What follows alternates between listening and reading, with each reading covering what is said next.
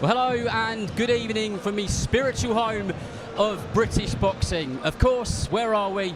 We're in the heart of the East End. We're in Bethnal Green.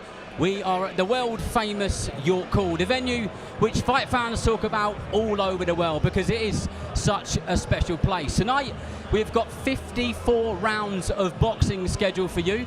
But before we get into the cards, I have a special guest, a man who ripped the script up a few weeks ago. Quite a few people said that he wasn't going to beat this man, a multiple weight world champion, somebody who he maybe didn't have a chance against, but he finished the job and he did it in dramatic fashion. Of course, it is Zach Chelli. Zach, nice to see you. How are you after that win?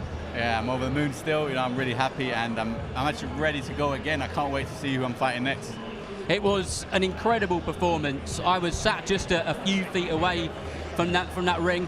And listen, some of my friends, some of my boxing colleagues, they said, you'll never say this to Zach Chelli. I didn't think you'd win it, Zach. I didn't think you'd do it. And I'm telling you to your face. But there was lots of people saying that. You obviously had the mindset that you were going to win it. Yeah. What was it like, those moments before you walked into the ring to fight David Morrell that night in Manchester? A lot of people didn't believe in me, friends and family. But I believed in myself, and that's what's most important. Of course, walking towards the ring, I saw a vision. I said this before, I saw a vision that I had 17 fights with 9 knockouts, and then that's my record now. But before that, it was 16 wins with 8 knockouts. So I saw that, and I was like, I'm confident. I believe in, I'm a religious man. So I said, alhamdulillah, and I'm going to win. And I knocked him out. So I'm looking forward to who's next. I mean, there wasn't really ever a moment where you weren't in that fight. Yeah. From a few feet away, you were constantly in that fight. And David Morrell is a great fighter. But there was just something which happened in that round where it just clicked. Did you see that you'd hurt him and you thought, this is the moment, this is the time to go for it? Yeah, from the beginning, you can see I was comfortable in there. I wasn't getting hurt. I was playing around with him. From the beginning, I knew my right hand could hurt him. So I was like, let me wait till the end where I can do the proper damage. Round 7, 8, I was thinking, this guy's got nothing. So number 9, I put it on him, I nearly stopped him. And round 10 came and done the job. Well, since that fight, you've had a lot of coverage. Picked up a national newspaper, The Guardian. The other newspapers are available and also fantastic. Donald McRae, one of the great writers from our sport. He did a brilliant article with you, did a brilliant interview with you. What's that kind of attention been like? Because you've been waiting for an opportunity like that for quite some time. That article, and the attention which has followed has been good, right? I mean, I feel blessed, and that article, I've actually got it framed on my wall now as well. Amazing. He's a great writer, great journalist, and he's done a bit about me, and I'm very proud of that, especially with being from The Guardian. So I got that on my wall. Hopefully more to come. Hopefully this wasn't just a fluke, and you can see a lot more of Zach Chelli for the future. Well, after that, of course, there's going to be a big target on your back. People are going to be wanting a bit of Zach Chelli. Has David Morrell been in touch for a rematch? I'm hearing he wants a rematch from various sources, not directly from him, but other people are saying he wants it. Well, if he wants a rematch, he's going to have to offer big money. So I believe he wants it out in the US. So if he wants me out over there, I want big money. And is that a sort of place you'd be happy to travel to fight him? Of course, if the money's right, because this is prize fighting. I've knocked him out before and I'll do it again, so I'm ready for it. And apart from David Morrell, has there been any British fighters whispering your name? There must have been a few. I've actually heard none from my name, but I won Callum Smith.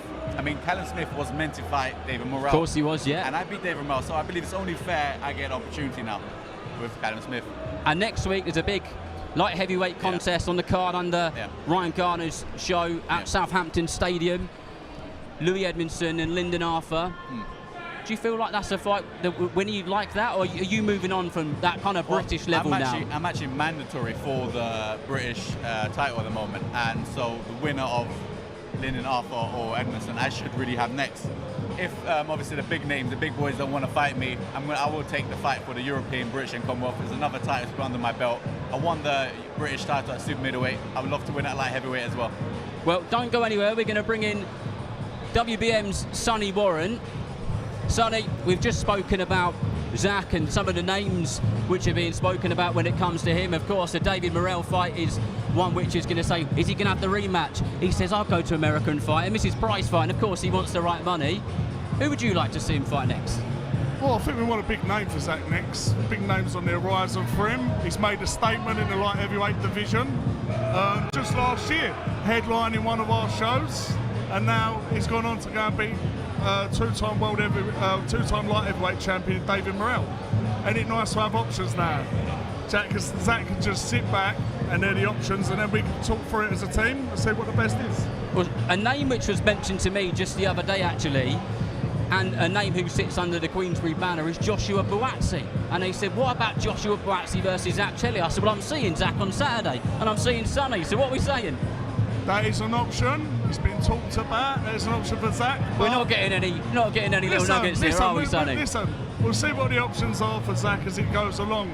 But Zach is up there with them now, and that's the most important thing. That it's the options are there, and he can go on and choose who he wants to face.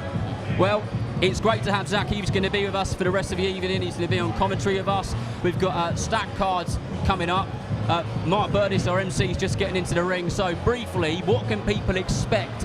What can people expect from tonight's boxing? Any names in particular that you are urging people to look out for?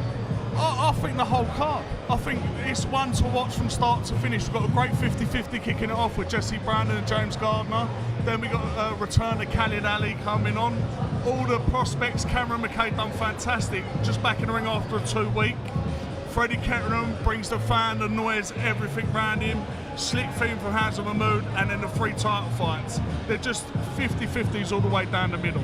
Well, 2 names, or as a bit of a stat here tonight. So there's 54 rounds of boxing which we've got scheduled. We've got 3 title fights. But something which excites me, because I'm a big fan of the amateur side of the game, is we've got 2 former Team GB boxers. And when you see the GB boxers and you see those who have done very well in the amateur system, it's quite nice to see how they transition through the pro game. Cameron McKay is one of those, isn't he? Yeah, I mean, the amateur and the pros are different. Zach can tell you, Zach's been around the amateur circuit, done it all, seen it all. I think the transition from amateur to pro is very hard when you get used to stuff, but these shows are what it's about, getting used to it, getting used to the crowd, getting used to everything else, and that's what we deliver for these fighters. And of course, you agree with that, Zach. You know, you've been in these types of venues before. How important is it to a fighter's career? I mean, I fought as an amateur and I fought as a pro, and you know, I love your call as the home of boxing. But yeah, it's very important. It's a lot different when you turn into pro, more longer rounds, fighting journeymen as well. You get more experience of them. As an amateur, you're rushing in. As a pro, you got to take your time with it, and we'll figure it out. That's why there are fights with journeymen, to figure it out. So these journeymen are needed, and they actually help build you for the future. But you know what, one of the things which I've always wondered when it comes to York Hall is I've never obviously boxed here, but I've sat up there on the balcony, which is the best seat in the arena. Don't tell the promoters about the ringside seats. That is the best seat in the arena up there. Well, anywhere in York Hall, when you fight in here, Zach knows everyone's on top of you. And that's what I was going to say to him. What's it like? Because it almost feels as a fan like you can touch the fighters. Do you feel like... To be fair, last year I fought for the English light heavyweight title. Everyone from up here, I can hear them shouting. So you're right, these are pretty good seats. So yeah.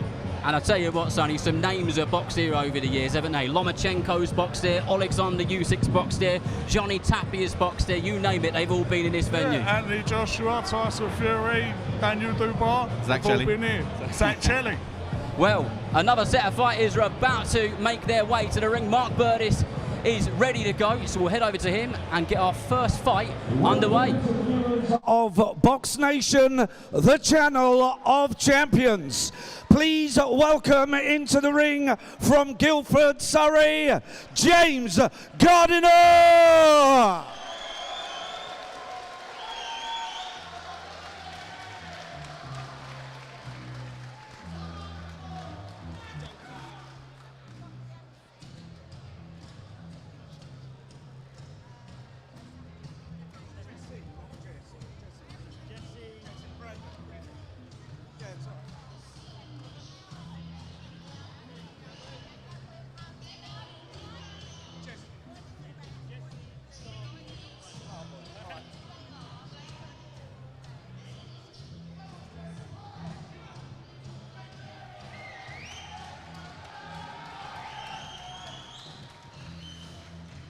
And please welcome into the ring from Colindale, London, Jesse Starboy Brandon.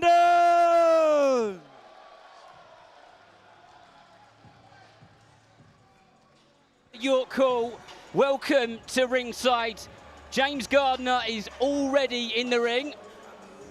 He represented Guildford City Boxing Club, did very well as an amateur, only 1-0, and his opponent is this man who just makes his way down the ramp to the centre of the York Hall ring, and it is 29-year-old Colindale fighter Jesse Brandon. A good 50-50 to get things cracking. Our first bout this evening is a 6 3-minute rounds contest in the welterweight division. Firstly, fighting out of the red corner with 1 win from 1, weighing in 146 pounds, 6 ounces. And tonight he wears the black and gold shorts. Please welcome from Guildford, Surrey, James Gardiner.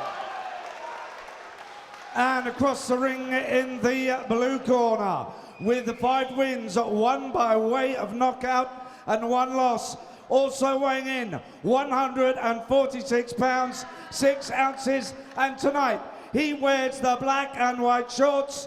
Please welcome from Colindale, London, Jesse Starboy Brandon. Your referee is Sean McAvoy, who will now give his final instructions to both boxers. Okay, lads, 6-round contest. Keep it clean all the time, keep yourself protected all the time. Touch gloves, here we go. Good luck, lads. Ladies and gentlemen, 6 3-minute rounds.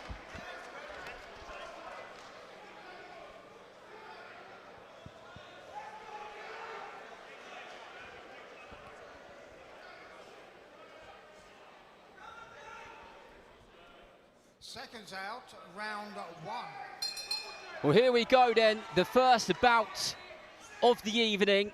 James Gardner in those black shorts with the gold band and the black boots, boxing out of the orthodox stance, straight out on the front foot, trying to establish a jab. He's in there against Jesse Brandon, also in the black shorts, but the visibly different silver boots. Very shiny, very shiny. Very shiny boots. Jesse Brandon, this is bout number 7 for him in the pro ranks. Cool as a cucumber he is. Strutted into the venue earlier. Didn't look like he would be fighting in the ring anytime soon. And he's kind of got a bit of a relaxed style about him as he gets straight to action. But Gardner, as I mentioned, was a good amateur. Did some good things, including went out to Sweden to the King of the Ring Elite Amateur Tournament, one of the biggest amateur tournaments about. Yeah, I was actually in that tournament myself. You were there as well, ago, yeah. 600 fighters going to that. He was a winner in his category. And if you're just joining us, welcome along. You're joined by myself, Darren Rees, and Zach Chelly. This is the first fight with 3 title fights on the card. So let's talk a bit about the action. So far, Zach, Gardner for me is the fighter who is on the front foot and just trying to establish that jab. Yeah, he's dominating at the moment, but there's a bit of reddening around his left eye. Not sure if he's getting caught with the jabs. But at the moment he's doing well. He's got the center of the ring, and that's what you need to do to show the judges that you're in charge. Jesse Brandon just trying to get his jab working, come forward and doubled it up. Gardner, as I said, just 1-0. This is a very good test for him. A very solid fight for the second fight of your career. So many fighters fighters with losing records and they go through their apprenticeship. So he and his team have obviously got lots of confidence in his ability. Yeah, definitely. For your second fight, to fight someone with 5 wins on their record out of 6. That's very impressive. Nice work there from the Guildford man. Brandon just kind of tries to shrug it off in his cool and natural way. He comes forward again. And for me, Zach, he's just got to find a way of getting his head off the line of that jab from Gardner, because that is what is winning this round for him at the moment, in my opinion. Yeah, it's the jabs that, take you around the ring. So the jabs keep control, and that's what you need. Control the fighter, control the fight, and you win. Well, this one scheduled for 6 in the welterweight division. Whether we get there or not will be one thing entirely. Good work there from Gardner. Through the jab, followed it up with the left hook. And Brandon standing in the center ring, trying to tell his man that he owns that part of this boxing ring. I'm not just trying to tell him, trying to tell the referee, who's also scoring this as well. As we go into the last few seconds of the opening round, and the York Hall crowd are loving a bit of this. And I know it's a 6-rounder, but 6 rounds is hard work, Zach, and that's a good tempo to kick things off. Most definitely, especially for your second fight. So it's impressive. If it keeps like this way, I'm not sure he'll gas out or not, but he's doing pretty well. So, and I think he knows what he's doing, keeping the center ring, keeping his jab. Well, Jesse Brandon, just to give you a little bit of biography on him, if it's the first time you've watched him, he grew up on the Graham Park estate in northwest London, an area which has been heavily affected by gang-related crime, and he's been through some stuff and come out the other side, and has been an inspiration not only to himself but the people around him, and boxing has played a massive part in that. Anthony Joshua is a fan of his. He's somebody who's backed him. He's done a fair few interviews together. Yeah, and I thought he'd look familiar, so I think I've seen him around before. He's definitely been around the block, and boxing is a gigantic world, but anyone who works in it or has operated in it, fighter or media, you get to realise how small it is. But these two getting straight back to business in the second round as Brandon just falls short with that right hand. The feet of Gardner made him miss there, Zach. Yeah, it's all about in out, you know, make him miss and make him pay. So now we can see if Gardner can push the pressure on him. Good combination there. Good jab there from Gardner. Brandon trying to get that right uppercut, sneak it under the left elbow of the former Guildford City amateur.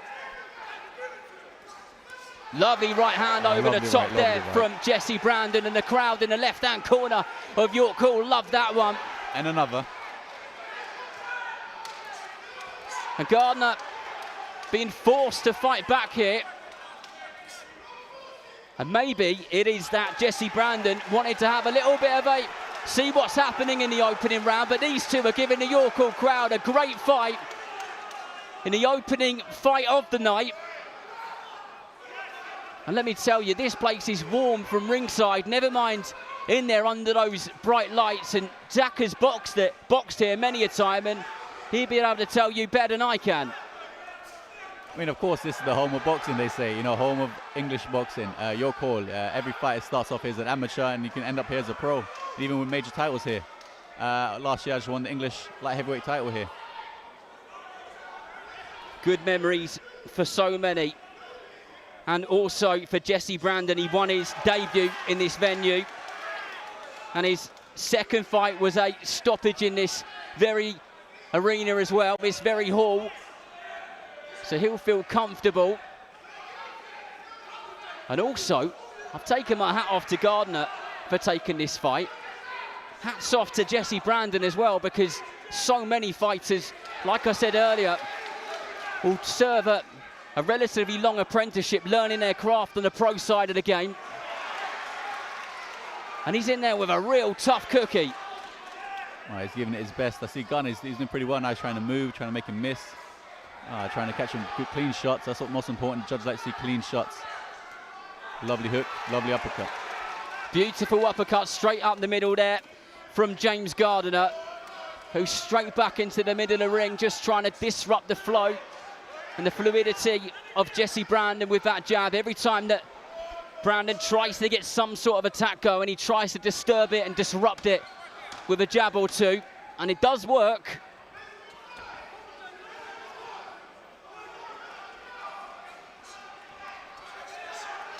And for me, Zach, that was a much harder round to score.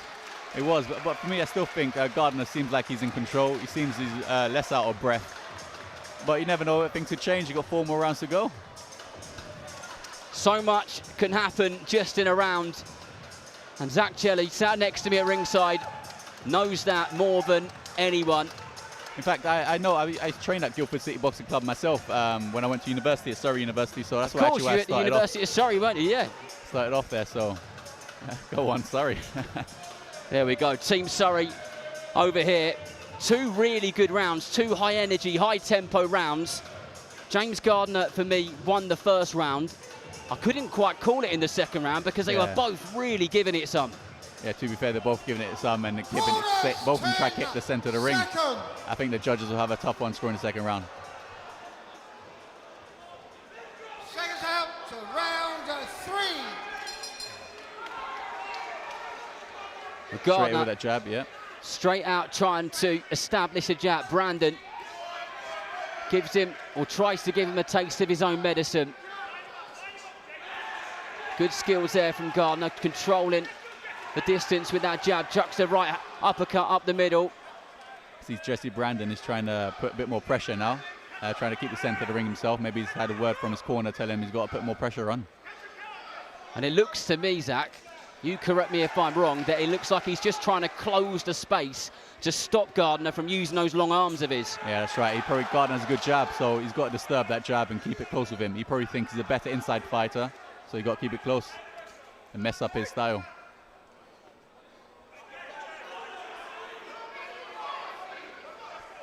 The referee just trying to keep the fighters apart, but what we love to see is when the referee is struggling to keep the fighters apart because they cannot wait to get straight back onto each other and exchanging lever, and that's exactly what we're getting here as Gardner lands a nice 1-2 straight down the middle. There's that reverse 1-2.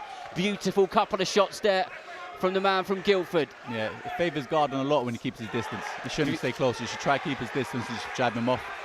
And Brandon a moment ago landed a really nice right hand over the top, and there comes another one back from Gardner. These two are fantastically matched fighters, and they really are kicking this WBM night of boxing on Boxnation off in style. Plenty more of the same, please, chaps, because the crowd are loving every single moment of it. Looking around the balcony, there's nothing but smiles. Yeah, for a first fight of a night, it's actually quite packed around here, so it's been pretty impressive to see what WBM Boxing Management can do.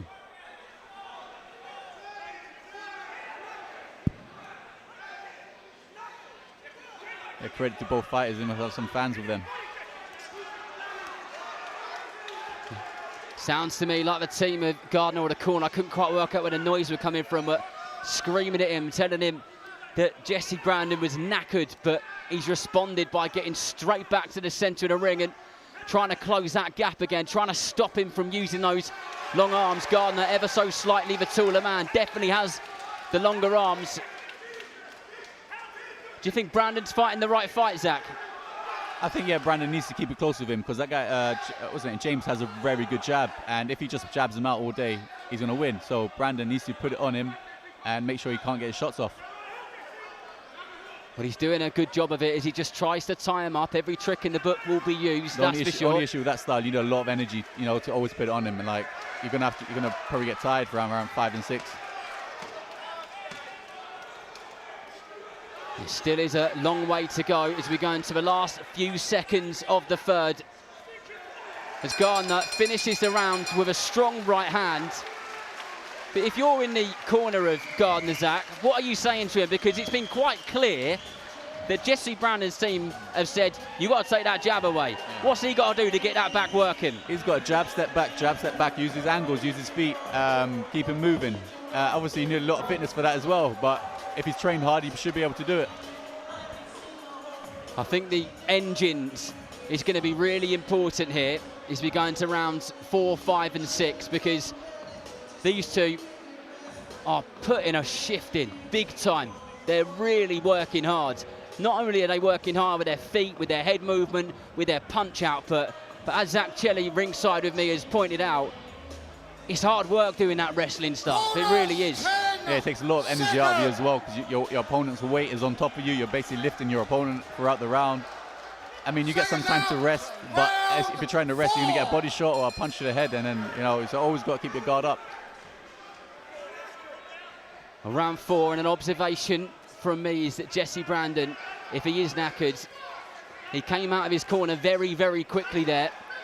He's got the bit between his teeth, and there is a certain level of urgency. He's trying to keep the centre. He's listening to his corner.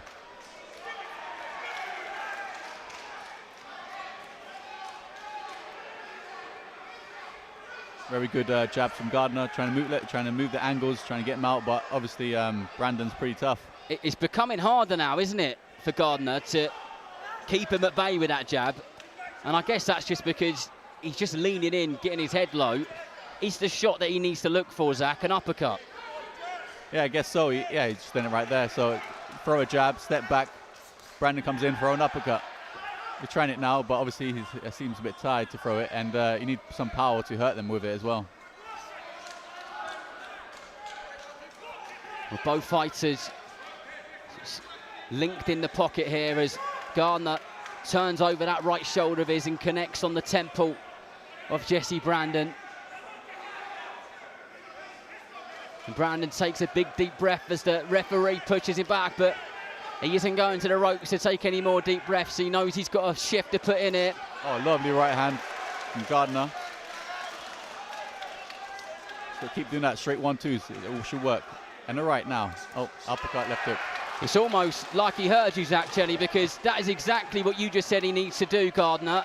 Stick that left arm out of that jab and then throw the uppercut. He did it twice and it worked. Yeah, you should carry on with that and do that and move. Hit and move. And again, there you go. Straight jab and the right uppercut. And he got stepped back after that. But Brandon piling on the pressure, doing everything he possibly can to stop Gardner from doing exactly what he was just doing, which was successful, using that long left hand of his, that long left arm to try and keep him at bay. And then there's that right uppercut, which he throws to the body this time. But Jesse Brandon is a seriously tough man. Yeah, he's not giving up. He's going to give it everything. You know, I can see he's always pushing forward, using his weight, trying to lock his arms. I mean, sometimes you got to, you know, as part of the boxing, you got to lock their arms and you take as much breath as you can. Brandon will want to win this more than anything tonight. He's coming off the back of a defeat. He was out at Kragana fighting on the undercard of Dan Aziz and Craig Richards, where he came away with a close loss on a points decision. So he will be itching to get his hand raised. I know he always will be, but after a defeat, even more than ever. Yeah, definitely. I mean, I can tell you that for free. What a contest, Zach. Yeah, I'm pretty impressed myself, especially with Gardner only having one professional fight, and he's kind of an experienced boxer. I mean, it's very impressive. When you've got a crowd behind you, like these two have, is it sometimes quite difficult to keep your head in the game and stick to your game plan? Because in my head, I'm thinking, I'm going for it now. Yeah, sometimes it motivates you, sometimes it puts you at a disadvantage. For me, I think it helps me. I see the crowd pushing me on. I get a spur of energy coming from I don't know where, and then just push it on. But sometimes it can give you a spur of energy and you just get one shot and then the crowd starts quieting down, so it's a bit embarrassing. So it's a bit of fight management. Yeah, basically. And I go, it's a bit of psychological management as well, isn't it? Yeah, I guess so, but for me, when I'm in the ring, I try to think it's just me in the ring, and I try to ignore everyone outside, so just me and my opponent. Seconds out to round 5. But I say that boxing is the loneliest sport in the world. And once again, there are only 3 people left in the ring as James Gardner comes flying off of his stool and he's straight back into the centre. I get the sense that he's confident that he's winning this fight. In his mind, of course. He's got a lovely right uppercut, but of course, Brandon doesn't let him punch. He's going to keep fighting. I do wish there was less holding, but I do understand it's part of the game.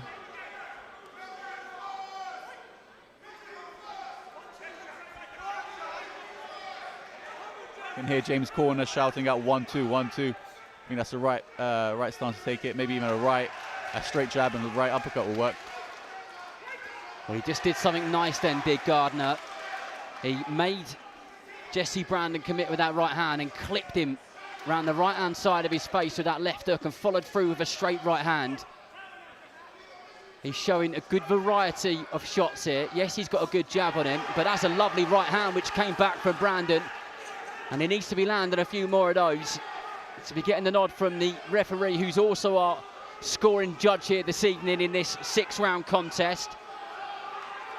And 1 minute and 40 seconds left in the penultimate round.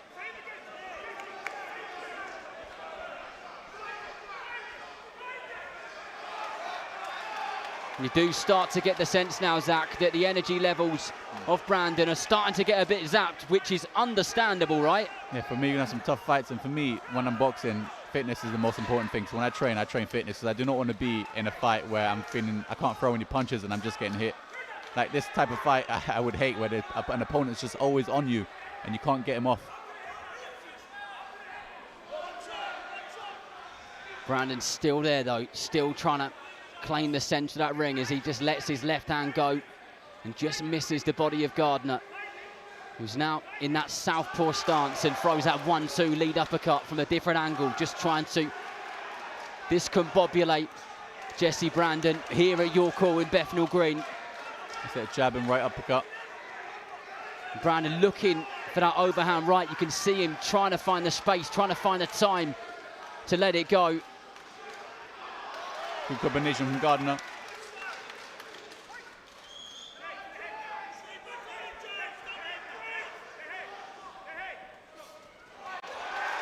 Another Good right shot uppercut. there again from Gardner. Jab and then the right uppercut sneaks straight up the middle. Brandon, If he keeps on punching, he could stop him. And good feint. the big lunge of a right hand there from Brandon. But he's going to have to do something We're going to have to an finish interesting this round sixth strong. Round 6, I'm looking forward to that. I mean, I don't know what's going through Jesse Brandon's head, whether in his head he thinks that he's winning this fight, whether he thinks it's close, or whether he thinks he's right down on the cards. I think from the round 6, you'll see if Jesse rushes out at Gardner, then you'll know that he's losing. He thinks he's behind. But if Gardner just brings out his jab, he thinks he's going to win comfortably. So I'm going to put you in the shoes of Gardner. What do you do if you're Gardner now? You come out in his 6th and final round. In my opinion, he's up on the cards. Yeah. What do you think the game plan should be for him? Jab and move, jab and move, jab and uppercut, jab and right hand, jab and move. But you need fitness for that and try to keep Brandon from not holding you. And if Brandon does try to hold you, just hold him back and wait till the ref to break it up. It's that old saying, a good right hand will take you around the block, and a good jab will take you around the world. And the jab has been key. Anthony Joshua that said that? Who said that? Anthony Joshua? It was an old school fight, like a Sugar Ray Robinson or somebody like maybe. that. I heard Anthony Joshua say it before.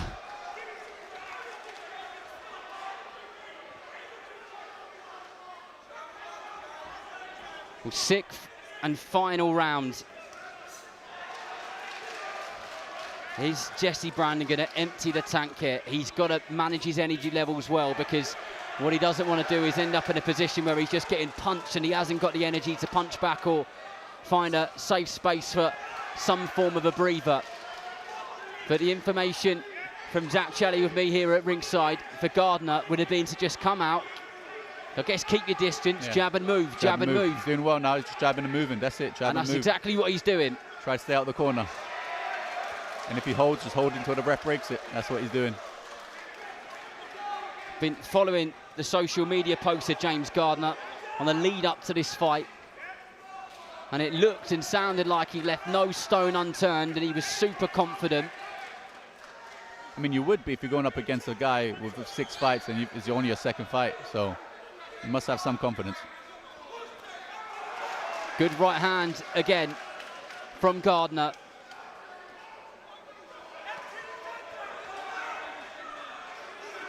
And Jesse Brandon, he's landing the odd good single shot.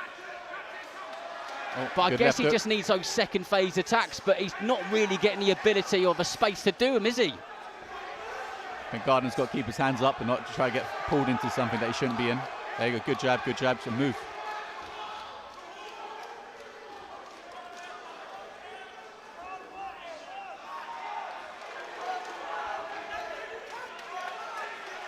With both fighters tangled up yet again.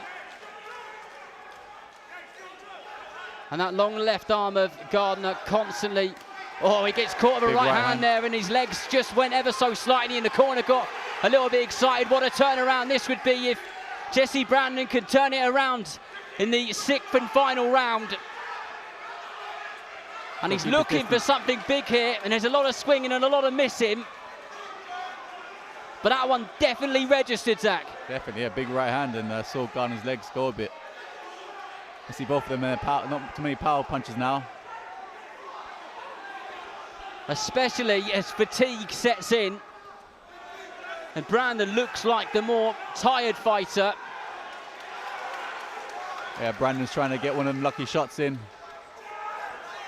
That is all it takes, but there's only 20 seconds left on the clock as he tries to create some sort of space. And there's that left hook again as Gardner kind of falls into his attack.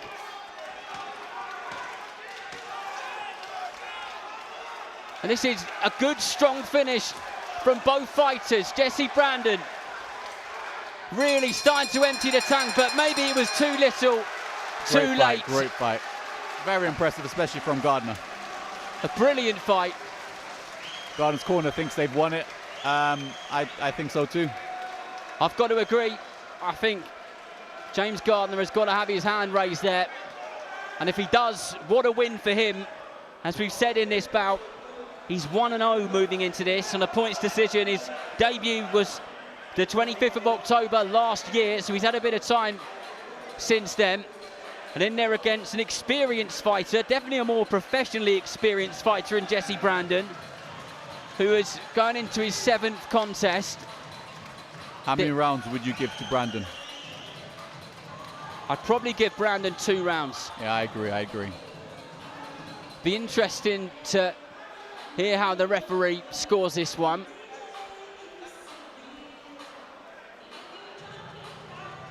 But if James Gardner gets his hand raised here, it'd be interesting to see how they match him going forward. But Mark Burtis is posed and ready, so we shall head over to him for the official announcement. Ladies and gentlemen, a round of applause for both fighters who gave their all.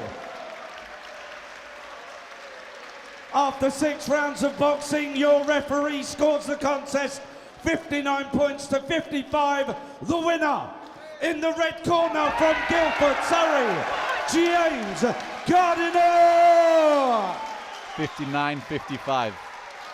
And a round of applause for the brave, well done to James Gardner, who gets Jesse it 59 to 55. And the corner really celebrated that one. Sometimes I think teams turn up to fights and I don't know if they really expect to win, regardless of how good the performance is.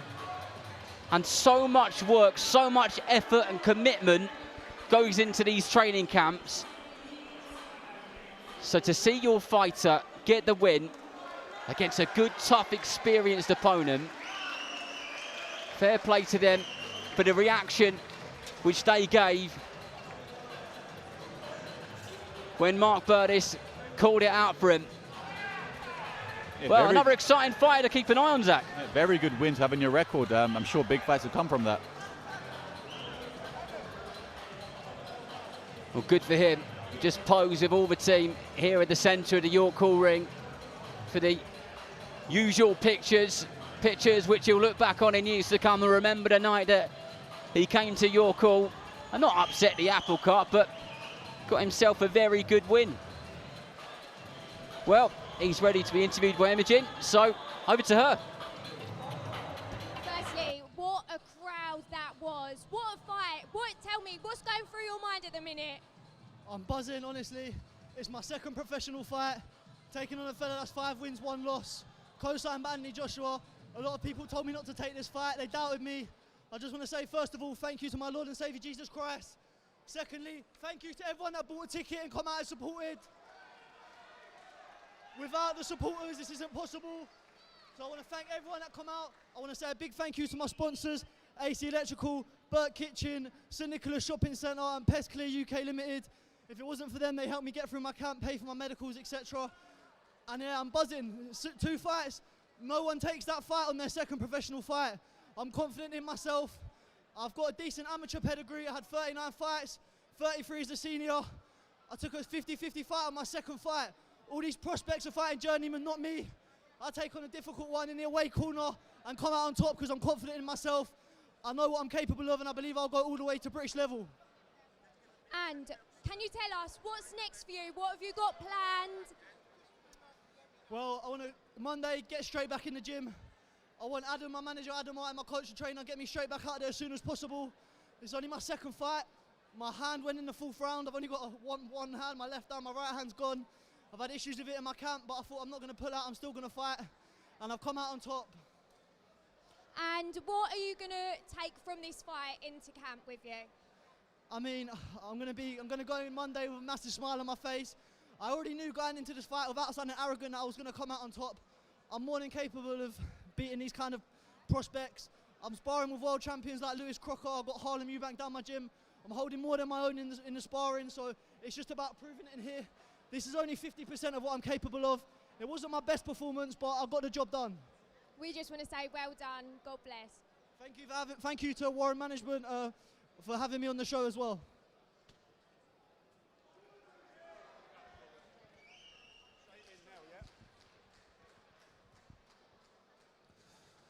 Ladies and gentlemen, please welcome into the ring from Newark, Nottinghamshire, Conor Meanwell.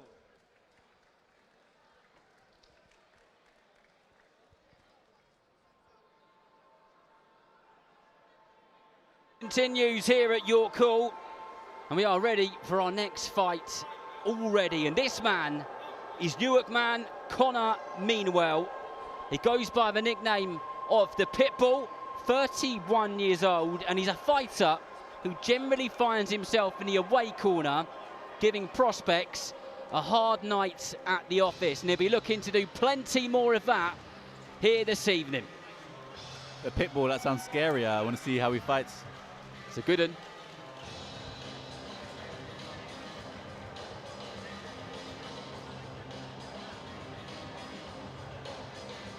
And please welcome from Brick Lane, London, the Bengal Tiger, Khalid Ali.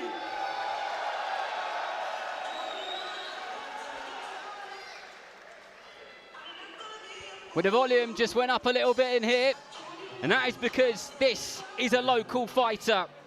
The Bengal Tiger, the man from Brick Lane, East London, and the 8-0 undefeated Khalid Ali.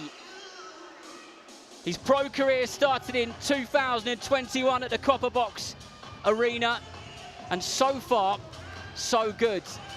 He's got some style about him, but he's serious about the game. Our next bout this evening is a 6 3-minute rounds contest in the Super Welterweight division.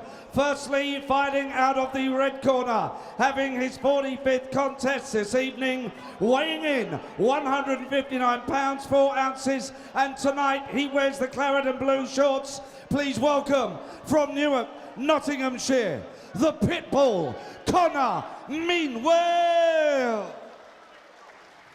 And moving across into the blue corner with an unbeaten 8 wins, 3 by way of knockout, weighing in 155 pounds 6 ounces, and tonight he wears the black and red shorts. Please welcome the Bengal Tiger from Brick Lane, London, Khalid Ali. Your referee is Amy Pooh, who will now give her final instructions to both boxers. Boxers, listen to my instructions at all times. Watch your heads, no low blows. When I say break, step back. Protect yourselves at all times. Touch gloves. Thank you. Ladies and gentlemen, 6 3-minute rounds. The Bengal Tiger versus the Pitbull. A couple of good nicknames. Let's see if those nicknames can clash and give us another good York Hall fight, a venue which has given us so many fantastic nights over the years. Conor Meanwell from Newark in those kind of red, shiny burgundy shorts. The Pitbull in there against Khalid. Yeah, those. It's kind of that claret and blue, isn't it? Under the lights of York Hall. In there against Khalid Ali from this area, this neck of the woods. If he wanted to, he probably could have walked it in about 10 minutes. He could have done a ring walk from his door, Scott Quigg style.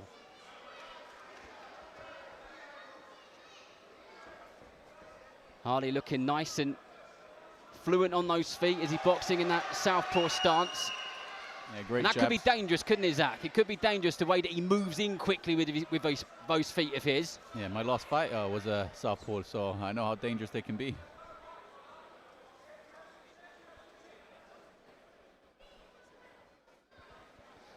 Well, this is round 192 for the Pitbull, Conor Meanwell, as he just gets caught with a beautiful body shot there from Ali in that southpaw stance, just dipped down to the right-hand side and swung it in. And a big overhand right comes straight back from Meanwell.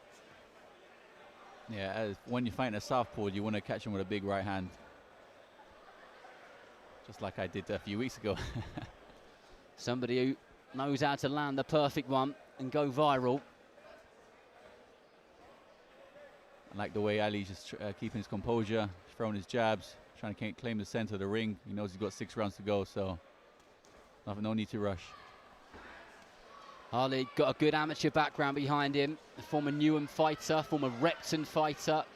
Very good clubs where you learn your foundations and the levels are set very high indeed. Carried all of that into the pro game with him. You can see the foundations are there. Good body shots from Ali. Just popping the jab out over and over again is Ali. Looks like he's trying to make Meanwell commit. He just dances around in that southpaw stance. Meanwell, legs almost parallel as he lets the shot go on the ropes.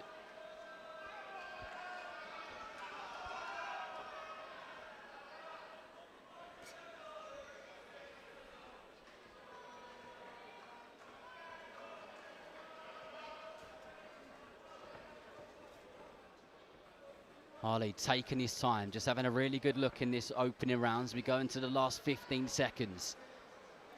I guess he knows Meanwell's experience. You never know, one shot could change things, so he's just taking his time, trying to work him out, flick a jab, sees if he got any weaknesses. A little bit of a slip there from Meanwell. But a very steady opening round there. There was lots of working out, wasn't there? But one of the things which Khalid Ali worked out very quickly is Meanwell can throw a big overhand right, and he needs to just be cautious of that. Yeah, I think that's why he didn't rush in too much, and maybe he felt a bit of the power, a bit of the wind from that right hand, and he's thinking, I better keep away from that. So he's trying to work him out a bit more. Maybe think he might get tired throughout the later rounds and stick it on him. But at this stage, you want to impress, so I think he's going to have to try to do something in the second round. Well, it's been a perfect start to the pro game for Ali so far. And like all the fighters on their way up, these types of shows are vitally important to them. So many... Oh, a clash of heads there.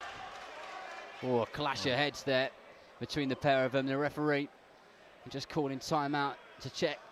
The thing is, when that happens, you think you've got a cut and you think you're bleeding, but, you know, just a clash of heads, so it's right. And the head bleeds quite a lot, so it's a good thing no one's bleeding. Conor, meanwhile, looks like he's got a few battle scars, doesn't he? Looks like he's had a few cuts over the years. Yeah, he's one of them typical boxers that are covered in tattoos as well.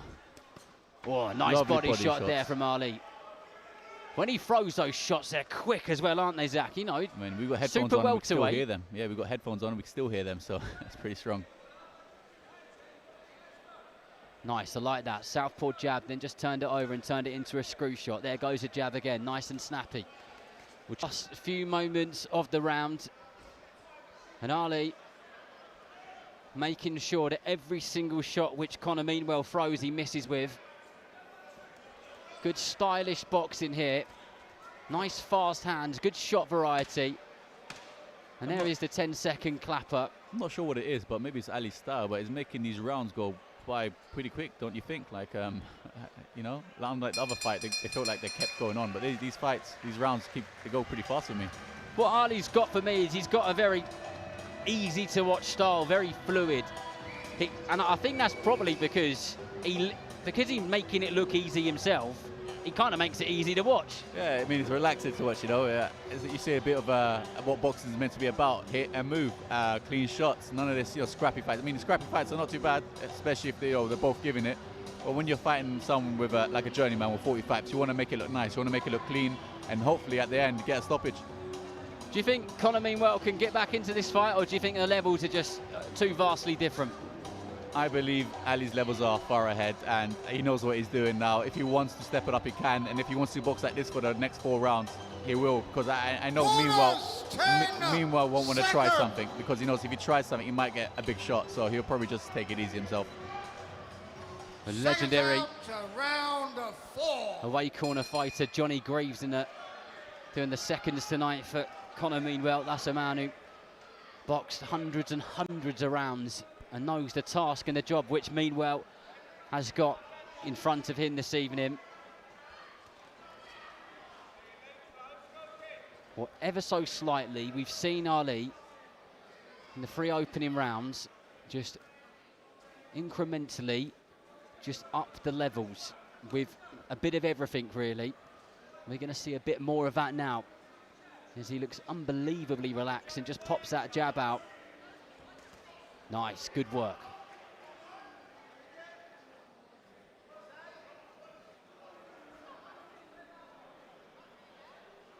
So what's going on here? Why has the ref stopped it? I'm not sure what the ref was saying there. I think she wanted to see Mimo actually fight back a little bit because he's just kind of going around on the outskirts and not really throwing much. I mean, it's not Mimo's fault. He's fighting a pretty good boxer, so I wouldn't blame him. There's that body shot again. And we said earlier on that maybe Ali, if he landed that in the right spot, it's the sort of shot which could send Meanwell to the canvas on one knee and struggle to take a lungful of air. Yeah, I mean, if he goes from the body, then work on the head and back to the body, he could stop him. A bit like now, he should just carry it on.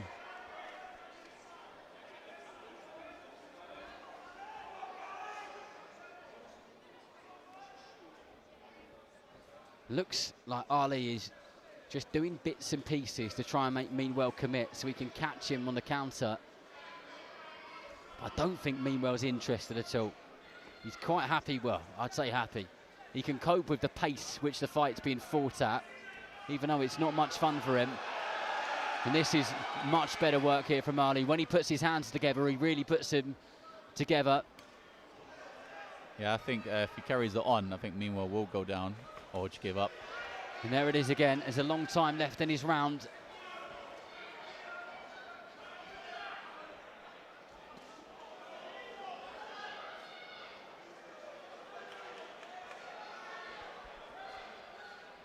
You can see that Meanwell struggling to breathe here through his mouth guard. He's been pummeled with straight shots, that jab, that southpaw jab over and over again to his nose. I don't know if that's caused some breathing difficulties for him.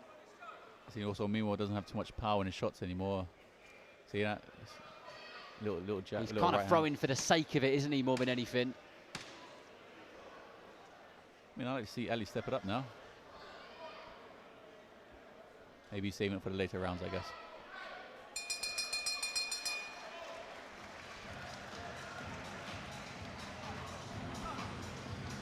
Well, a very dominant performance from Khalid Ali. I was just watching him as he walked back to his corner there. Cool as you like. Barely looks like he's done a round. And I think Conor Meanwell has got 2 opponents with him at the moment. One of them is the man in the opposite corner, and the other one is the clock, because I don't think you're going to see a happier man than that man if he hears the final bell. You just get that feeling, don't you, Zach, that he just can't wait to hear the sound of that bell and get himself out of there. Another job done at the office, eh? He's probably thinking, I've got 6 more minutes of fighting left. Hopefully he can pull through. Ali straight out of the Bonus office stall. 10 seconds. I've got a feeling Ali might put some pressure this round. Seconds out to round 5. I'm quite interested to know what the corner of Ali just said to him there. They're quite animated. I wonder if they said, I mean, I hope they'll he's tell him. knackered, Yeah, now's the time to do it. that's what I hope. I hope they won't say to him, just win it, mate. You just walk around, you just jab him off. But nah, put it on. Give us a statement. Stop him.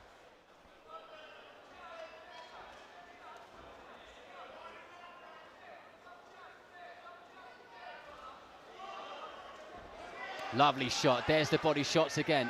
And as you said earlier on, Zach, if he turns us over upstairs, then could have a bit more success because he throws the body shots really well, as we've just seen there, doubled it up.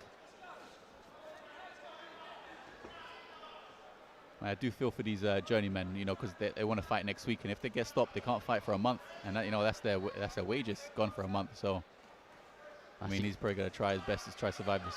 That's exactly it. I mean, I was talking about the sound of that final bell. I don't mean that in a disrespectful way. This is just their role. It's about coming in, giving these prospects a really difficult night if they can, but he gets caught with a lead uppercut there in the southpaw stance from Khalid Ali, who could have jumped on in there if he wanted to. Yeah, it was a bit strange. He didn't want to. Maybe he's saving it for the last round. Get the rounds in. Lovely body shot again. Beautiful work. Everything comes off that jab.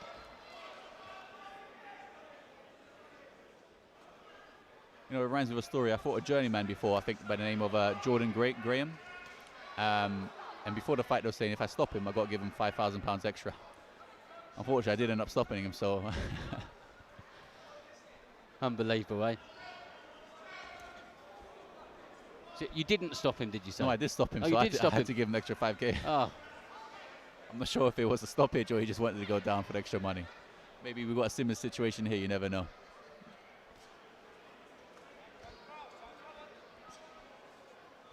Khalid Ali just snapping out the southpaw jab over and over again. Hands nice and low now. You can see how confident he is. As Conor meanwhile doesn't move in his stance. He kind of walks forward with these little steps.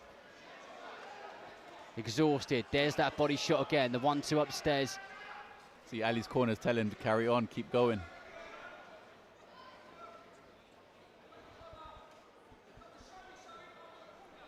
I mean, I hope Ali's saving it for the last round. He's going to give us something fantastic and stop him.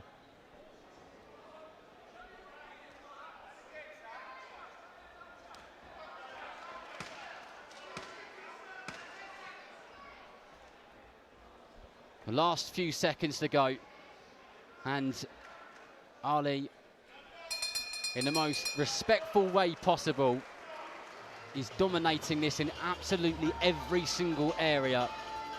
And meanwhile slumps onto his seat, rests his gloves and takes some big deep breaths, and he just thinks to himself, one more round to go.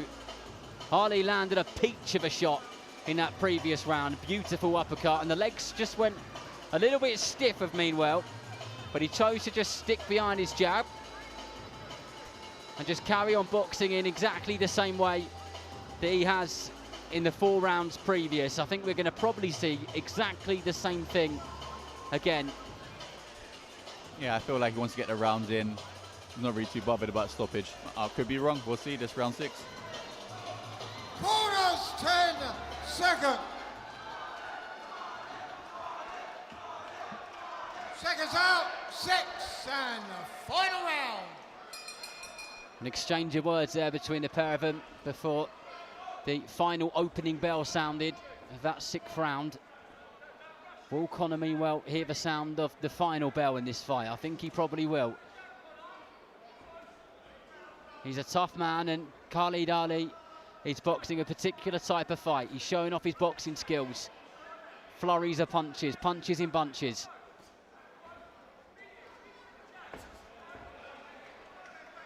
Yeah, pretty fast combinations from Ali.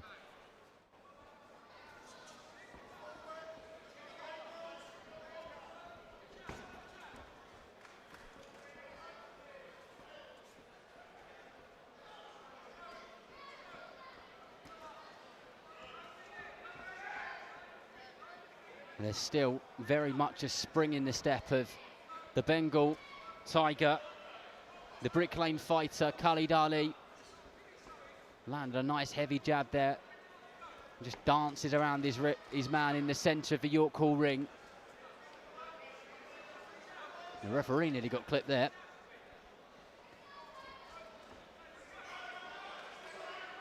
And Conor, meanwhile, he's throwing the odd punch, but just none of them are landing, are they? Yeah, it seems like Ali just toying with him, just hitting and moving, which is great boxing.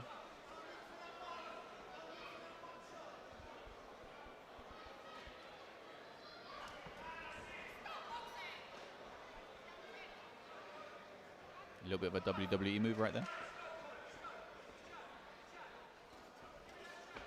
Nice work here from Ali.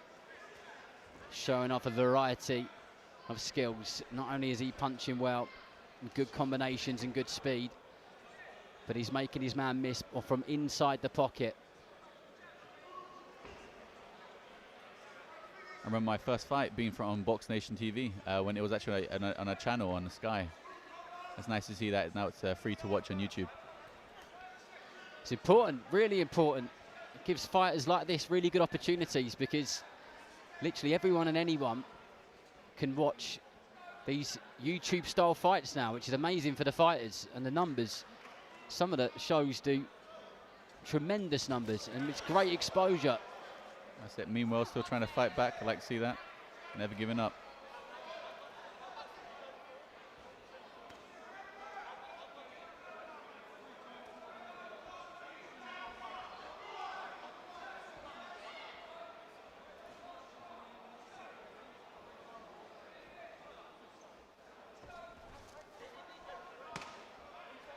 Last 10 seconds.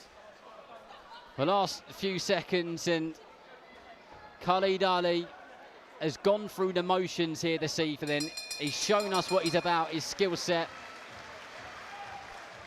Dominated the fight from the southpaw stance. He caught Conor Meanwell with some really good shots, but he chose to box rather than have a go at finishing the job.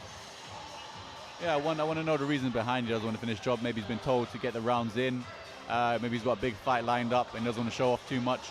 There's many reasons why. I'm sure he'll have a good future ahead of him. Good team around him.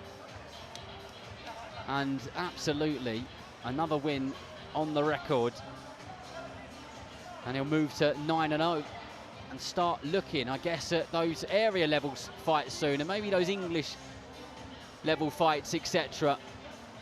Or will he go a different route? Well, Mark Burtis, our MC, is poised and ready with a scorecard, so we shall head over to him now. Ladies and gentlemen, your referee scores the contest 60 points to 54. The winner in the blue corner, the Bengal Tiger, Khalid Ali.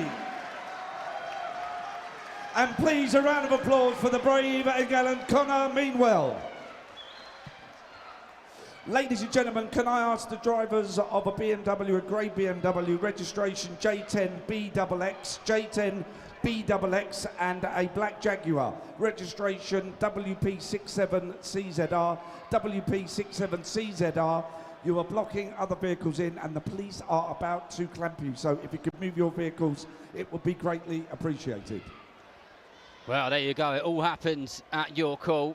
Khalid Ali, of course, moves to 9-0, and somebody's vehicle nearly got moved to another location, Zach. Yeah, I think it's time for Ali to go for some titles. Yeah, like maybe a Southern area, or maybe even straight an English title. That performance, I mean, I think he's ready. I mean, it's 6 rounds comfortably. 10 rounds should be easy for him. Well, he looked fit enough. Well, he's speaking to Imogen now, so over to her. What a fight. How does it feel being back after 2 years after injury? It feels good. I'm grateful. Alhamdulillah for everything. I'm grateful. I'm blessed. It's been a long 2 years for myself. You know, it's good for me to get the ball rolling again, you know, because if you look at boxing history, no one looks that good after 2 years. I look good. I think I look the best I ever looked with one hand, you know. I'll tell you guys a little secret. I actually broke my ligament in my last spar, but there was no way I was pulling out, you know. I dedicated this year to getting back in the ring, and that's what I did. That honestly just shows how determined you really are to fight. What does it mean to you to fight? It keeps me in a straight line, you know. You know, June is Men's Mental Health Awareness Month, and you know, being out for 2 years, not doing what you're supposed to be doing, it can take a toll, you know. I'm not one to do a sub story and all of that, but just know it's very long and hard road. Everyone in my back room, they know what a long and hard road it was. And, you know, I'm dedicating this fight to myself because, you know, change starts with you and ends with you. And what have you got in store for us in the future? Well, listen, first thing is first is I'm going to chat with my management team. But I think I need to get the rust off a bit more. I think that's very important. This year, I will and I want to be chasing titles. You know, I've been pro since I was 20. I'm 26 this year. You know, so it's time to start looking for titles. But I need more fights like that to get me back to where I need to get to, you know. I'm not an idiot. I know what needs to be done, and I'm going to do it. Thank you for coming over and talking to us. Well done. Congratulations. Thank you.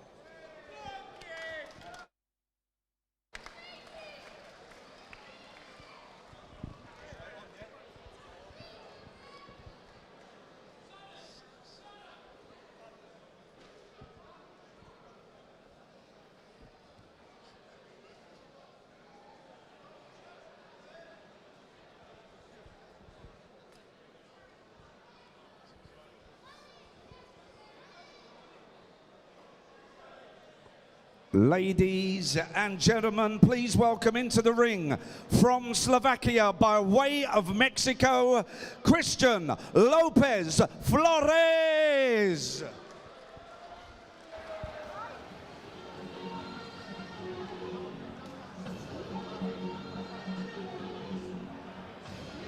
Well, two things that go together very nicely is Mexicans and boxing. This man is Christian Lopez Flores, 34 years old from Mexico, and in his 73-bout career, he is no stranger to the UK. It all kicked off in Mexico, in his home country, and many fights since then have been on this side of the Atlantic. Must be his second home. And please welcome from Tottenham, London, Cameron Supercam McKay.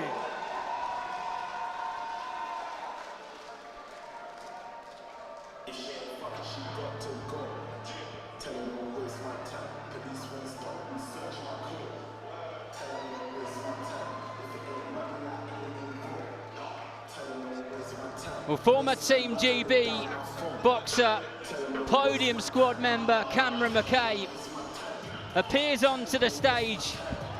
A former 2 times national champion, a former 5 times national finalist, a 5 times London champion, and now 3-0 in the pro side of the game.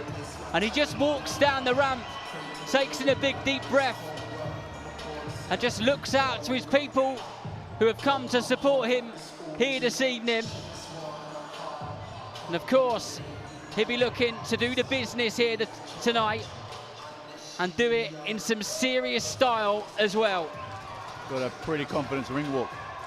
Next up this evening is a 6 3-minute rounds contest in the super lightweight division. Firstly, fighting out of the red corner, having his 74th contest this evening, weighing in 143 pounds 3 ounces, and tonight he wears the black and white shorts. Please welcome from Slovakia, by way of Mexico, Christian Lopez Flores. And moving across into the blue corner, with an unbeaten 3 wins, 1 by way of knockout. Weighing in 143 pounds 5 ounces, and tonight he wears the black shorts. Please welcome from Tottenham, London, Cameron Supercam McKay. Amy Pooh is your referee, who will now give her final instructions to both boxers.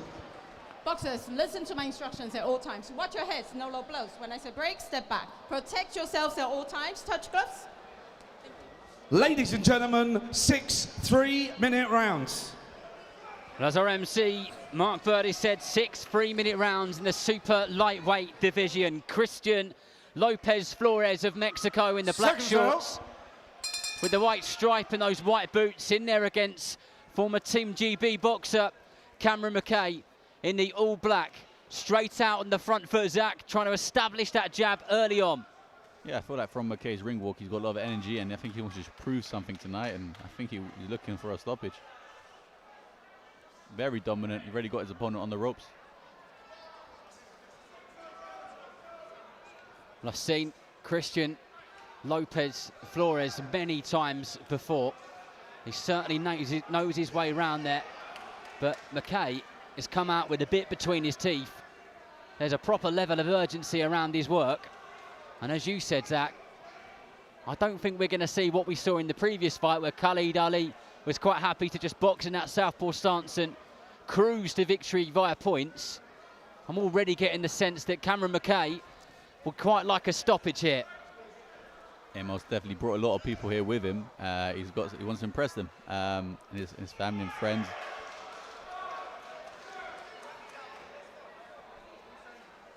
Well, Flores been in there with some very good fighters over the years. Zach Miller, Luke Bibby, Ryan Garner, just to name a few. All of them went the distance. All of them he stayed on his feet for. So if McKay can even drop this man to the canvas in his 4th professional contest, that won't be bad going. That'll be a pretty big statement because, you know, even Rangana's fighting next weekend, isn't he, for a major title. So if he can stop this guy, it shows you what he's all about. Ryan Garner at his home of Southampton, St Mary's, gets his shot to fight in front of his fans against Michael Magnesi. Yeah, well, me and Ryan Garner went to Ukraine together with Adele Riley for the Junior World Championships when we were on Team GB. So good memories there. I've heard so many stories of fighters who have had brilliant trips and journeys, and that is what the amateur side of the game does for you. And Cameron McKay would have done that with the GB squad. I think he medalled everywhere he went in an international tournament. He medalled. Is what I read on the build-up to this fight, preparing for this contest. And that takes some, doesn't it, Zach? You know that. Yeah, of course, especially when you're fighting out in Eastern Europe. Oh, lovely combination. There's a left hook which went into the body there from McKay. It was almost like he was starting to chop a tree down. It just kind of folded over. And Lopez Flores will be absolutely loving that extra 10 seconds breather, especially after that left hook. And there's that overhand right again, follows it up with the left hook to the body. McKay really stalking his man now, just trying to corner him really so he can let his hands go, and cutting the ring off nicely as well. At this point, I think Lopez wishes he was back in Mexico. I think you might be onto something there. But a high tempo round, and just observing Cameron McKay, his supporters are out to the left of us here, Zach. He looked to them and they are feeding him the energy, aren't they? Yeah, I remember we spoke about this before, about can the energy be helped from the people watching you. I guess for him, it is a yes. Energy does help him. It pushes him forward, gives him more energy to put onto his opponent.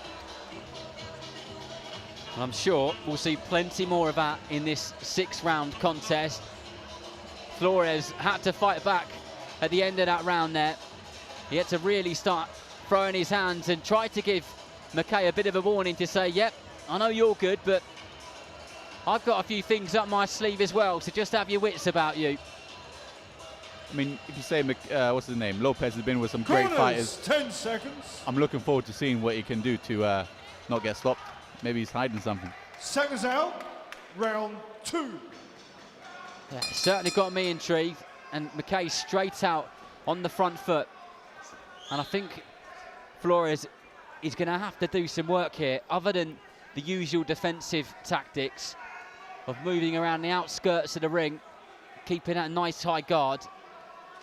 He's going to have to throw back to stay in this contest.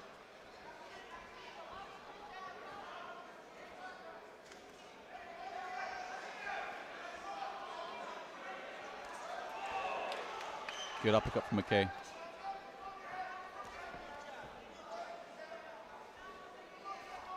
You know, I always wonder when I see foreign boxers come over by themselves, it must be pretty hard for them. It's some job, it really is. And I've got so much admiration for these fighters. And the amount of times that I'm traveling to shows and I'm watching a fighter in the ring, and 6-7 hours later I'm seeing them at the airport and they're on a plane back to Mexico or Argentina. It's some way to earn a living, and I've got the utmost respect for them. But someone who hasn't got respect for their opponent at the moment is Cameron McKay, because that is the attitude he's got to have. When the final bell goes, he will again, but everything in his mind right now will be about winning, and it'll be about getting the job done in the best style he possibly can to make a statement.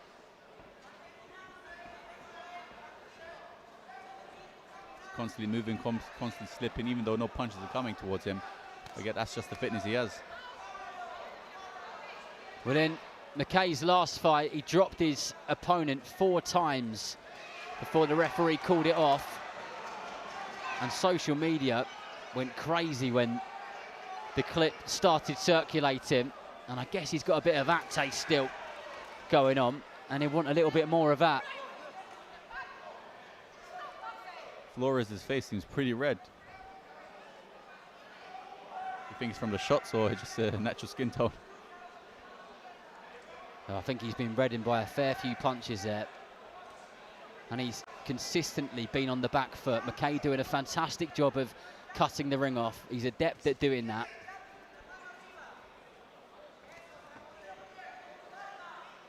Because that Flores has nowhere to go. He's just constantly been put in the ropes, in the corners. Oh, big heavy shot there from McKay, and he knows that he's hurt his man, but like I said earlier on, Flores is going to have to fight back, and that's exactly what he did then. McKay's confidence was building as he just chucked in a couple of barrages of shots to the body.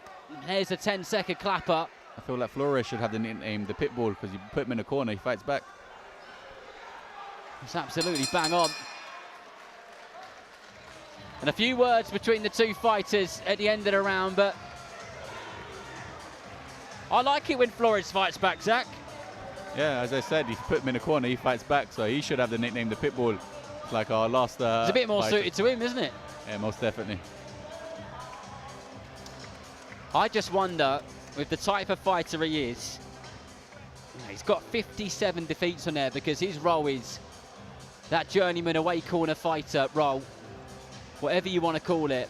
And like you said earlier on, these guys, they desperately don't want to be stopped. And if they can win, of course they're going to try and win.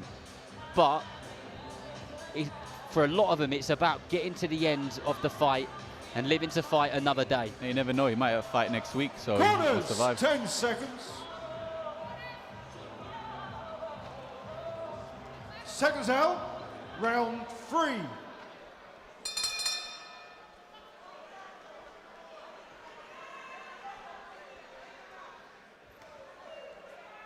Okay, kicking this round off in exactly the same way that he kicked the previous rounds off. And that is on that front foot, trying to create as little space for Lopez Flores as he possibly can. The thing is with pressure fighters, the only way you can get them off you is if you hurt them. If you don't hurt them and your punches, they don't respect your punch power, they're going to keep coming to you.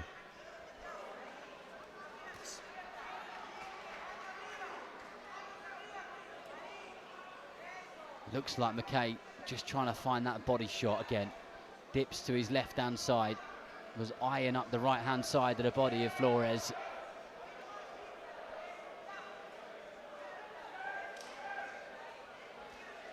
Good jab from McKay. Unfortunately, misses the last 2 shots. Well, that miss seemed to get Flores going. There was a big smile on his face, and the body language changed immediately. But if anything, that's made McKay a bit hungrier to land something better.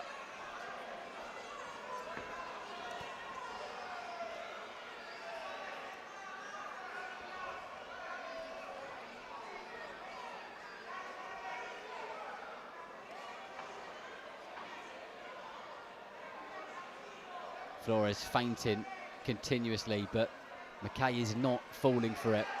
Yeah, I feel like McKay just looking for a clean shot now. He's not trying to rush it in.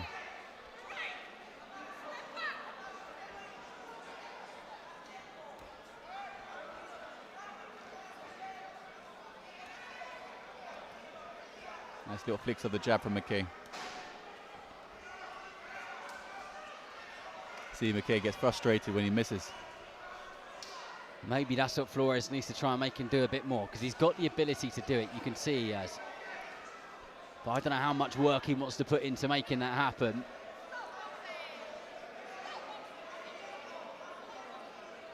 He's got 14 wins on his record as Flores, and out of those 14, 12 of them have come by stoppage. So he obviously has got some hands on him. But he's just being outworked here, isn't he, Zach? I guess so. He has no room to breathe, I'd say.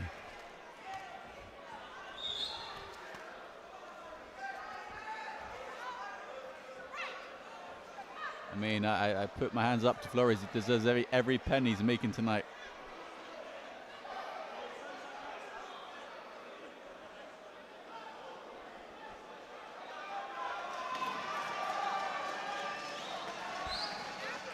And the referee just having a quick chat with Christian Lopez Flores. Well, both of them, actually. I think there's been a bit too much holding, and the ref's not happy with that.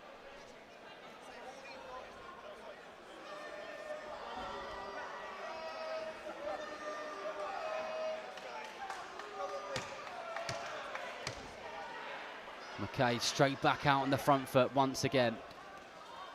forcing Flores to fight back and to try and have a go himself.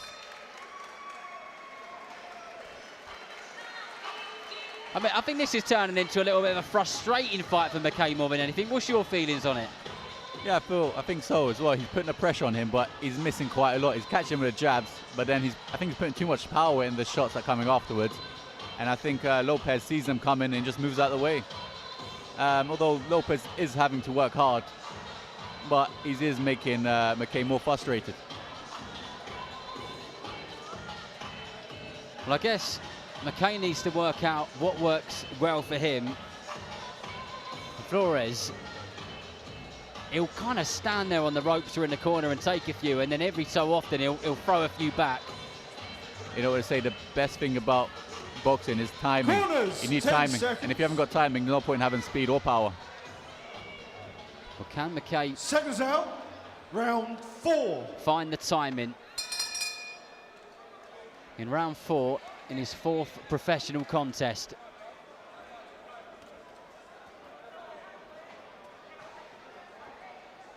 That's a bit better. So he's just flicking out the shots, not too much power behind it, and then the power shot should come.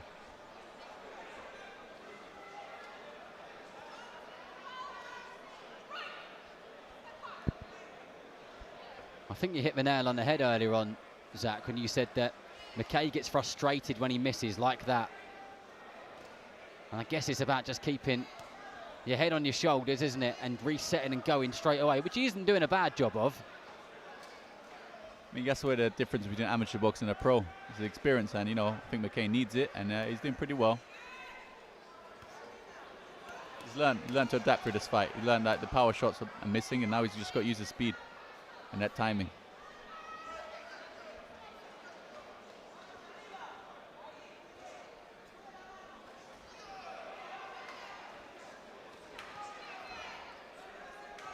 Well, if you're just joining us, welcome along. You are watching Cameron McKay versus Christian Lopez Flores of Mexico. Top of the bill tonight is James Hitman Hawley. Against Ellis, Steward. Hawley defending his super middleweight Commonwealth silver title. Still a good few fights to come between now and then.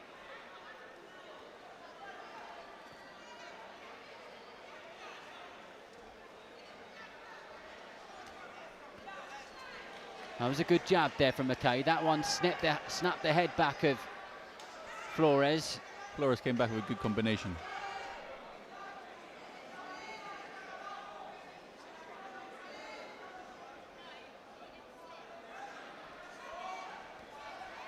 And in ways, Flores is making McKay work by making him kind of almost follow him around the ring over and over and over again. And that's tiring stuff, isn't it?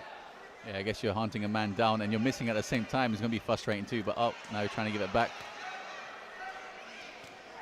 That was a good right uppercut. That was a good response there from McKay. But he gets caught with a left hook and comes back with his own straight left hand. He needs to do plenty more of the same there. You know, huge respect to Flores. He's not giving up. He's fighting back. He's not just trying to cover up or hold. He's throwing back.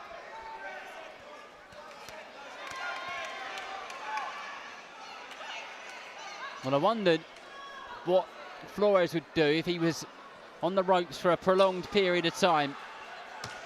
And what did he do? He just grabbed hold of his man and stopped the attack immediately.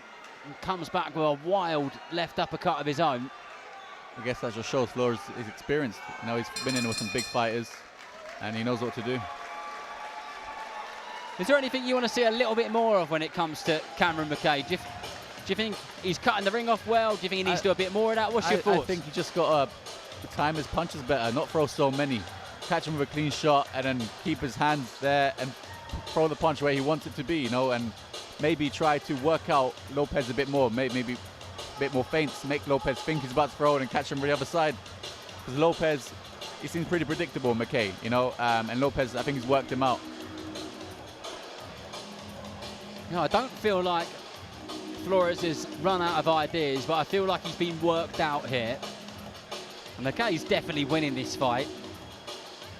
Yeah, definitely, but if he wants to improve, he just has to catch him with cleaner shots. Corners, 10 seconds. I guess it comes back to that word you used earlier, Zach, and that is timing. seconds out, round 5.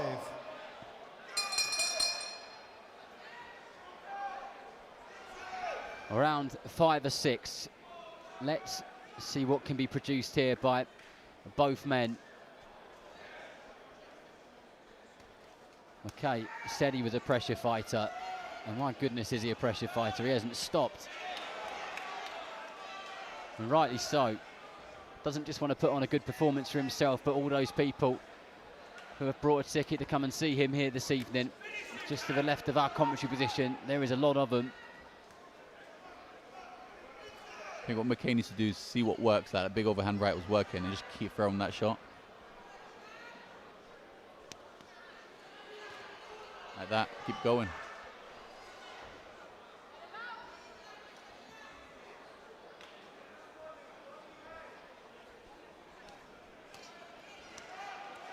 Nice, good work from McKay. Threw the jab upstairs, then dipped down, tried to get that left hook off to the body.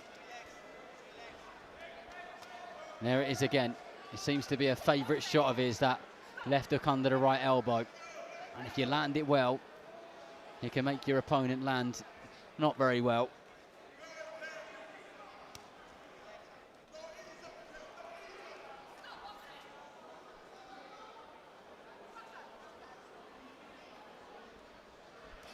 And the referee just having a word with McKay. From what I can gather, she didn't quite like the flicky type of shots. I'm not sure why. I mean, I like the flicky shots, you know, it leads up with a big right hand.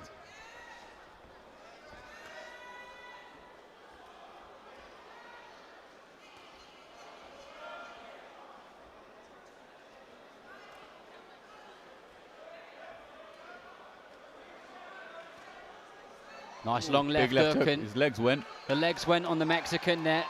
Flores found himself in a little bit of trouble, and he's holding on because I think the legs have become a little bit stiff, and he's dying to get out of there. And McKay looking at the referee saying, for goodness sake, break us up, because he wants to get straight back to work. And the experience of Flores, he knows what he's doing. See, his legs went, and yet he went straight in for the hold. And the referee having a good old chat, but in McKay's mind, he wanted to just get straight to business and do a Zach Chelly. I think that was a left hook that wobbled Lopez.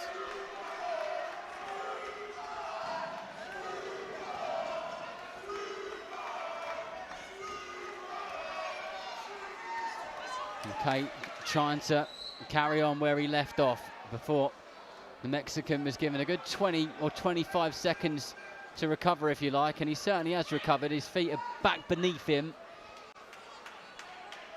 And he's just making this so frustrating for Cameron McKay. Big right hand from McKay. Got him on the ropes. But once again, I think Lopez is just too experienced in this, and he knows how to stop a man from continuing the work rate.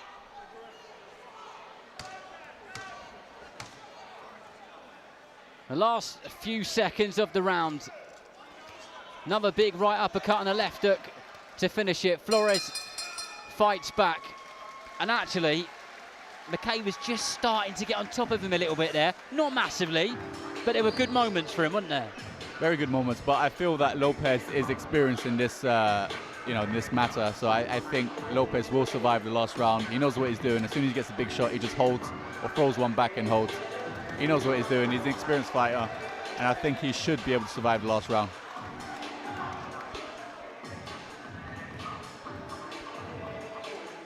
Well, 51 times in the defeats that he has had in his many bouts. He has survived until the final belt, and he hasn't been stopped for over 3 years. Lopez Flores. Corners, 10 seconds. So McKay will make a bit of a Seconds statement. out, 6th and final round. If he can get this man out of there. 1 round to do it, 3 minutes to go.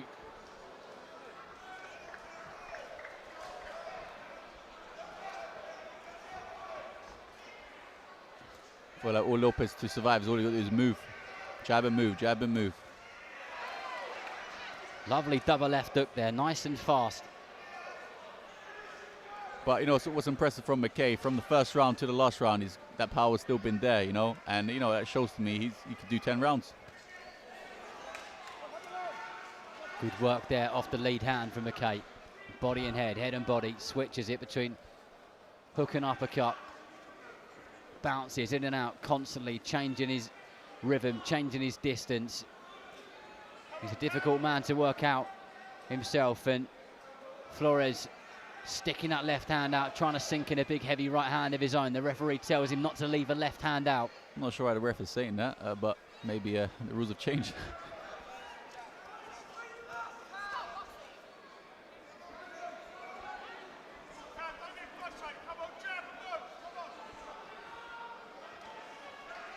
Sonny Warren ringside from WBM telling Cameron McKay not to get frustrated, jab and move. He knows he's got this one in the bank. See what Lopez is doing, just holding him and just wasting time. He's going to get a warning from the ref.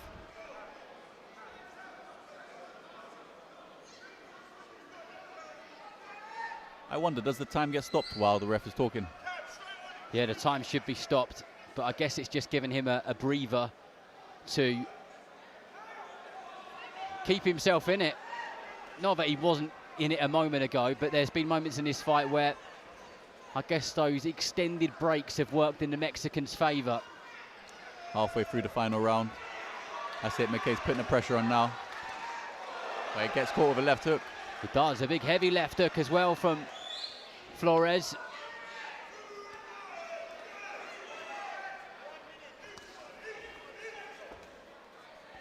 And this is the most work we've seen from the Mexican.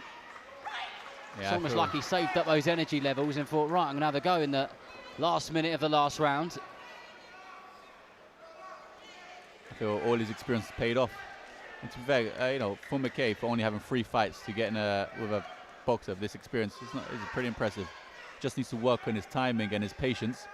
And, you know, he probably would have been able to stop Lopez.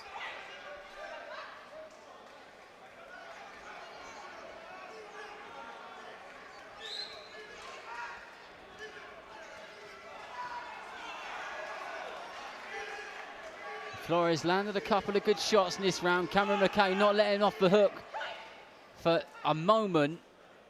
But again, the Mexican just ties him up. And his job is to make life difficult. And his job is to try and make himself a puzzle, which the prospect has got to work out. And he's done that very well as we go into the last few seconds of this 6th and final round in this super lightweight contest. Surely Cameron McKay gets a nod and moves to 4-0 here. He would have loved to get the victory. Yeah, I feel like every round McKay deserved.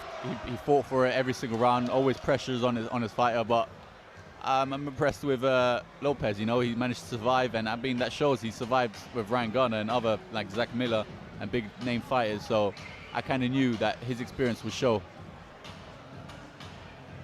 Indeed, well said, that man would have loved to got the stoppage, sorry, not the victory. Of course he wants to get the victory. Well, Mark Burtis is in the ring, so that means we are close. And the referee would just pull the 2 fighters together. So let's hear how this one has gone.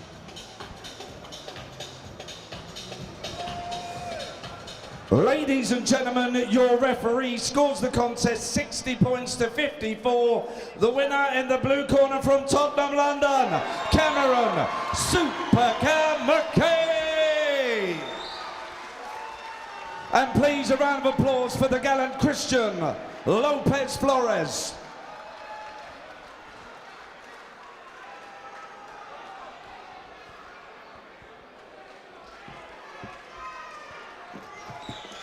Well, Cameron McKay gets the job done. Super pleased to have done so. It was frustrating at times, and a phrase we probably use too much on commentary is about these types of learning fights. But there is no other way of putting it sometimes. And these types of opponents are matched to make you a better fighter and a more complete fighter. And it's the different types and variety of opponents which these guys see themselves in with that really help them with that kind of thing. Yeah, most definitely on his 4th fight, and he's already got international experience in that fight. Yeah, so that'll help him a long way, especially with a fighter like Lopez. And to see him put the pressure on for 6 rounds and not give up, it shows that he's got a great future ahead of him.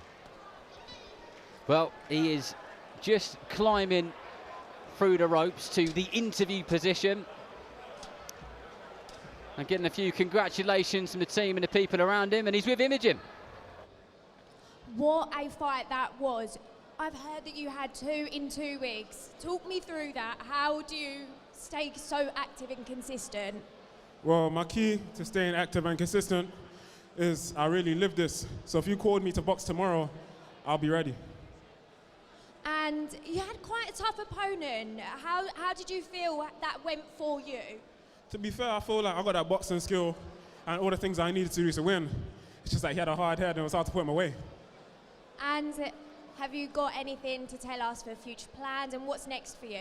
I mean, me and WBM, we're like the dream team. WBM and me and my coach and my hard work. I don't know what's to come in the future. All I can tell you about is an end goal. But for now, let's go talk to Bobby and Sonny. Thank you so much. Congratulations.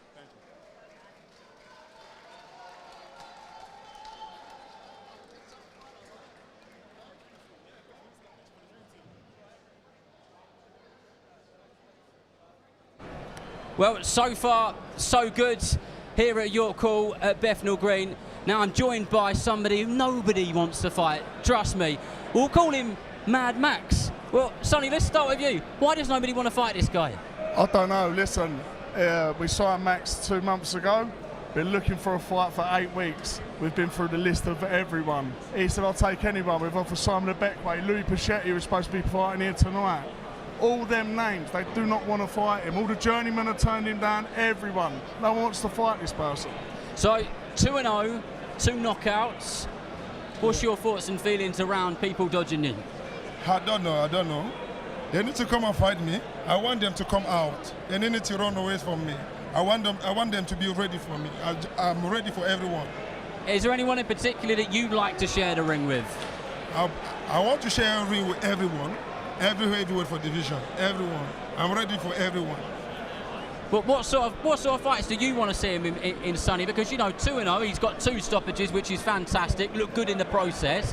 But obviously, you've got to step these fighters up in the right way. We know he's talented, but, you know the boxing game well. Well, no, listen, we want to do how we do it with prospects. Max is 2-0, he is a prospect. We'd like to see him get to 6 rounds, couple of 6 rounds, and see him step up, but we find it so hard and difficult just to get that across the line. Now he's like, I just want to fight. Put anyone in front of me, I'm ready to go.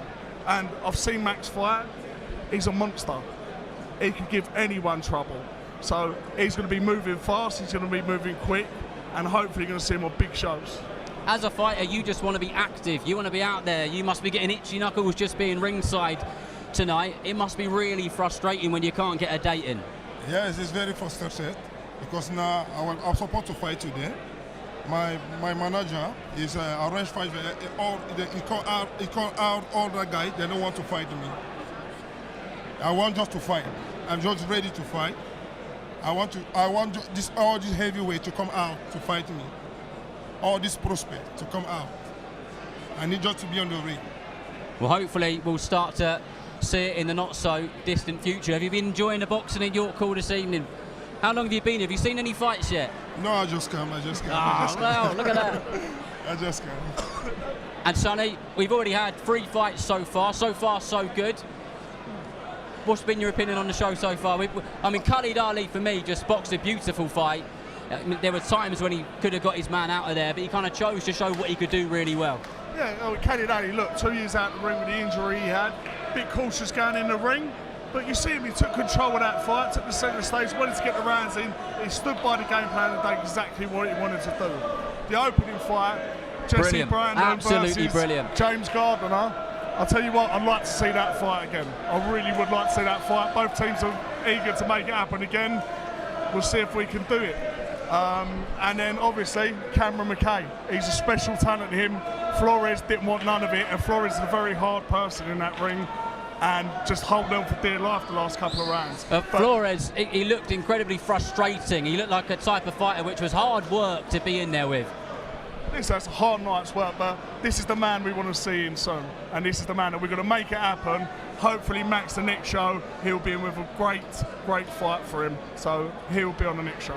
Well, we're going to let you guys leave the presentation area. Thank you very much for your time, and we're going to be joined by Denzel Bentley now. So, Denzel, if you just take that microphone there.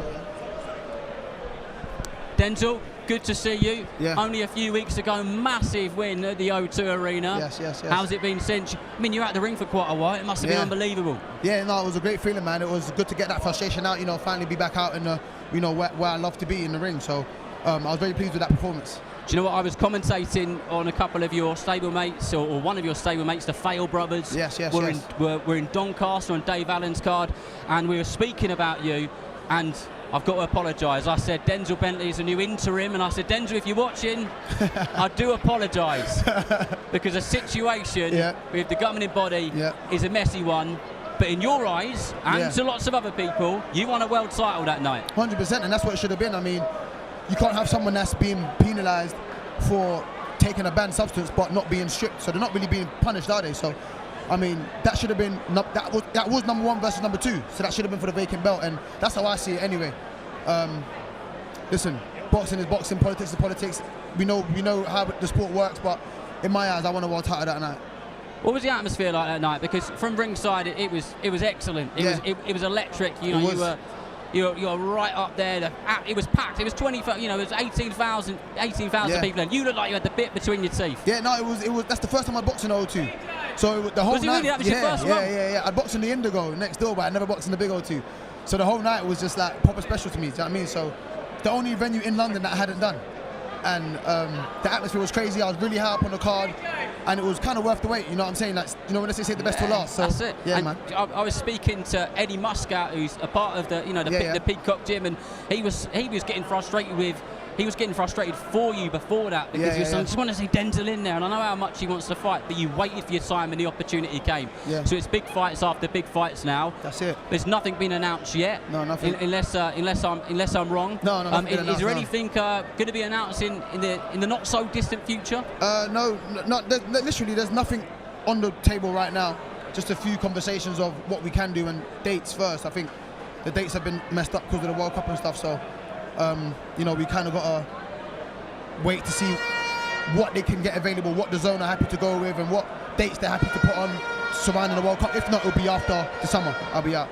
Yeah, and is there anyone in particular that you'd love to fight, or you just? I know you're the type of fighter that like anyone they'll put in front of you, you're gonna go up new. But is there anyone that you think stylistically that'd be great? I'd just love to fight Janibek. Yeah. I'd love to fight Janibek. I mean, when he's off his ban, I'd love to fight Janibek, and I feel like I'm the rightful champion, so I really want to take that challenge so I can be rightfully held as recognised as the WBO champion. And I think the understanding is that's going to be somewhere around the start of next year that he may become available to fight. Yeah, because there's a bit of politics involved in that. His ban is up in December, so anytime after that, really. Absolutely. Yeah. And we're talking about the venues which you fought in. Yeah. You've had a few in here over the years, haven't you? Yeah, there's been some good fights here. Have you got a favourite your cool moment? Probably the Derek Kasaze fight. Remind me what happened. Second round knockout. That was the one. That was the one. Yeah. Was that off of a bit of a inactivity that fight? No, I just boxed Danny Dignam. Yeah. Before that, so I was on a little run, but after that fight. So yeah, so that was good. Yeah. And an old opponent of yours is out next week, the Nuki Bomb. Brad Pools, He's going to be here next week. Long-term friend. Yeah, long-term friend. Yeah. Previous opponent, you've become quite good friends, haven't you? Done a fair bit of sparring together. Yeah. He's been in the gym working with the Feltons as well. Like, I think they're the best southpaws in the country and the best 154-pounders in the country too. So you can't get any better work than that. So he's been down there preparing for his next fight with them two. He was down there preparing for his last fight with them two, and look what happened there. So, like I said, when you're preparing with quality fighters like that, it makes fighting out a little bit easier for you. Do you know, I've just been doing some commentary with Zach Chelly, who ripped up the script a few weeks ago. I need to give that guy a hug. He's looking very cool somewhere around there in a green silk shirt. Yeah. And I said to him, I said, Zach, I'll tell you, none of my boxing friends said you'll never say it to his face, Darren. I said, I never thought you had a chance of beating David Morrell. Multiple-time weight world champion, unbelievable fighter, completely and utterly ripped up the script. Yeah. It was incredible, wasn't it? It was mental. I mean, I was one of them people that felt like, damn, why is he taking this fight? Like, the Morale's a class fighter, but Zach can punch. I sparred him before, I've been in the ring with him before, and even his jab is heavy. He puts a lot into all these shots. So I'm so pleased for him. I was so happy for him. I mean, I was surprised, but I understand how hard he hits, and he can knock anybody out. But I was so happy for him because he was up against it. He was really up against it. I don't think anyone apart from him or his dad thought he was going to win. So, incredible. So well, congratulations Denzel, to thank Zach, you man. so much for your time. Always good to see you. I think we're going to be joined by the Cannon now. Edward Sader. Please take the microphone. How are you, mate? You okay? Good, man. Good How to are see you? you. We haven't seen you for a little while. The last time we saw you was the Willie Hutchinson fight. Yeah. Malik Scott wrote something beautiful afterwards about your commitment to the game, about you as a person, the levels that you've gone up in such a short period of time. How are you? How's things been since that first defeat of your career? I'm good, man. I'm good. Good. That's all we wanted to hear. I'm enjoying it. I'm enjoying the process, and I'm enjoying doing what I love. You know, I had my first defeat. It doesn't define me, and now I can't wait to get back to just do what I need to do with new fuel for the fire. You know. Well, you had a couple of fights in quite quick succession then, didn't you? There wasn't a lot of break in between your previous fight and the Willie Hutchinson break. Do you think you might have gone into that a little bit too soon? What's your thoughts reflecting on that? I could say so, but you know, I could make all types of excuses and factors on you know, performances and all that other stuff. But I want to be busy. I feel like every fighter wants to be active. You'd rather be active than inactive. And if I would do anything different, I wouldn't. You know, I learned a lot, training hard. No regrets, No regrets, man. We don't have no regrets. We only have now, you know, and I just put in the work, and then my opportunities are still here. I'm back, you know what I'm saying? I'm back training, feeling good, and I'm looking forward to when I'm next up.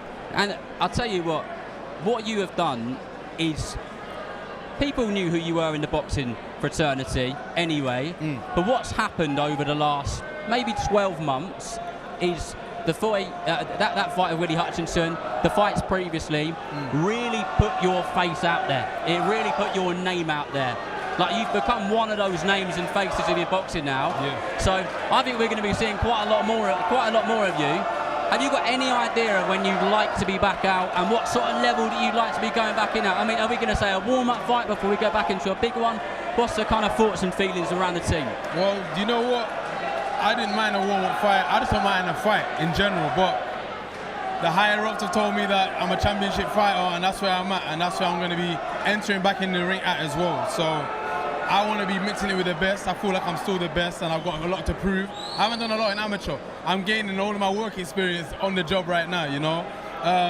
So yeah, I want my trajectory to keep on pushing, keep on getting higher. I want to challenge myself.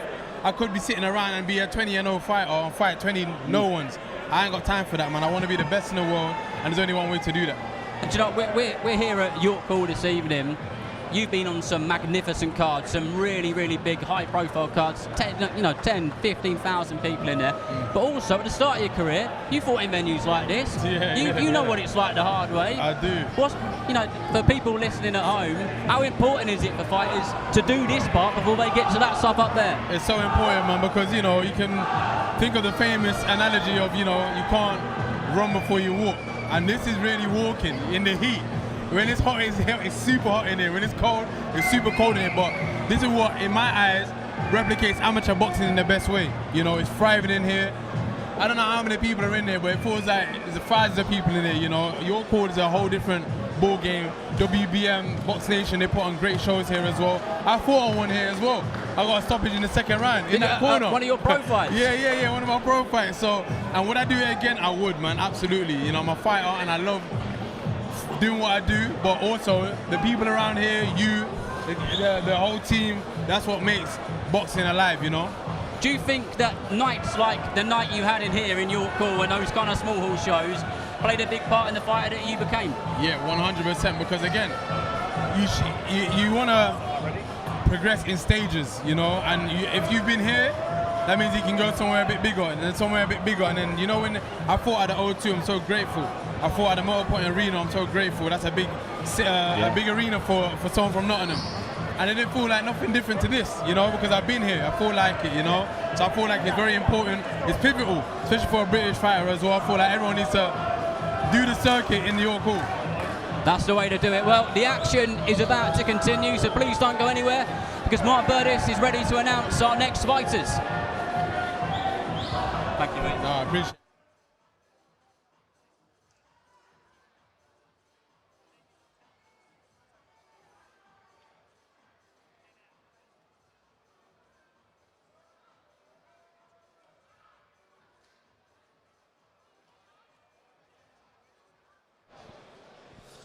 Ladies and gentlemen, please welcome into the ring from Blackburn, Lancashire, Naeem Ali.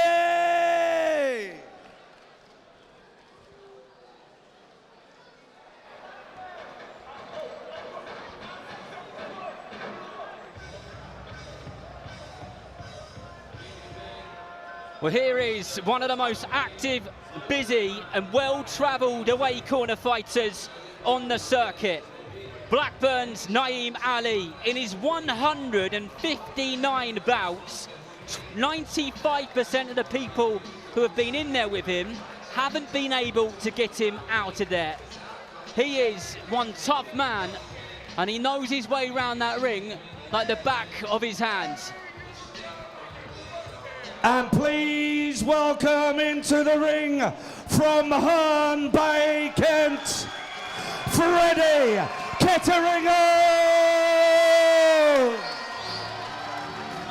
Well, the noise has gone up a notch in here, and that is because the Herne Bay Massive have come out in force. This is Freddie Ketteringham, a player for the club, a massive supporter of the club, and my goodness, are they returning the favour. He made his debut here not that long ago against Dale Aerosmith. They turned out in their numbers then. They've turned out in their numbers here this evening. This is what your call's all about, Ezra. It's all about that. And you know what? Ketteringham's done it right. He's got the sax man playing. He's walking. He's got the roof raising for him. I'm looking forward to this one.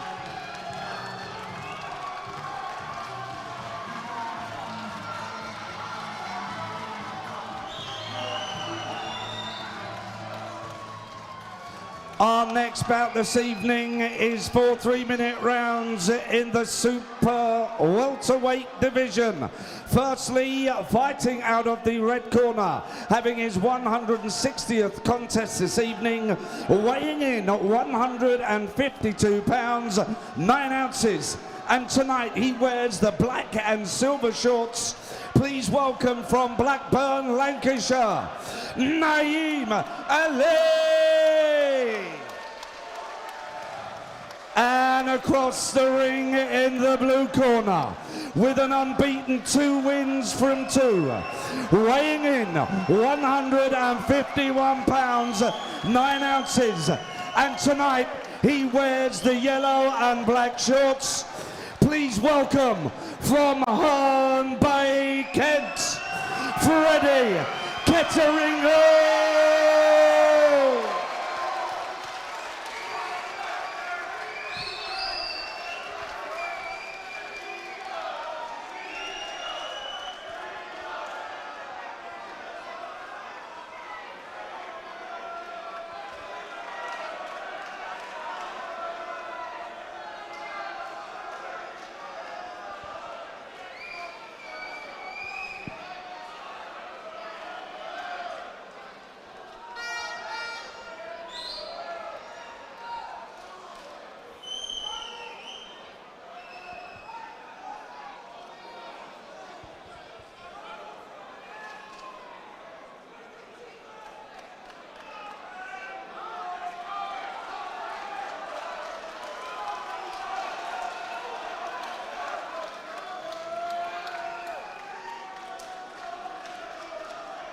Your referee, Amy Pooh, will now give her final instructions.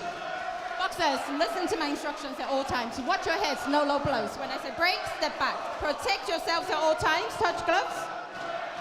Thank you. Ladies and gentlemen, 4 3-minute rounds. Well, there's something a little bit nostalgic about this York call this evening. It's boiling hot. The Boxnation logos sit on the corners of the rings.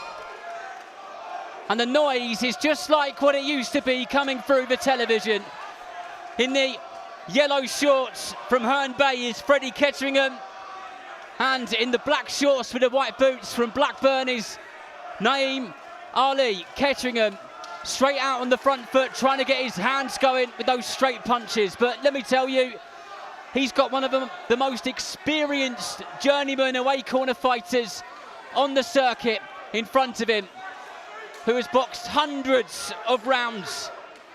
And you can see Ali is tucked up very nicely, but Ketteringham's doing a good job, you know, keeping his range, working the jab, working the straight shots. He's even doing little feints here and there, but Ali's really tucked in. You can see that he's very seasoned and he knows his way around the ring.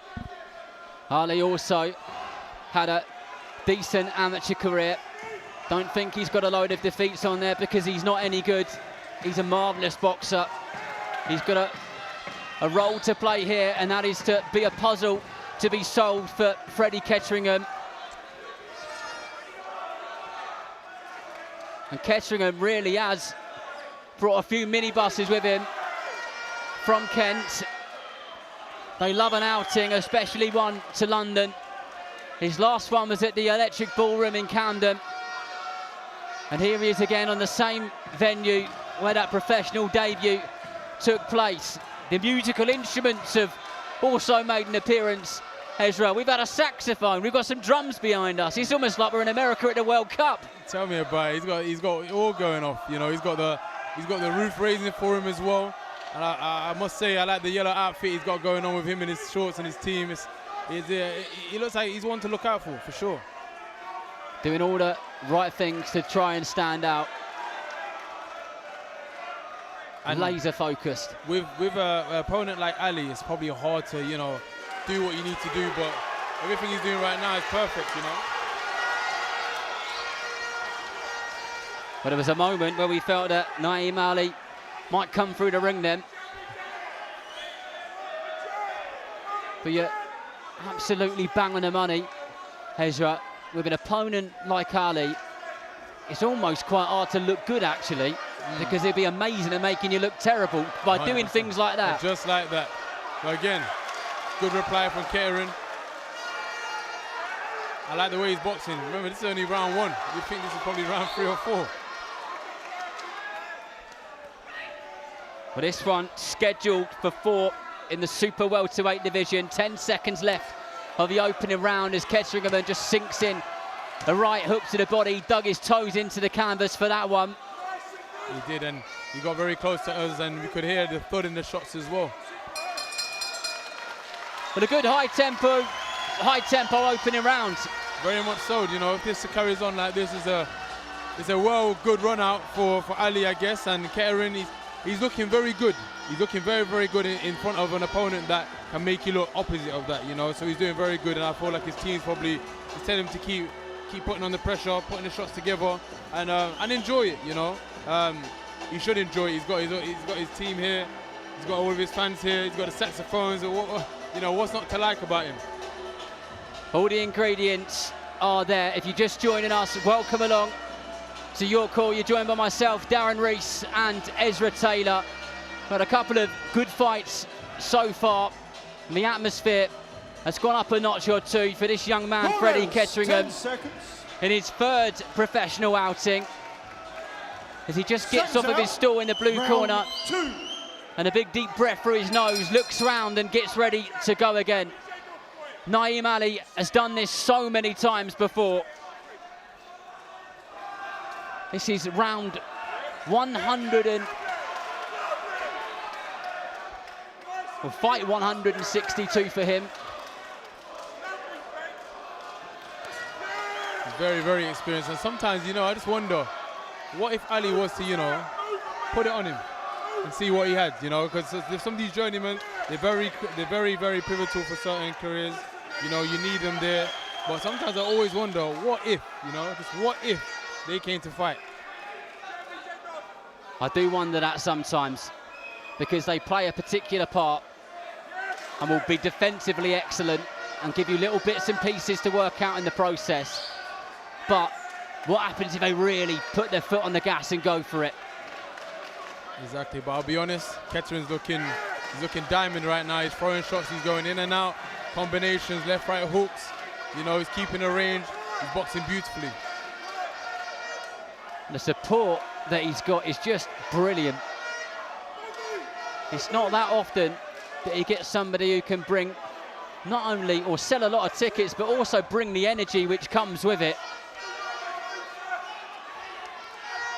Boy, he landed a right, straight right to the body, but Hawley was there to let him know that he ain't no mug. He ain't just going to roll over and let him have his own way. And if he's got his hands low, he's going to make sure that he's aware of it. There's that right uppercut, left hook from Ketteringham.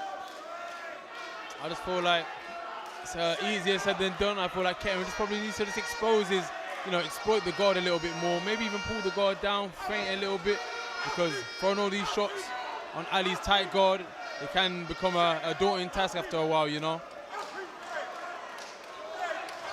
Well, Ali will switch it up. It'll be a tight guard, then he'll go nice and low with his hands. He'll invite Ketteringham in. He landed a shot there and gave a little bit of a face and changed his body language. Almost looked like wind Ketteringham up a little bit. It's not just about the practical little bits and pieces that he will do. It'll be about the psychological things he will do as well. He'll try to break his shell in every way, shape and form. He did, and it seems like he's coming out his shell a little bit, Ali. He did catch him with the left hook, but that's also a reminder for Ketteringham to just be switched on. No matter how complacent this fight feels, he needs to remember that, he's in a fight and anything could change at any point.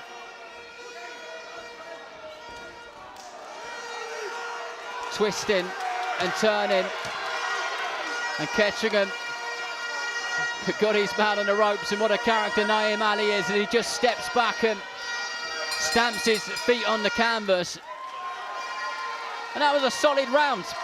What do you think he needs to do a little bit more of though, Ezra? I feel like Ketteringham just needs to stay on his game, keeping the range, don't get called in or even brought into Ali's tricks and tactics right now. He's throwing some shots and moving around, showboating a little bit, and I feel like Ketteringham's kind of playing to it. He doesn't need to. He looks like he's a very skillful boxer and can just stay on his skills and just keep picking him apart. He's got 2 more rounds to go, and I feel like you don't want someone like Ali to start getting confidence and he'll start throwing unorthodox shots that you can get caught with. And we've seen little glimpses of Naeem Ali just kind of making Freddie Ketteringham aware of what his ability levels are, and he is the first one off the stool.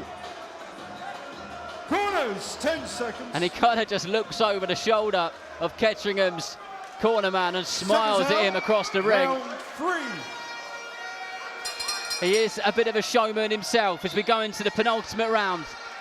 A reminder, this one scheduled for 4 in the super welterweight division. Ketteringham straight back out in those bright yellow shorts, sinks the right hand into the body. Naeem Ali soaks it up and will wait for his moment and will go again. And the referee just having a word about not using the forearm. One thing I do like about Ketteringham, he does put his combinations together. That left-right hook is great. I've seen him throw it to the body, throw it to the head, and he lands. It's a good combination to throw, and he's getting success with it.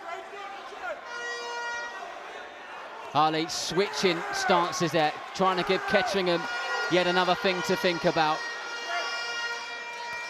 Oh, a big swinging left hook there from Ali. Perfect angle that Ketteringham just created there. He threw the hook and just turned him back on to Ali, back on the ropes, and that's where you should just keep him, just like that, keeping the range out, working the jabs, working the feints, and just keeping him there. Well, let's see if he can do a little bit of that. Hawley speaking to him in there, almost having a full-on conversation. Looks like he's coaching him a little bit. And that is sometimes one of the things that you see, isn't it, with these away corner fighters, is they do a little bit of coaching.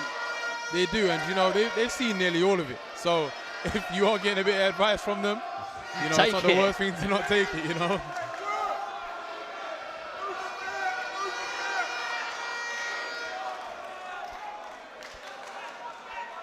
Well, Ketteringham, at the moment that the referee breaks him up, cannot wait to get straight back to it. He wants to put a show on for his people, but he got caught with a shot there. It was a jab as Naeem Ali switched stance from southpaw to orthodox and snapped his head back. I feel like Ketteringham's getting a bit too hasty now. I think he's probably getting a little bit frustrated as how Ali's making this messy and uncomfortable for him. I feel like he's falling in a bit too much. Getting caught with silly shots like that, he'll end up regretting. And the other thing, Ezra, is that Freddie Ketchingham, the style which he's fighting in, and the type of fight that this is, it's hard work, isn't it? It's hard work. It's really hard work. It's really hard work, man. But you know what? Kettering he keeps putting on the pressure. He's still there. He's still game. You know, he's finding the answers. It's something that, you know, you got to commend him for. You know, that's heart and the spirit of a fighter in his early career. Last 20 seconds to go in this round, and Naeem Ali doing a little bit of showboating, looking out to the supporters of Freddie Ketchingham, almost just winding them up a little bit. It's all part of the game. It's all part of the mind games. He knows exactly what he's doing. Ketchingham trying to find some sort of entrance in, as the two of them look like they're on Strictly Come Dancing. I would have gave that one a 9 out of 10. Get that man on the judging panel. But you know what? You can really see the experience in Naeem Ali, because he switches it on when he wants to, doesn't he? He really does. And you know what? Like I said, going back to what we were saying, he's showing glimpses of how he can be dangerous, how he can be awkward, and you know, he could do something. He could do something at some point, but not right now. I feel like Kettering's under control. Last round, you know, I feel like he's been doing enough to win the rounds. He's been getting caught with certain shots that I feel like he didn't need to be, but overall, he's boxed in a good way. Well said, that man. Couldn't agree more. And fair play to Ketchingham, who takes an experienced man like Ali in just his third fight, and he's bringing the fight to him, letting his hands go. That's what it's all about. Fourth and final round. Well, can Freddie Ketchingham be the 10th man in 160 odd fights to get Naeem Ali out of there? He's certainly got a job on his hands to do so, but he's most certainly giving it his best shot. He is, and you know, that's something that you can just be happy about, because these journeymen, they're built out of something similar to granite, I'm telling you. And like I said, the experience, it means a lot in the ring, especially the way Ali is so relaxed. He's moving around, he's making it awkward. It's hard to navigate in front of something like that. As we said in the opening round, these types of fighters can make good fighters look ordinary, and they can make ordinary fighters look absolutely dreadful, because they're brilliant at doing that. Naeem Ali just pulls his gum shield out to say something to the corner of Freddie Ketchingham. He's really turned it all on this evening. He really has. We love a character. We do, and it looks like he's enjoying it as well, you know. I'll be honest, these away fighters, and you know, the ones that are picked to lose, they go in there and they just make it a little bit boring, but he's making it entertaining, you know. The fans are getting what they paid for, that's for sure. The corner of Ketchingham frustrated by the delay of Ali having to get his shorts pulled up so they can get back to business. They probably feel like his man was having a bit of success.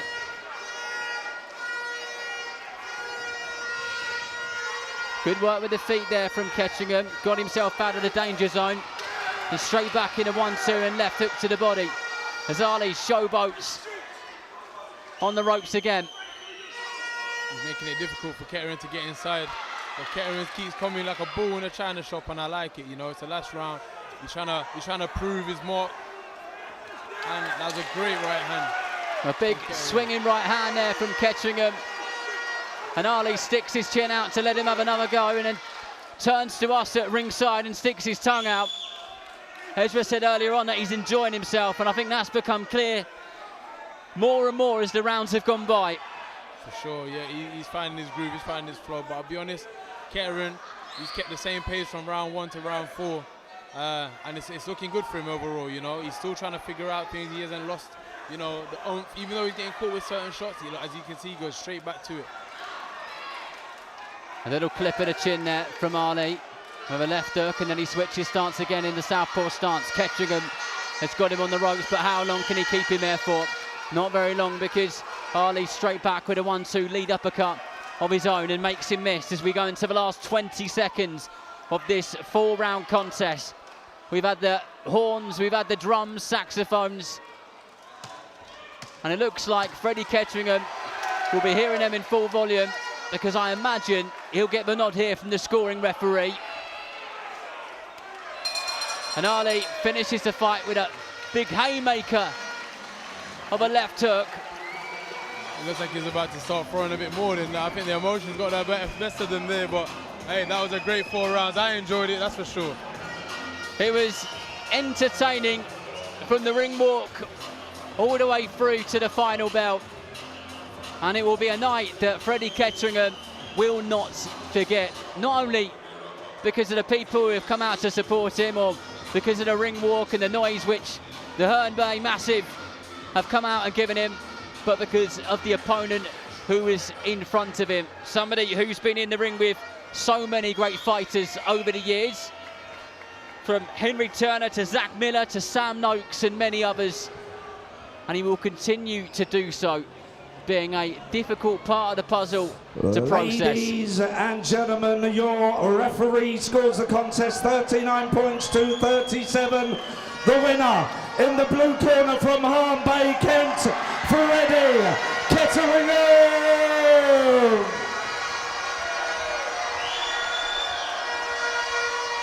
Ladies and gentlemen, round of applause for the gallant Naeem Ali.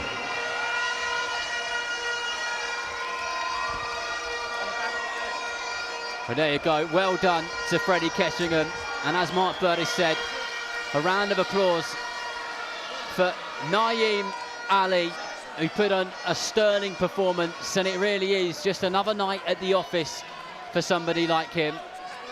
And they play such a vital part in this sport.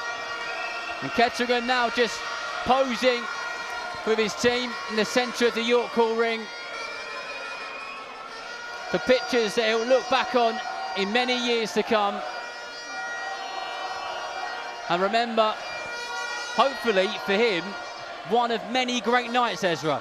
100%. He deserved that, man. It was a good night overall. You know, you can see his fans and his family and his friends is going crazy, man. And I know how that feeling is, and it's amazing. So he should just relish this moment, you know, because it's only going to get a bit harder.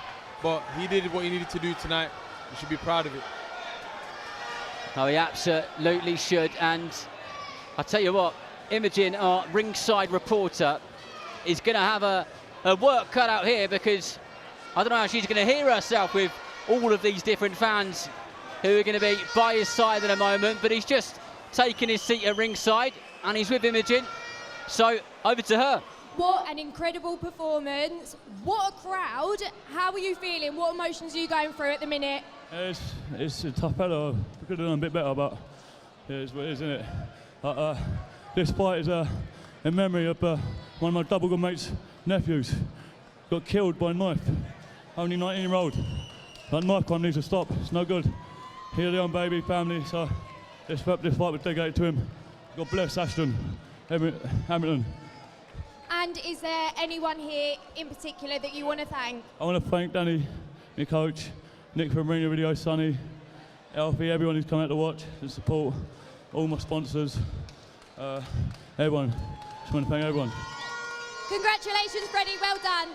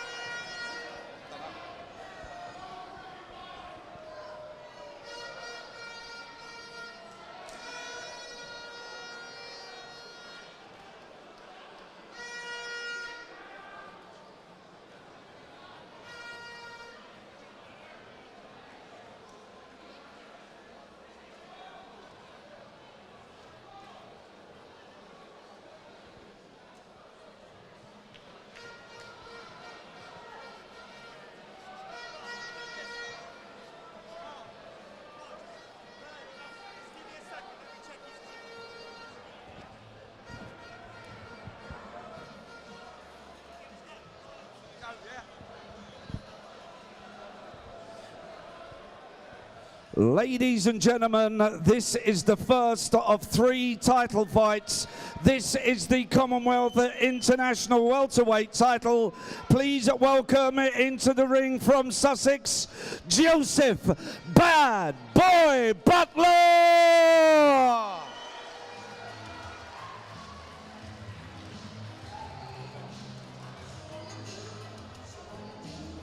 right, David.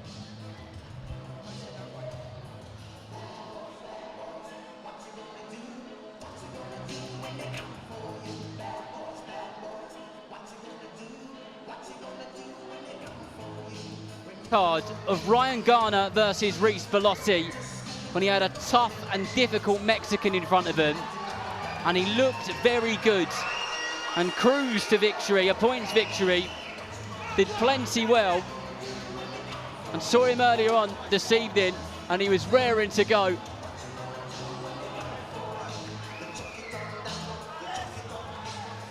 And please welcome into the ring from Sutton, Surrey, Dean Mean Machine Gardner!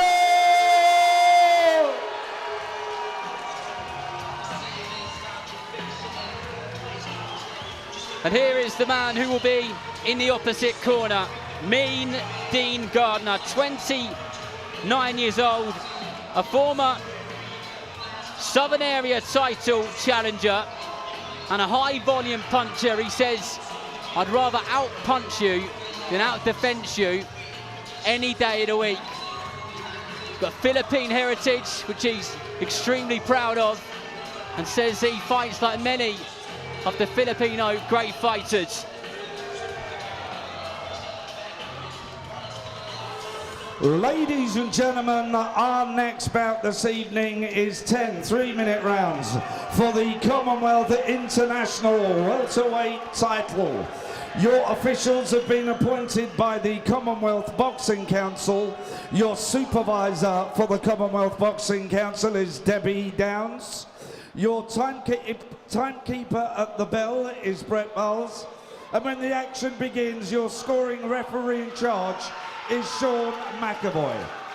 Firstly, fighting out of the red corner, unbeaten with 7 wins, weighing in 139 pounds 4 ounces, and tonight he wears the black and pink shorts. Please welcome from Sussex, Joseph Bad Boy Butler! And across the ring in the blue corner, with 12 wins, 3 by way of knockout and 2 losses, weighing in 140 pounds, and tonight he wears the white and black shorts. Please welcome from Sutton, Surrey, Dean the Mean Machine Gardner! Your referee, Sean McAvoy, will call both boxers and give his final instructions. Okay, lads, 10 round contest. Keep it clean all the time, keep yourself protected all the time. Touch gloves, here we go. Good luck, lads. Ladies and gentlemen, 10 threes for the Commonwealth International Welterweight title.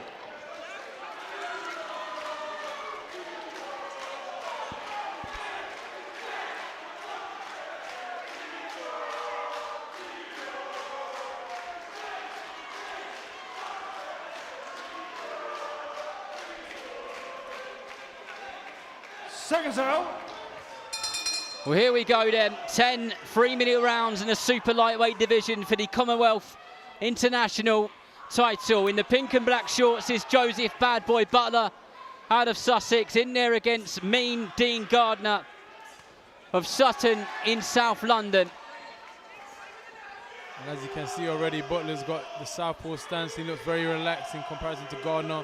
You know, Gardner's moving to his left, which is normally taught, but with a southpaw, he's relaxed. He's going to be countering, so he's got to be careful for that. But Butler has said, we're speaking to some of his team earlier on, said that he'd done 5 camps before he actually ended up having a contest. 5 times he got ready for a fight to fall through, which happened at all sorts of different time periods. So he's actually more naturally a lightweight, but he's come up to super lightweight. to take the opportunity, and what a good opportunity it is for him here in a very warm and electric York Hall. Very much so, and this fight already looks like it's going to be one for the history books, because Butler's looking very sharp. I'll be honest, he's countering, he's very impressive for the first round. And Gardner's getting stuck in there as well, which is it's good. It's good from both boxers right now, you know, trying to find the tempo. I said in the ring walk of Mean Dean Gardner that he sees himself as a volume puncher and he'd rather out-punch you than out anything else. But will he be able to do that with a skilled operator like Joseph Butler, who nullifies your attacks with that southpaw jab of his? He's good with his feet. He's a bit flashy. That was a nice lead hook from a southpaw stance. Very nice. He's already having a good time in there. Very, very nice flurry right there. You know, he's very relaxed. You know, but Gardner's probably just edging, and it's good to have volume, but you just also got to be very calculated with it as well, because Butler looks like a sharp shooter, as you can see. He's always coming back. Gardner throws 1 or 2. Butler comes back at least with a minimum of 1, and then, as we've seen with the flurry, it could cause Gardner some problems. I'll tell you the other thing, Ezra, is we've got a good tempo here in the opening round. This one, as a reminder, is scheduled for 10. Can they keep going at this kind of pace? And we know that people start making mistakes when fatigue sets in, so it could be a bit of a survival of the fittest, right? Yeah, really, it really would be. And you know what? This is the sweet science, and it's a beautiful game to enjoy and watch, because look, this is the first round and these guys are giving it all. You'd think they're fighting for the Commonwealth International. Nice, good work there from Butler. Just steps back in the southpaw stance, pings her straight left down. Gardner is doing a good job of exactly what he says he does, which is comes forward. He is a pressure fighter. And speaking to one of the team in Joseph Butler's corner earlier on, he said, I said, are you confident you can win this? And he said, as long as Joseph does exactly what he's meant to do, he should be absolutely fine. And I think what he's getting at with that is, when you've got a lively, warm crowd in there and you land a good shot and the noise goes up, sometimes the game plan can go out the window, can't it? Goes out the window quite quick, to be honest, believe it or not. But from what I'm seeing from Butler, he's doing everything he needs to do right now. That was a close round. It was a close round. I probably would have edged it myself to Butler just because of the cleaner shots. But this is it's got the makings for a great 10 rounds if we get to that stage. Well, talking about if we Corners, 10 seconds. Get to that stage, he's only been out the ring for 3 months as Dean Gardner, but round 2. He classed himself as a bit of a gym rat, and he says it doesn't matter how long he's been out of the gym because he lives inside of it constantly, and he's always super fit. He says, I've been late for everything in my life. I was late for school, I was late for work. I am never late to the gym. So he takes the game unbelievably seriously. And the proof will be in the pudding. It will, and it's showing from earlier on in this fight as well. You know, like I said, that was an electrifying round 1. Round 2's kind of kicked off the same as well. And they look like they're both in tip-top shape, I'll be honest. They're very sharp, very elusive as well. Definitely Butler. But Gardner, I'm impressed with how, you know, he's maintaining the pressure at all times. Be interesting to see how Butler deals with this pressure from Gardner, who's really having a go there. Nice tight guard and stuck his chin down, gloves up and putting the pressure on. Good work there from Butler. 1-2, lead hook straight over the top. The left hand of Gardner is quite low, which doesn't really add up nicely when it comes with what we've seen so far from Butler, who seems to have a wicked lead hook. He does, and you know what I do like about Butler is he throws a sneaky counter uppercut to the body when Gardner comes in. And I like how he replies with 2s and 3s as well. But I like how Gardner is keeping him under pressure, keeping him on that back foot, you know. As you can see, look, getting close to him and just letting his shots land anywhere, you know. But again, that sneaky body shot from Butler, Gardner does need to be aware of. I wonder if a couple of those shots from Gardner got through there, because the facial expressions of Butler just changed ever so slightly. He wasn't the normal smiling assassin, which he has been in the opening part of this fight, especially in the opening round. Gardner's taken a 3 or 4 minutes to get into his groove, just fit in. And that was a beautiful shot there from Joseph Butler. But Gardner's shook it off and is getting straight back to business again as Butler pushes him off. And you said it, Ezra, this has already got the recipe, or the ingredients, to give us a recipe of one of those York Hall classic nights. Definitely a York Hall classic right here. That's what we're watching, that's what we're experiencing. As you can see, Gardner's putting everything into it. Butler, he's hanging on, he's even got blood trickling from his nose, but it's the stuff that the fans and us, we like to see from ringside. But they are really putting it all on the line right now, and it's a beautiful thing to watch. Both of these smiling at each other, both loving the type of fight which they're in. And the body shots which Gardner is throwing seem to be having a bit of success for him. Dropping the head and dropping the knees of Joseph Butler. And there goes the 10-second clapper to symbolise the last few seconds of this round. Oh, beautiful shot to end it there from Dean Gardner. He looks like he's grown in confidence in that round from like here to here, quite a lot. Really has, he really has. And you know, if it's anything to go by, the next round will be amazing as well. You know, Gardner's coming out. I think he's starting to figure out what he's got in front of him at the moment as well, because Butler, he poses some tricky questions. He really does. You know, he's southpaw, he's relaxed, he comes back with counter shots. But Gardner, I feel like if he just keeps sustaining that pressure, he'll be able to get to him. Just like how we've seen him, you know, those spurts of that round when he had him on the rope and he was letting his hands go, he was getting to the body. Like you said, you didn't see Butler smiling like as he was throughout the early rounds of the fight. But it's a great fight right now. I'm really enjoying it. I'm looking forward to round 3. It's been entertaining from the very first bell. Dean Gardner jumps off of his stool. Round 3.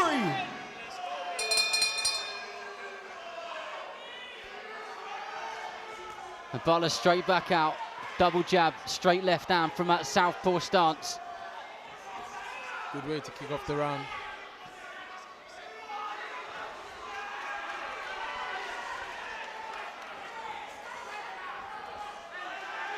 Gardner just doing everything he can to try and cut the ring off. Nice straight shot there from Joseph Butler. Just rattled the head ever so slightly, then moves off, changes direction, changing the angle, trying to keep his man guessing. And he gets caught there. And Butler does find himself on the canvas and looks to his corner to give him a bit of a nod to let him know that he's okay. And the corner team of Gardner are telling him to put his foot on the gas and really go for it. And Butler needs to either fight back or grab hold of his man and catch his breath. But Gardner got his man on the ropes, but can he keep him there for a prolonged period of time? He's adept when he gets him on the ropes. Butler comes back with another uppercut, but he's on the canvas for the second time in a round. 6, 7, 8. The look in Gardner's eyes looks like he's going to try and shut it out right now, and it makes sense for him to do so as well. And it looks like Gardner could get his man out of it. He just lunges forward, and the crowds on the left-hand side of the York Hall balcony are on their feet, screaming and shouting for their man. Can Butler fight back? Can he find something from somewhere? There's a big body shot from him. Good body shot from Butler. He's fighting on right now. He's taking deep breaths. He's having to dig deep. Gardner's having to dig deep as well to try and get this finish. And blood trickles down the right eye of Joseph Butler. Dean Gardner stalking his man, just trying to get the space to work, and Butler doing the right thing in terms of holding the fight up, because he needs to find something to try and survive, but he could be on the canvas for a third time, and the referee is having a good look here. Heart of a lion, both of these guys right now. They're putting it all in, as you can see. Butler's not going out easy, I tell you that's for sure. Beautiful, straight left hand down the middle from Butler. Beautiful. As Ezra Taylor, who with me at ringside, said he's not going out easy.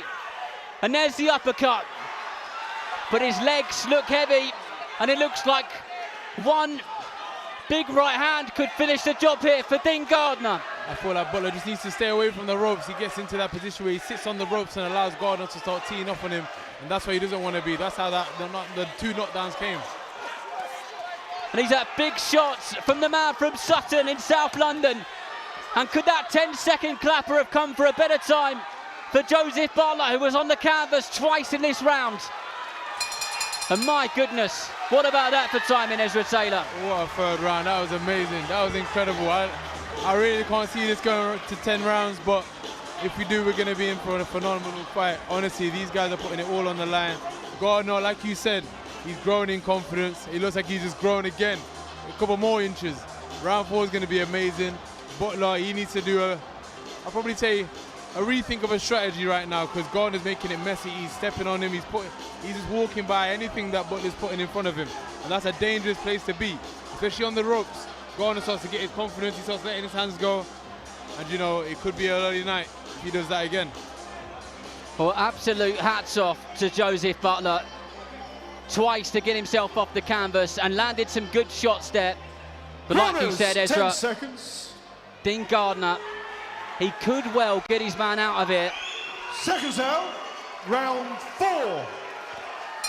Round 4 of 10. There is a long time to go, but many times I've felt that we may not hear the final bell when we do. These are two tough men, and Butler just trying to find something to the body, under the right elbow of the man from Sutton.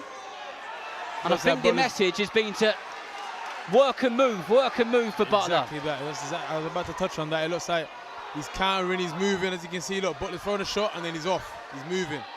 And that's a great strategy right now, great strategy. It looks like Gardner's struggling, but you see, this is where Gardner's at his best. When he's getting him on the rope and he's letting his hands go, it's hard to stop. Gardner got him, or had him on the ropes, and Butler just tries to push him out into the centre of the ring and lands a nice straight left hand of his own, tries to follow it up with a lead hook, but Gardner bites down on his gum shield, putting the pressure on over and over again. The type of pressure fighter that he is, digs in with a right hook to the body, sticks his toes into the canvas, misses with that one. It was inches, millimetres away even from landing right on the whiskers as the referee breaks them up once again. It's a good return of shots there from Joseph Butler. It looks like Gardner's probably just steadied the pace a little bit. You know, it was an intense pace to keep it up on, but Butler right now, he's boxing to his ability. He's going back to his counter, he's throwing shots, he's moving. He's doing very well, especially from the round he just came from as well. He had a torrid time in there, and he's getting the steer of the ship. Butler still coming back with venom, so Gardner needs to be wary of that. He needs to have his wits about him at all times. And Joseph Butler just grabbing hold of Gardner, trying to slow the pace of the fight, trying to pull him into the type of fight that he wants to box. But Gardner has got one mode, and that is forward and keep coming. Another good shot to the body as Butler looked like he winced. He got caught with something which knocked the air out of him. Gardner's still on the front foot, still working, as you can see. This is where Butler doesn't want to be. He doesn't want to be there. He probably thinks that he's safe there, but these shots that's getting through, the body shots, the shots in the arm, you start taking it, and to weather the storm, you have to be built out of something different, you know. Can Joseph Butler weather the storm for a very, very long period of what's left in this? Can he get himself back into the fight? He smiles, digs in with a left hand to the body, but Gardner seems to come back every single time that something lands. He gets himself back into action, focused, and walks forward. That one was a swing and a miss. He would have exerted some energy, would have Joseph Butler throwing that left hand as he finds himself in the canvas again, but throws a really good left hook as he goes back and gets caught again. Twice, 3 times on the ropes just above our commentary position here at ringside. As we go into the last few seconds of this round. What a round. What a round. Just like the last one, and probably just like the next as well. You know, it looks like Gardner probably steadied the pace a little bit, but Butler, he picked it up. He was throwing shots, he was moving. Got caught on the ropes a couple of times, but it didn't look like he was in too much trouble. But I can't see how this goes to 10 rounds, honestly, I really can't. You know, they're both putting in 110% in each and every round. They're leaving it all in the ring. They're both going to have no regrets tomorrow, no matter what happens or whatever outcome this gets to get to. But all I can say is it's an exciting time for the fight fans in York Hall. Just looking round the balcony here at York Hall. During the fight, people were engrossed, completely transfixed by the action inside the ring. 10 seconds. Is that minute's rest in between that round in particular Seconds out, round 5. going to be enough for Joseph Butler? Can he get a second wind? One thing I do like about Butler, when these rounds start off, he's the first to get in there and throw a shot. Lets his hands go straight away to dictate the tempo of the round, I believe. You're right, every round he started by being the first to land, first to throw. But he is the man on the back foot. How long can he sustain the pressure from Gardner in this round? Will we even make the halfway point by the time that this round ends? Gardner trying to cut the ring off in the best way that he possibly can. This is exactly the same position in the ring where he got Joseph Butler to the canvas twice before. Can he do it a third time? And a straight left down is coming back over and over again as Butler gets caught with 3 or 4 hooks to the head, and then Gardner switches it downstairs. Oh, great shot there from Butler. Pinged off of his back foot with a left hand and snapped the head back of Gardner, and the sweat bounced off his head and glimmered in the brightness of the lights. It's great because both boxers are having great succession. You know, Gardner's getting in and he's letting his hands go, as you can see, and he's able to land the shots clean. But then Butler, as you can see, he throws shots, he's got his counters, his pop shots are working, and he's keeping Gardner off as well. How long can he keep him off for? That's the real question. Halfway. Quite literally. And as you can see, it's a little bit of a telltale sign when you see a boxer, you know, initiating the clinch like that. You know, maybe the boxer's getting a bit too much to him and he just clinches. And that's a smart skill as well. That's also part of fighting. The Gardner just lowers his body positioning again, leans his body weight in on Joseph Butler once again, who again exerts more energy by trying to push him off. And I guess that is a bit of a game plan when it comes to Gardner. It's about exhausting his man as much as he can, because the more tired he is, the less defensively sound that he will be. And you can see, you know, both of them from great body shots, but Butler seems like he's wincing when he's on the ropes and he's taking the body shots from Gardner. You know, Gardner's also receiving his fair share too. But as you can see, he's not taking the foot off the gas and he's just stepping forward and he's putting it on his man.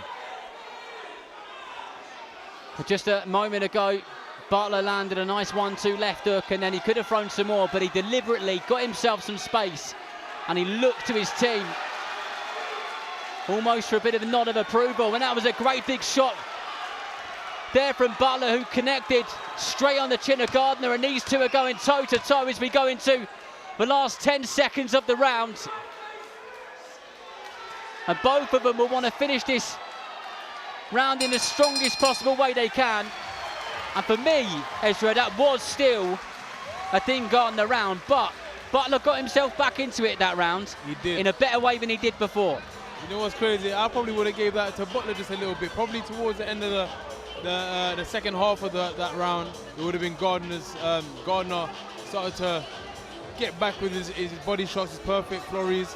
But I'll be honest, it's still a hard fight to call. You know, they're both really having great succession, great pockets of showmanship. You know, they're working, they're both putting in work. I don't know who to call right now. I'm enjoying it.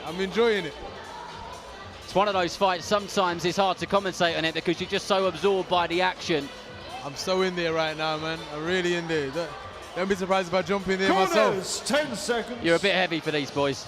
Oh, sorry, man. You burst my bubble. Seconds out, round 6. Well, we are over the halfway mark. And again, as Ezra pointed out, Butler is the first to land in the opening part of every single round. He does it again with that straight left hand of his, lunges forward with another big hook and then follows it up with another straight hand. Is he starting to find the gaps? Is he starting to find the things which work for him? It looked like it as we went into the end of the previous rounds. He always starts the rounds quite strong, actually, and I think fatigue starts to set in a little bit as the round goes by. It does, and as a fighter, going back onto the ropes, it's a bit of insurance, and you know, I feel safe here, but you're not ever safe when you're on them ropes. And especially with someone like Gardner in front and he's throwing all sorts in the kitchen sink, as you can see. it'll start getting to you, you know. I feel like the best thing that Butler can do is probably walk that he's doing right now, let off little pop shots like that, and just keep it moving, keep walking. Gardner just needs to keep putting on that pressure like he has been doing and making it uncomfortable for Butler. But this is much better work on the back foot from Joseph Butler. Gardner doing exactly the same as he did in the previous round and the round before that, and you guessed it, the round before that.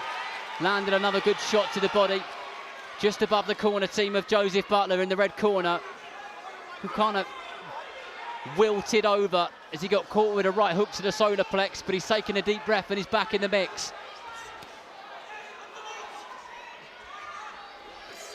And again, Butler finds himself in the corner. He needs to get himself out of there. And that's a nice lead hook of his, but he gets stung with a jab straight afterwards. And that one was a little bit low. And the referee will give Dean Gardner a moment to just catch his breath. I don't think it was intentional. You know, these two look like they have massive amounts of respect for each other. But this is what happens when you start, you know, throwing all sorts of shots and you're just trying to get to your man in the best way possible. The solid shots here from Gardner.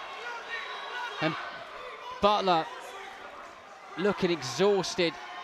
He's kind of swinging away more and more as these rounds go by, and he's been caught with 3 or 4 hooks there because his hands are just too low, whether he's too tired to get him up or move his head in the right place at the right time. You can tell by Butler's facial expressions that this pressure is starting to slowly get to him, you know, but he's still fighting, he's still letting his hands go. You wouldn't think of anything different if you didn't see the facial expression, sorry. Good shots from Butler. Good response from Butler. He's still in there. The legs do look tired. The body looks tired as Gardner puts all 140 plus pounds on him and tries to wear him out. But there's the sound. But this round is nearly over once again. And I'll tell you what, Ezra, this may well be one of those fights that goes to the final bell, and you think, how on earth did we get there? How did we get here? That's for sure. That's the question I'll be asking myself for the next couple of weeks. This is an amazing fight. They're putting everything on the line, and it's a fight that you want to see, especially at your call, you know. WBM, they always put on the greatest shows here, man. It's really thriving, it's hot. I know the boxers are feeling it as well, and they're fighting like they're on fire anyway. A few years ago, I spoke to Frank Warren about York Hall. I was making a documentary about this place, and he described it in the best possible way. He says York Hall is a bubbling cauldron, and when you look at that balcony up the top and you feel the heat from where we are, we feel like we're right at the bottom of the pot, don't we? Yeah, it's exactly that, cooking. That's exactly what it is, and that's what these fighters are doing right now. They're cooking, they're getting dirty, and you know what? I feel like this is a York Hall special. You know, you wouldn't really want to watch this anywhere else other than being at York Hall. Well said, that man. Well, here we go, round 7 of 10. I can't quite believe we got here, actually, after Butler found himself in the canvas twice in quick concession.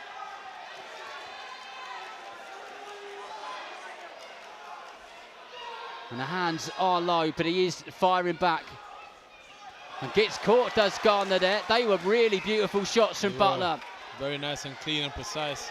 You know, with Gardner, he just landing the more pressure shots. You know, they may not be as hard, but they're certainly getting to Butler. But Butler is landing the cleaner and more snappier shots. He's a proper pop shotter, is Butler. Very good on the back foot. And these two styles have mixed to make a fantastic combination. Lots of people do lots of talking in boxing. And fair play to Dean Gardner. When he says he'd rather out-punch you than out anything else, I think he's backed that up this evening. He definitely lives up to it, that's for sure.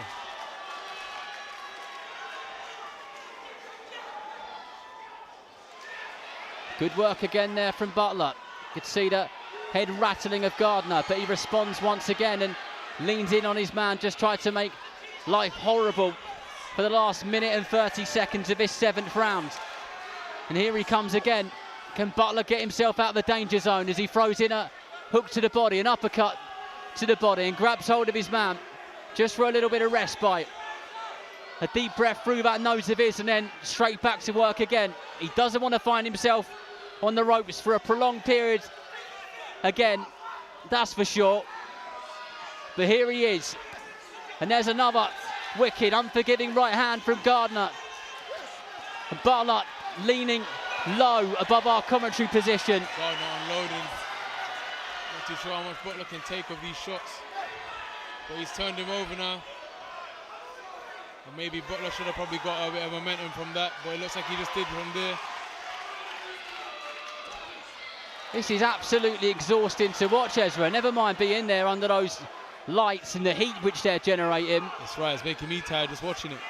Good shots from Butler again, and pop shots are beautiful. And those couple of shots, or 3 or 4 shots, has really given Joseph Butler a little bit of confidence there. What a fight. But Gardner walks towards him with a big smile on his face as he gets him in the corner once again, and Butler digs his feet into the canvas and a big left hook followed. And he's just waiting to hear that sound. My goodness. I mean, we haven't even really talked tactics yet, have we? Yeah, I don't think we can. Do we need to talk tactics? I don't think we can, man. Hit each other as much as we can. That's the tactic right now. And you know what? It's working for both of them. It's both in their favour. I'm interested to see the scorecards again if we get there, because I can't pick this one apart. You know, Gardner's doing his thing, then Butler's doing his thing. And then I feel like Butler is about to probably give up. I'm seeing him wincing, then he'll come back with a pop shot, and then Gardner will walk straight down, you know, walk into the lines then and let his hands go. It's it's an electrifying fight. I'd say there's 2 types of fights which boxing fans love. The technically brilliant ones. When you're watching fighters like Canelo or Neo and Nui, those types of fighters, when you're seeing technically gifted, very talented fighters like that, that's wonderful to watch. Then there's these types of fights where, like you said, the tactics are gone. They're just going for it. They're just going for it, and it's entertainment on tap. It's amazing.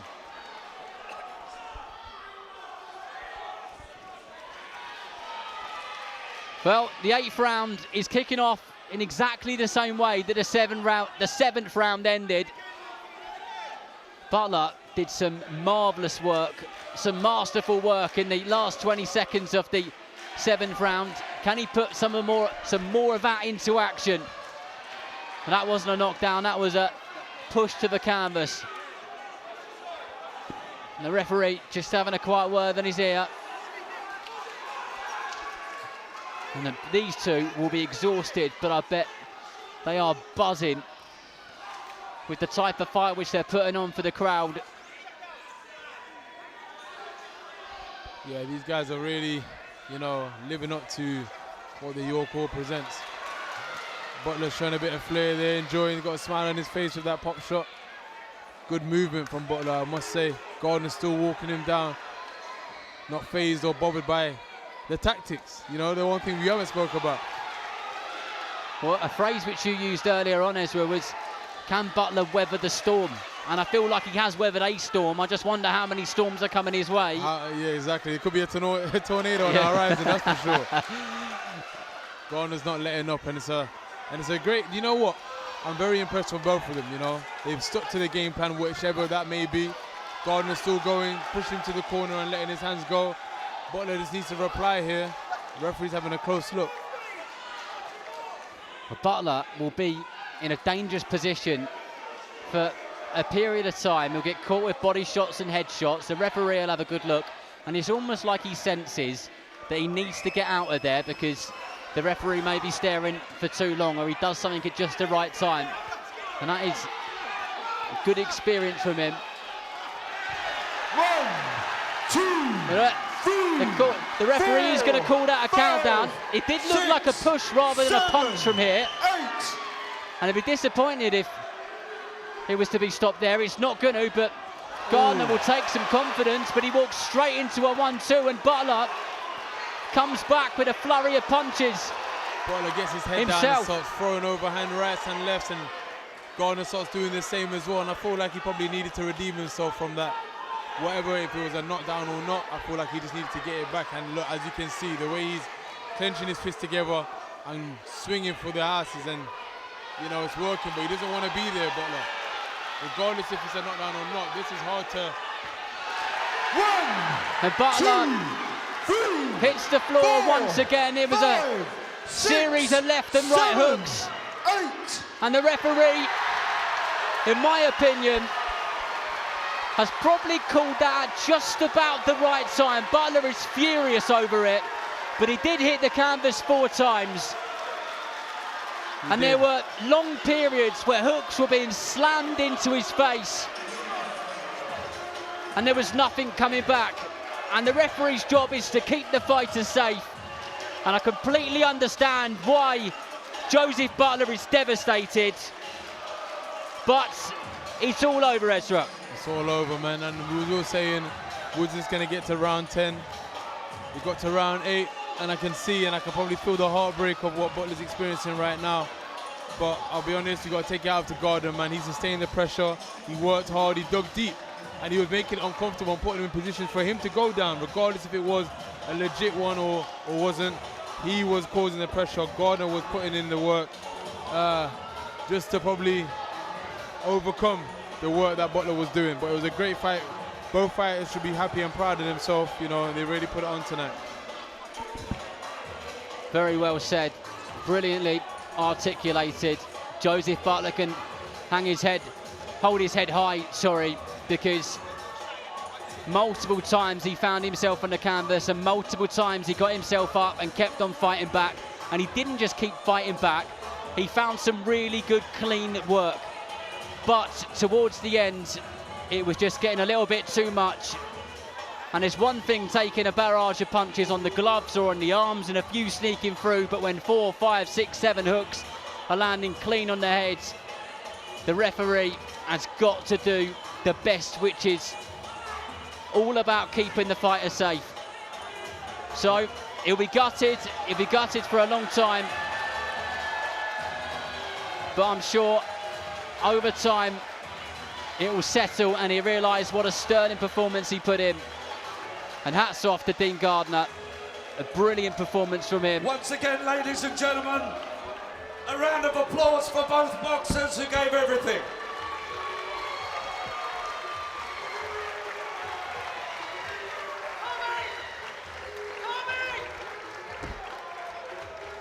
Ladies and gentlemen, at 2 minutes 48 seconds of the 8th round, the contest has been stopped. The winner by technical knockout, and now the Commonwealth International welterweight champion from Sutton, Surrey, Dean the Mean Machine Gardner! And a round of applause for Joseph Bad Boy Butler. Debbie Downs will now present the Commonwealth belt.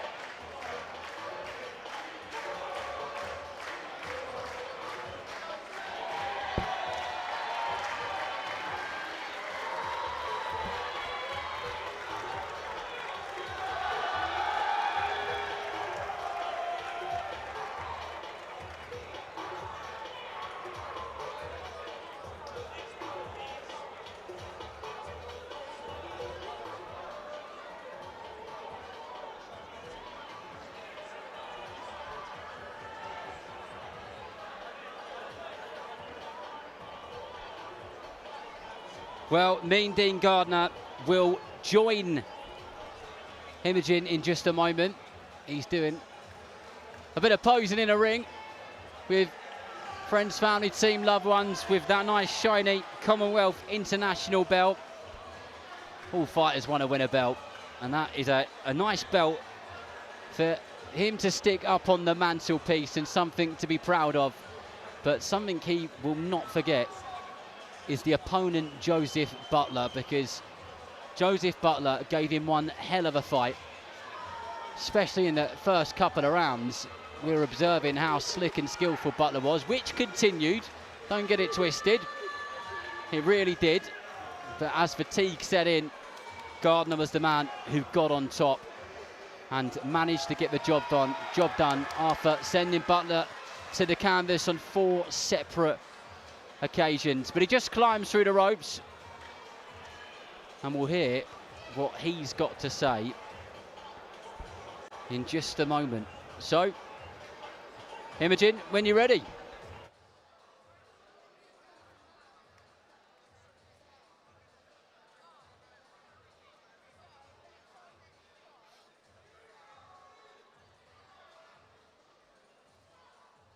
After 4 knockdowns, the ref called it. What an incredible fight that was. That was amazing. Definitely fight of the night. How are you feeling? I feel amazing. I feel amazing. I mean, me and him, our fight got called the show stealer for a reason. He likes to come forward. He's a bad boy. I'm mean, and literally the fight showed that. I think everyone enjoyed that one, didn't they? Everyone enjoyed that fight. Yeah! What's next for both of you in your careers? We can't wait to hear about it. Listen, I want that English title next. That's what me and Al have been working towards. You know, this is a British title run. This ain't just a normal run for me. You know, this is the start of things to come for me and Alec. And what does this mean to you, your team, your family, your friends? Everyone knows firsthand how hard I graft. This man will tell you. I do everything he asks and more, and I'll never stop doing that till I get to the point where I can look back and go, he's proud of me, I'm proud of me, and everyone that comes to support me is also proud of me. Sonny, have you got a few words? Listen, they've both done this, probably fight of the night yet. We've got 2 more title fights that could probably capsize it, but for me, that is one of the best fights we've done here.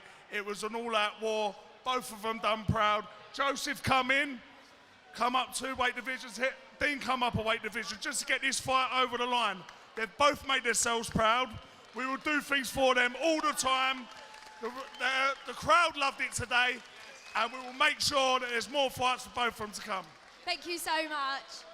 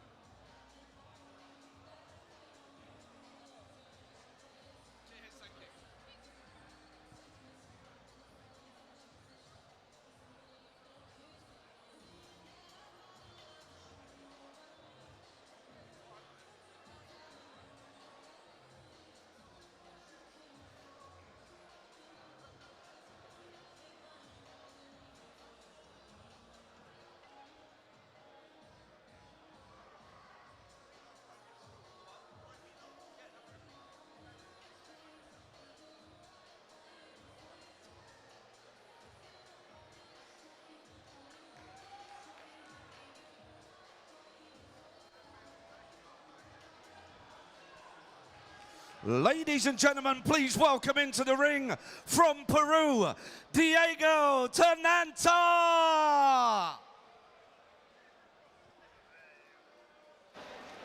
The action continues here at York Hall, and my goodness, what an act to follow. Let's see if these guys can put in the sort of show that the previous 2 did.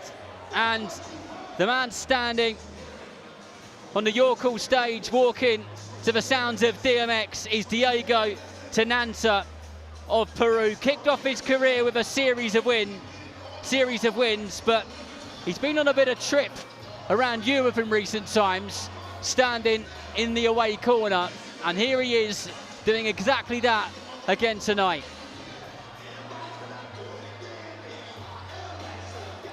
And please welcome from Milton Keynes, Buckinghamshire, Hamza Mahmood.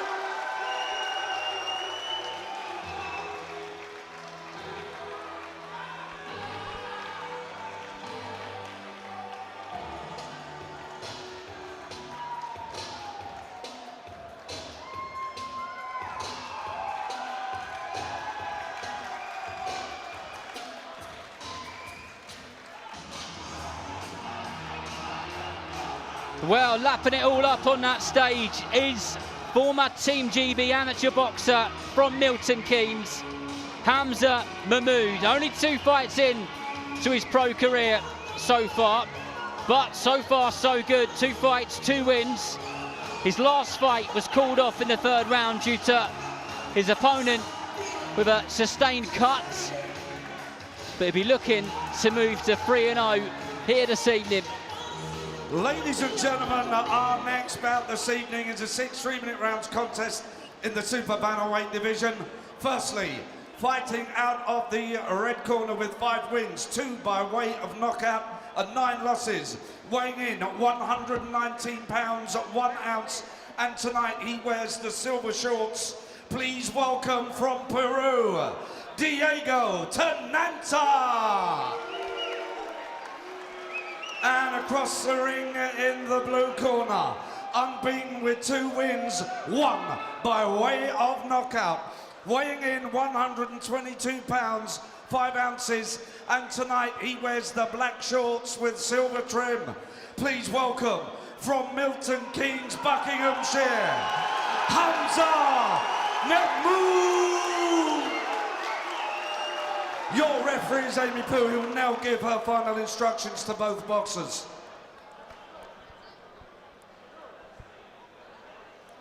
Boxers, listen to my instructions at all times. Watch your heads, no low blows. When I say break, step back. Protect yourselves at all times. Touch gloves.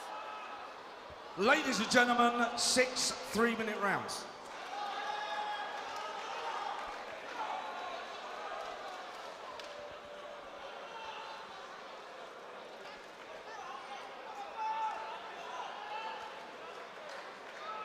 Seconds out.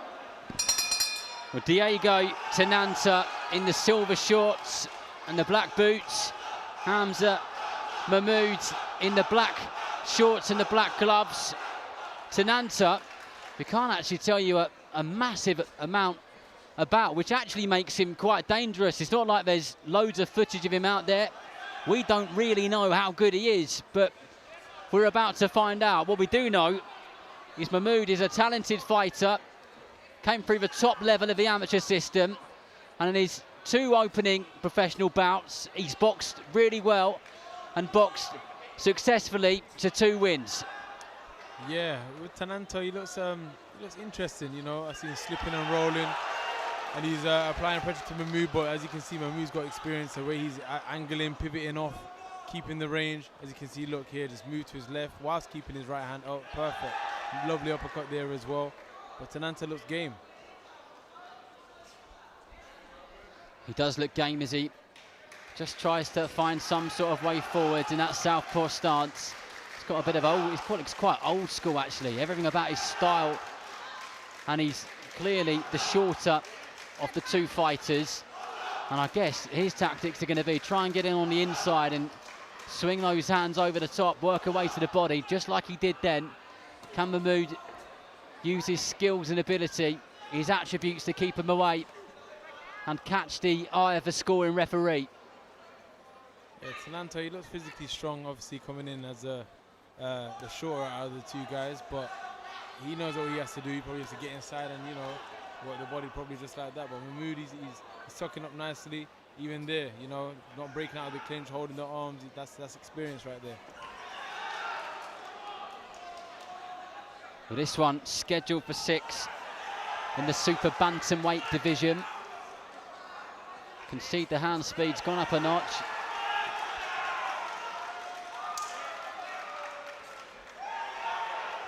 Nice work there from Mahmood. No Very orthodox nice. stance. Nice and relaxed from Mahmood. Even under pressure, you know, he just ties his man up. Tananta trying to get a few cheeky shots in.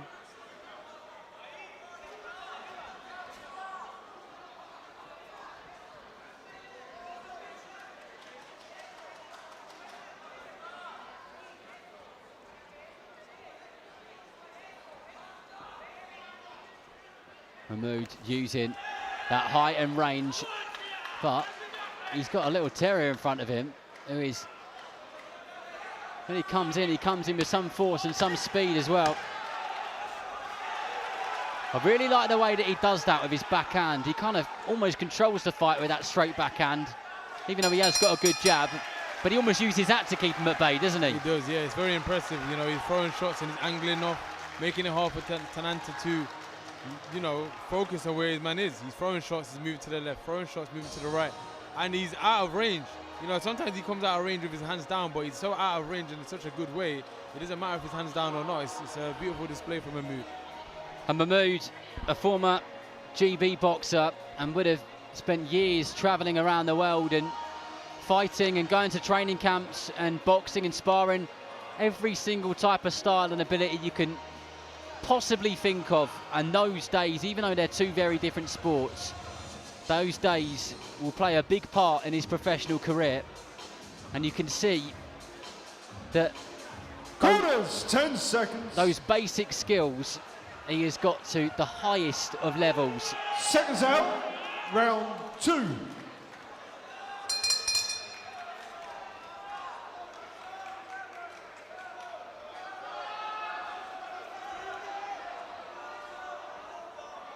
Mahmood, he's just doing everything from the backhand, the lead hand, keeping his backhand up, you know, slight steps back as well, just making sure that the range doesn't get too insufferable for him. He's working his jab well as well, you know. Tananta's finding it hard to find a way to get in. And Tananta constantly, you can almost hear the cogs in his brain moving as he tries to work away in. And it's just peppered in the face over and over again with that left jab. Oh, when he catches Mahmood over the top there with a overhand left from the southpaw stance.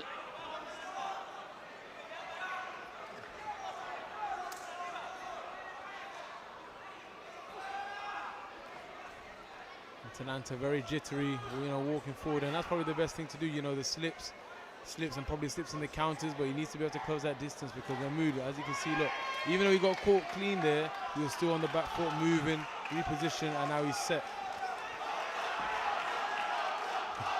Well, Hamza brought a serious crowd of him, and they are in full voice supporting him here this evening as he does his work and does it well. Nice jab upstairs and dropped it down to the body. Then he's on his feet again, just trying to create some space and work out his next attack, which will almost definitely start with that jab of his.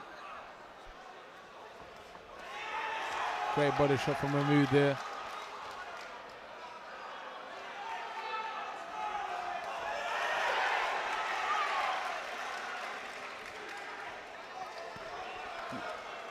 What I like about Tananta though, Ezra, is it seems like every time he gets caught with something decent, it almost wakes him up a little bit. He gets going, doesn't he? He does, he does.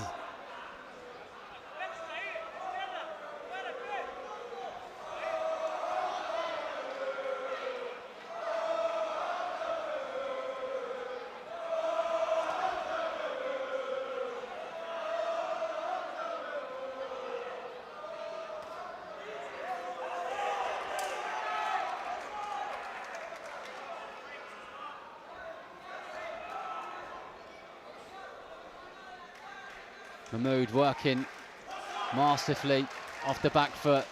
Just gets clipped with a shot there from Tananta. And Comes Mahmood's back.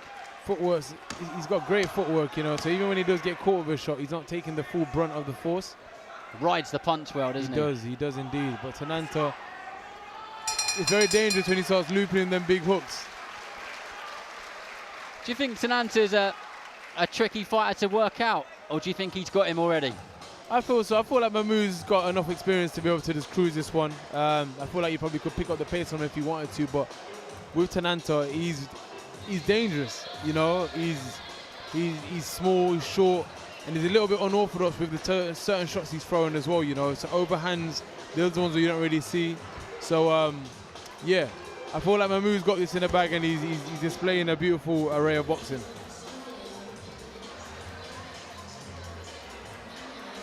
Well, I'm sure we're going to see plenty more of the same from Mahmoud.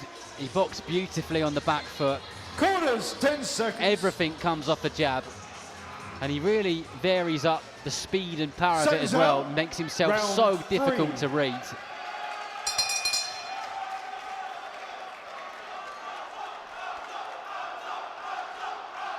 And Mahmoud's fans are carrying him through with that energy from the top of the balcony.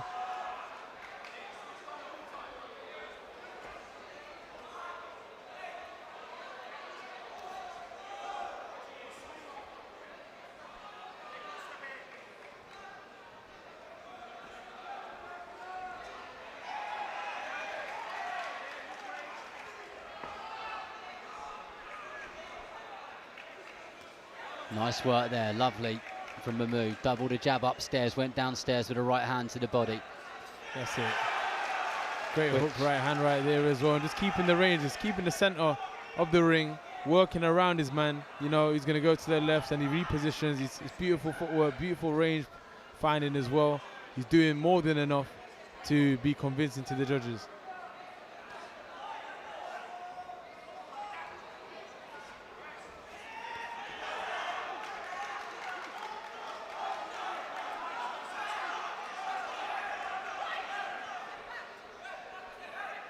Tananta doing a good job of making life difficult inside the pocket there. Mahmoud, of course, wants to be straight back to an arm's length away, just like that. Changes the angle and his position in the ring. Straight shots over and over again.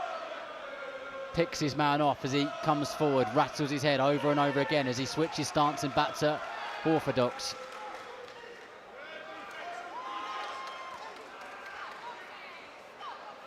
And I feel like Mahmoud's probably just enjoying it now. You know, he's switching from southpaw to orthodox and he's letting them shots go and he's landing.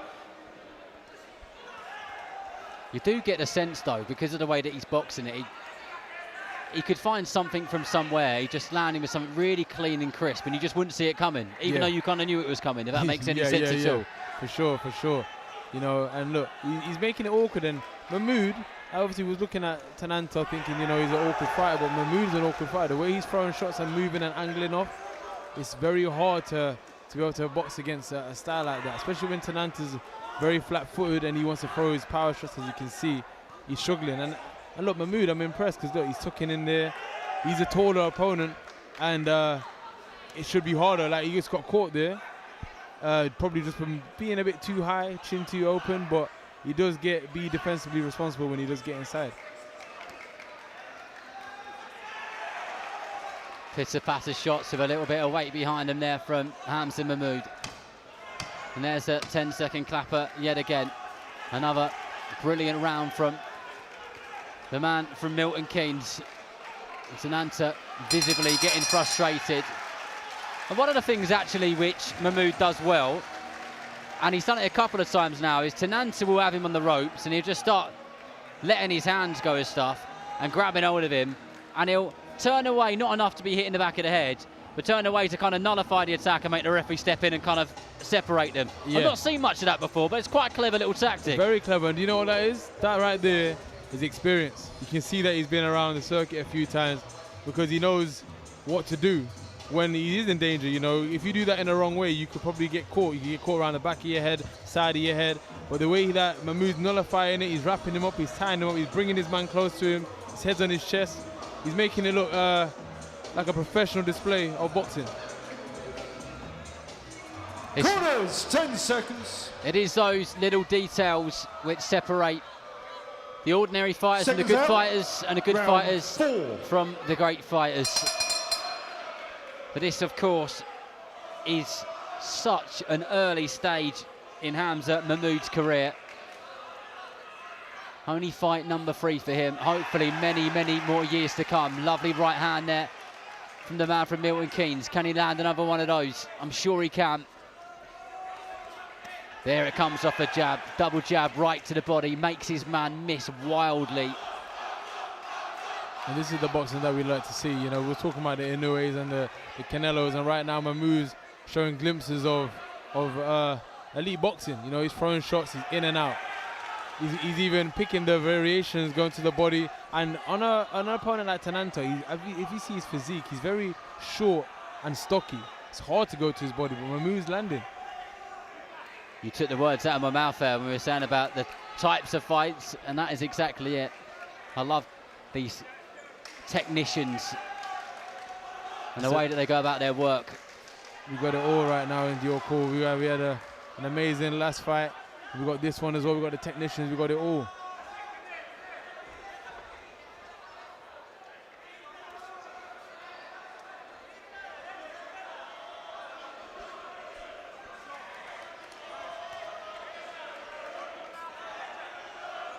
Tananta looks like he's run out of ideas, and he's really struggling to find any new ones because the same stuff is getting him the same outcome at the moment.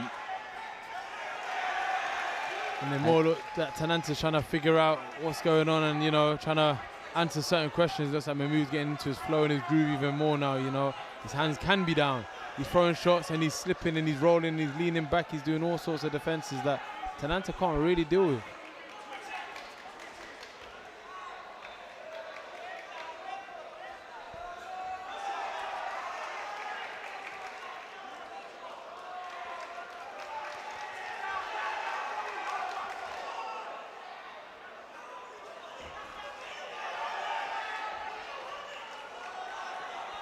Last 45 seconds in the 4th round of 6, if we get the full 6.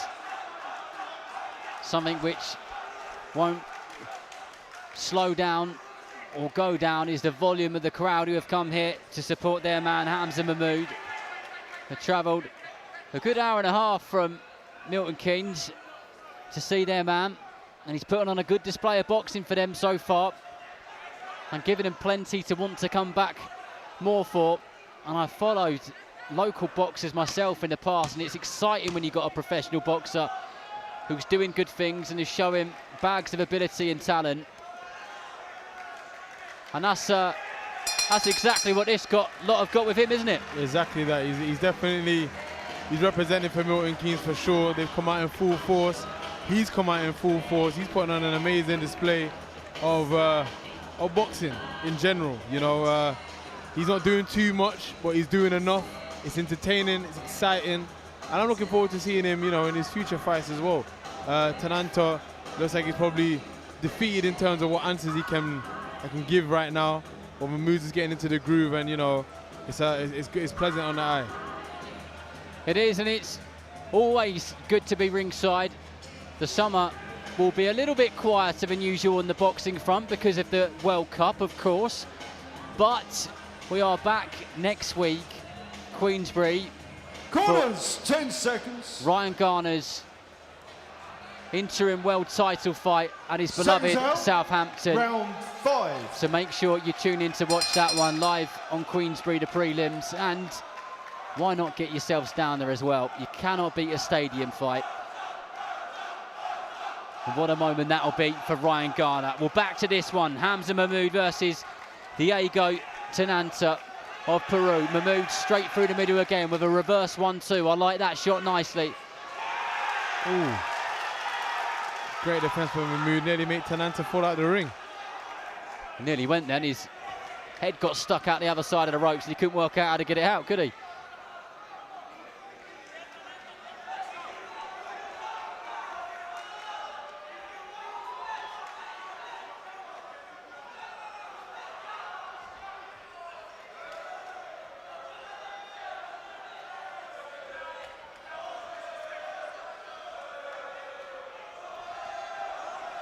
Well, potentially 5 minutes of boxing left. Mahmood Looks like he could do another 10 rounds of this easily.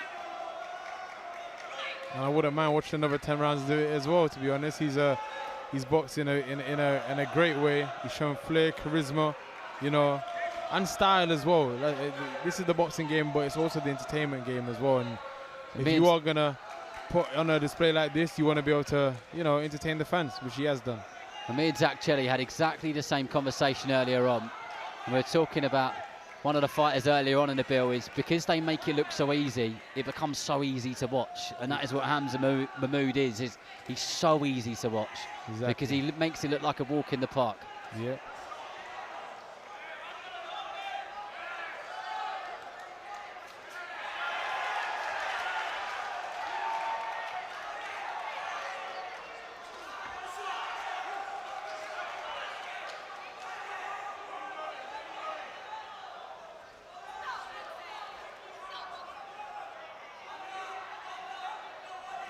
Tananta absolutely frustrated. You can just tell in his body language and his facial expressions. This is a seriously hard night at the office for him. I'm sure he's had much easier defeats, if that makes any sense. Gets caught again there. And this is the type of moment where Mahmoud could really start letting his hands go and get his man out of there, but he's only got 30 seconds to do it in this round if he is going to do it. Mahmoud looked like he entered the matrix there with the slips and the rolls. He looks like he's seen everything in slow motion.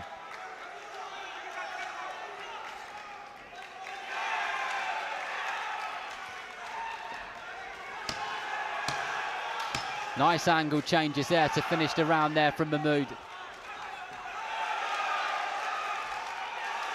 Beautiful boxing.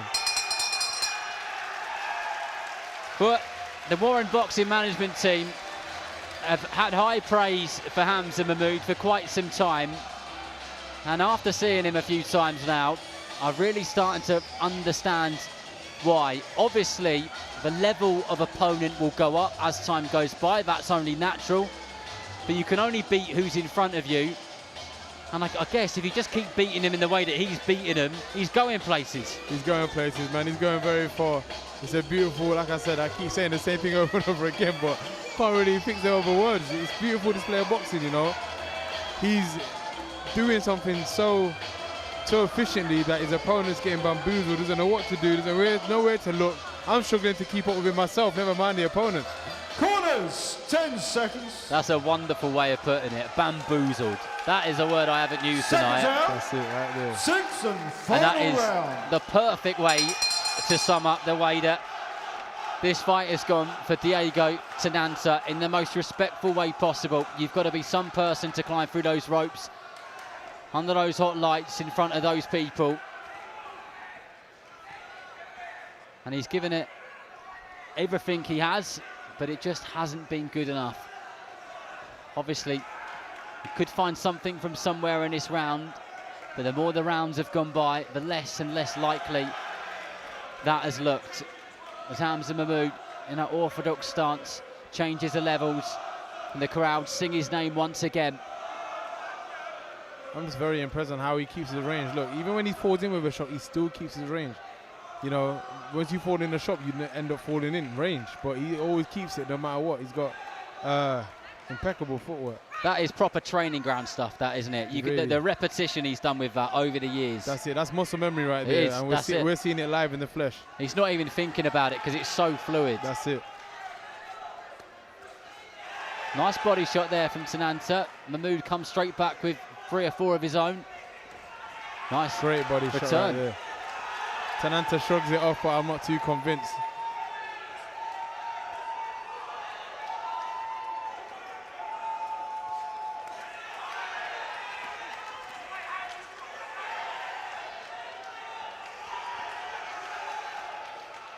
Tananta looking a little bit delirious at times, because every time he finds some sort of space, some sort of room,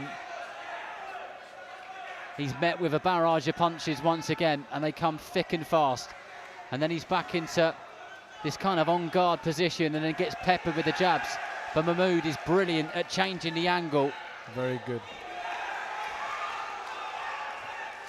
And it's a bit of a now you see me, now you don't type of game. And what I've seen and what I'm impressed by this round from Mahmood, it looks like, as you can see, he's being the big man now. He's walking him down.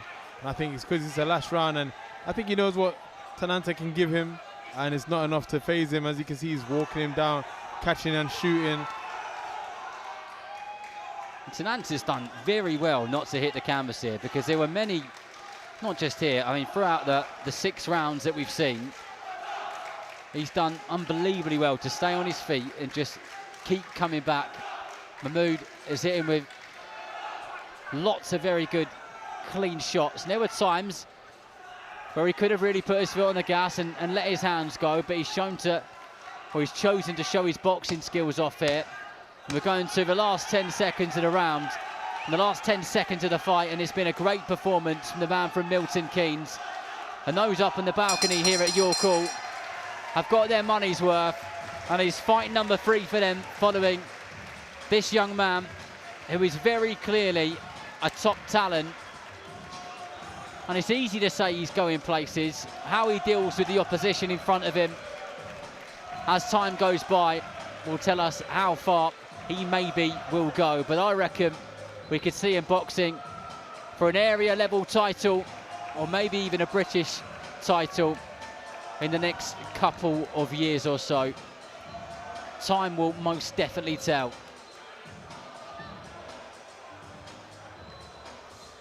Yeah, for sure. He's got bags of talent, as you can see, crazy potential. That I just want to see refined, and, you know, selfishly, I just want him to step up. You know, again, I say it selfishly. Is it strategic? Not really. But he's that great. Your I want to see him do more. The contest 60 points to 54. The winner in the blue corner from Milton Keynes, Hamza Mahmood.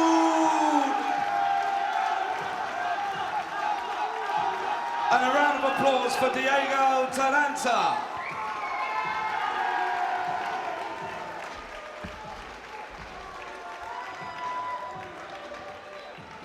Well, congratulations to Hamza Mahmood. We know which way that was going. It was as obvious as it could be, clear as day. And once he's done the usuals, he will join Imogen for a short interview. I don't imagine at this point in his career he'll be calling anybody out. It'll be back to the gym on Monday morning. And it'll be back to when are we next going to be out? Where's it going to be? Because there's a lot of people up there who are going to want the tickets. But he's taking his seat. So Imogen, over to you.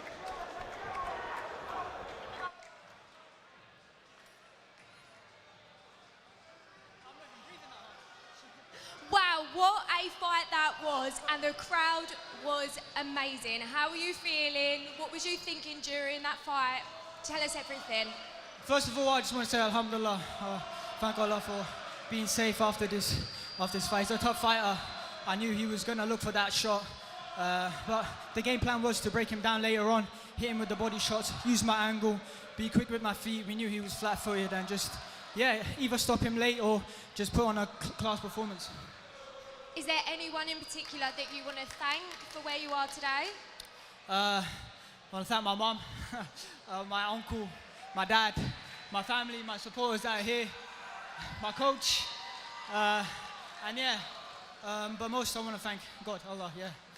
And can you tell us if there's anything that you're interested in doing next, and what are your next steps? Just want to be active. I just want to keep on building. This guy just fought a 13-0 fighter, Mickey Talon, and he gave him a tough fight. I thought I wasn't even second gear. He's fighting these guys that are like 14-0, that are on Queensbury, on big platforms, and this was my 3rd fight.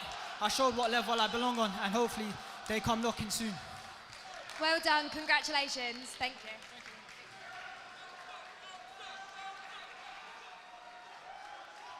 To the press area, congratulations to Hamza Mahmood. What a fantastic performance, really boxed well there.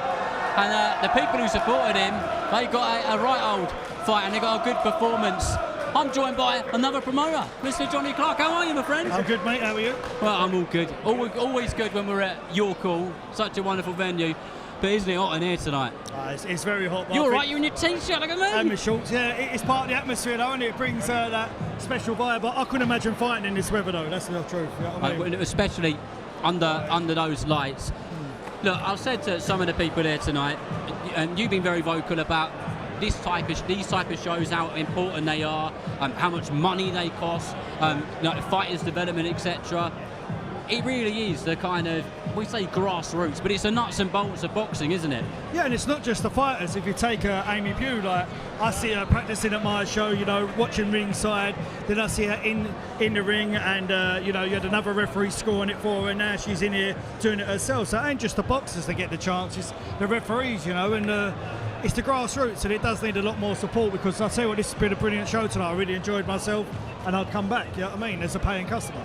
But you're putting on some magnificent shows. WBM are putting on some magnificent shows. There's some great fighters on both sides of those promotions.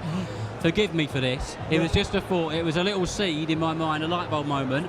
What do you reckon about like a 5v5 or something like that? Is that something which could happen between WBM and top tier? 100%. I'm not even like saying this because you're bringing it up, but on the way here I thought about that, a 5v5, because it's been floated around with other promotions, and I thought, yeah, I do like it.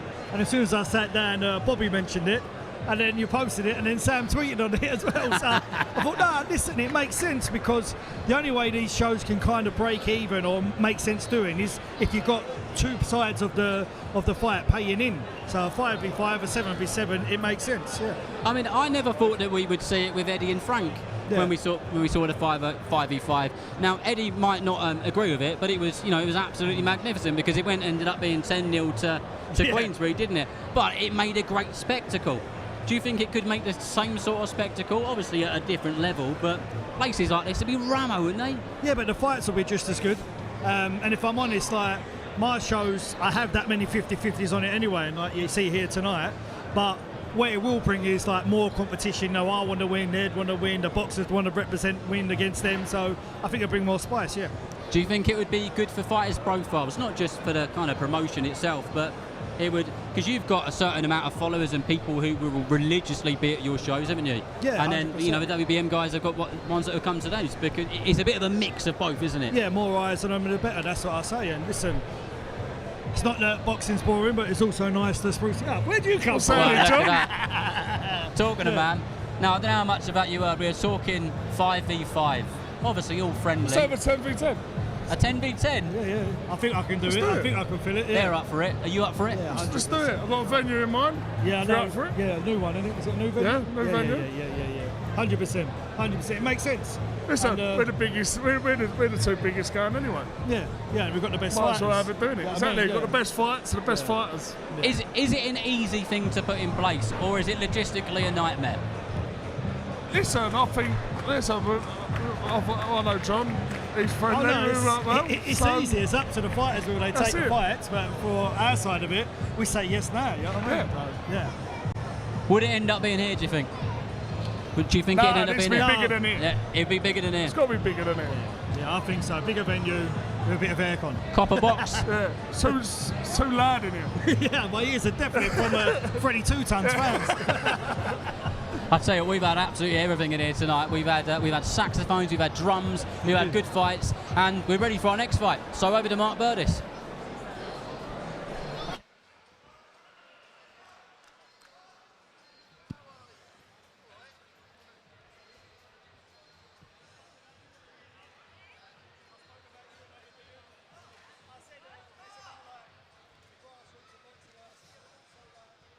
Ladies and gentlemen, this is the WBC Greater Tehran Super Featherweight Championship. Into the ring, please welcome from Southend-on-Sea, Essex, Marley Mason!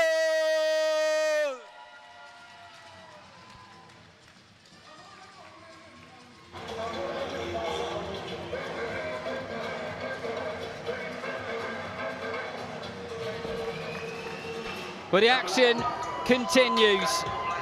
And if you want to talk about action, Marley Mason is a man who brings it. Sometimes you wonder whether he minds if he wins, loses or draws. I think sometimes he only cares about putting on a fight for the crowd. And in his 11 fights, that is pretty much what we've seen of him.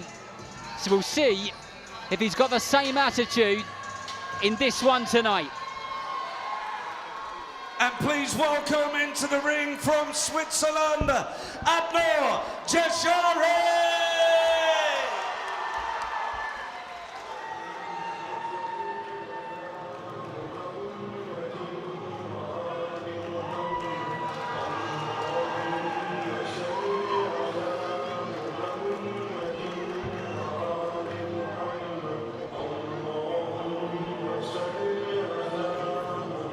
This is the man who will be stood opposite him. 26-year-old Abner Kid Dynamite Jeshari of Switzerland. This is the second time we've seen him boxing here in the UK, with the vast majority of his professional fights being in his homeland of Switzerland. And Kid Dynamite, can he bring some of that dynamite to the York Hall ring against a very active and high volume puncher and worker in Marley Mason?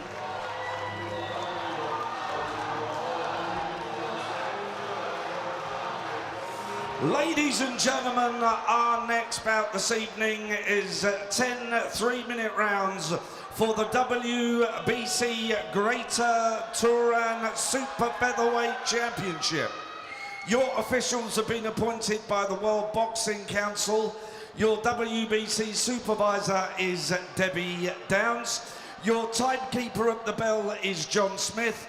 And when the action begins, your referee in charge is Mark Bates. Your judges at ringside are Sean McAvoy, Lee Every and Amy Boo.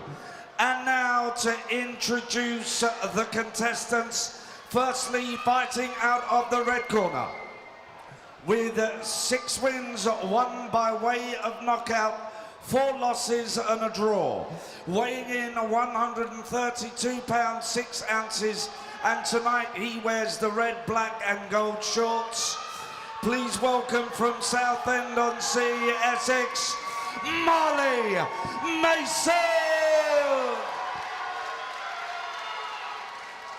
And across the ring in the blue corner, unbeaten with 8 wins, 3 by way of knockout. Weighing in 130 pounds, and tonight he wears the sky blue and white shorts. Please welcome from Switzerland, Abner Jeshari. Your referee Mark Bates will now give his final instructions to both boxers. Okay, gentlemen, I spoke to you both in the dressing room, so you know what's expected. Get your punches up, obey my commands, and protect yourselves at all times. Good luck to you both, gents. Touch gloves. Ladies and gentlemen, 10 threes for the WBC Greater Turan Super Featherweight Championship.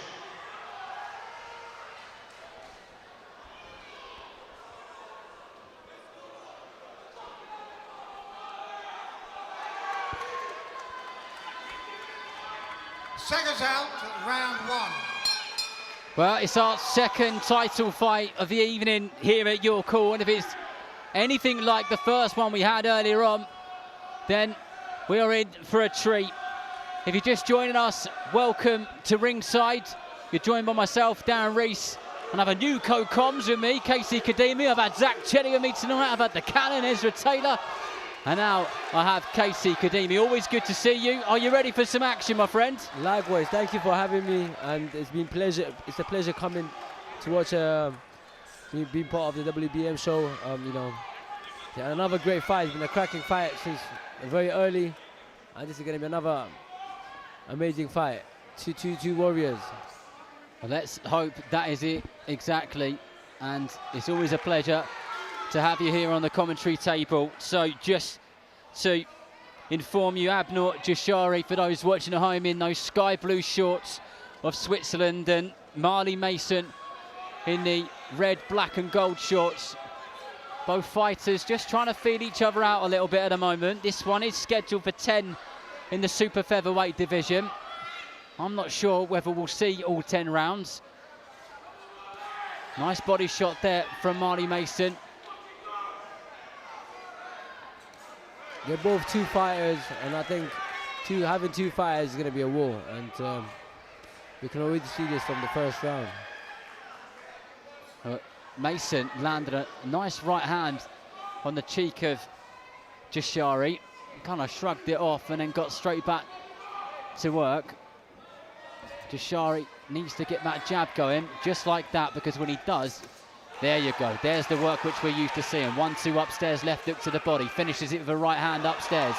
And the crowd just starting to respond to the work rate and the shots which he's delivering. Mason not one to back away as he comes forward once again with a right hand to the body. Digs in that left hook under the right elbow. Jashari just about got his head out of the way of that one.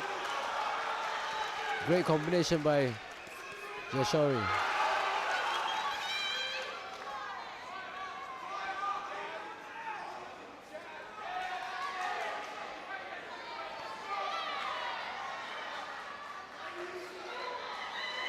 Mason gets caught there, probably stood in the same place for too long.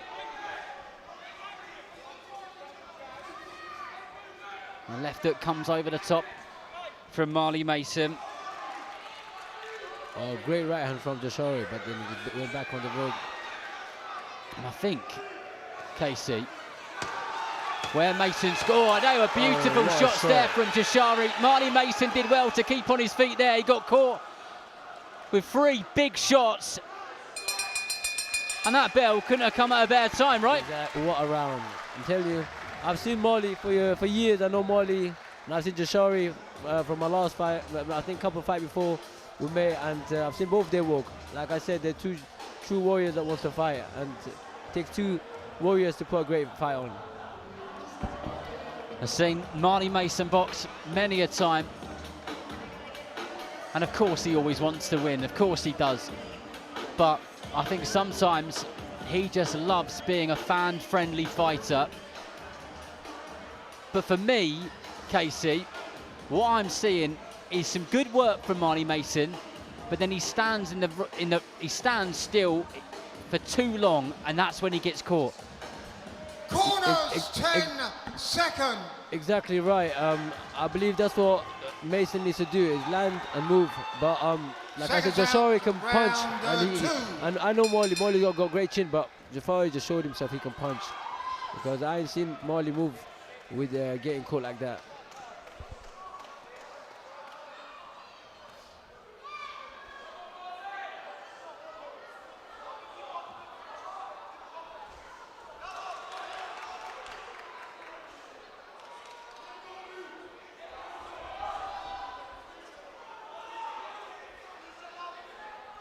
Well, Mason, the one on the front foot in the opening part of this round, but as we saw in the previous round, it is when he's doing this that actually Jashari becomes most dangerous.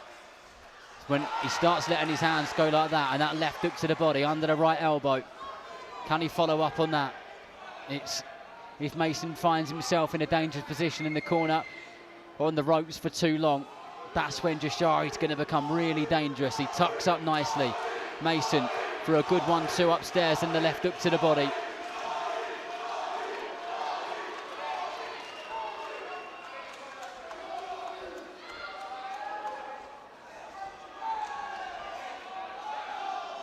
Good work with the jab there from Jashari.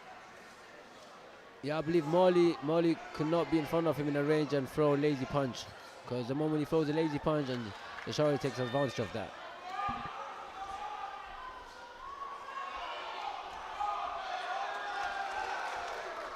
Halfway through the round, still plenty of time to land something mean and meaningful. Good work there with the left hook, and just with the lead hand in general from Jashari. Jab, screw shot, left hook, all off that same hand.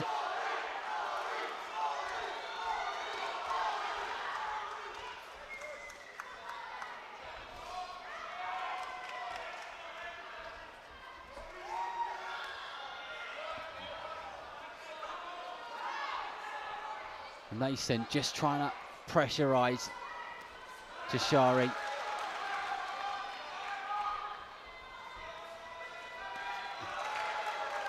And the left hook is the shot. That is the one from Jashari, which is landing over and over again. But Marley Mason is one seriously tough individual. And he'll be hit with a kitchen sink and everything else, and he will still keep coming. It will still keep digging away to your body. You've got to do something big to put him away.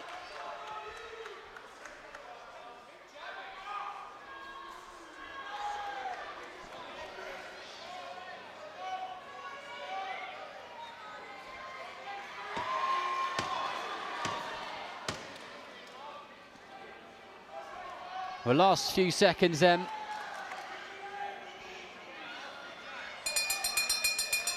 Who'd you give that round to? A close round, but I think Jashari was throwing the more impacted punches. Yeah, I favour that round to Jashari. Yeah, I agree with that. It was a round which Marley Mason definitely started to have a little bit more success, and I don't know if that was more because of what he was doing or because Jashari was allowing him to do a little bit more himself and had not a round off, but you know what I'm getting at. Yeah, I believe Jashari's plan is to make Marley engage into a fight and then call him off as soon as he takes that few seconds to step out. Corners, 10 seconds. And Mason, the first off of his stall, bounced out the corner. Seconds out, round 3. And he looks like there's a determined look on his face.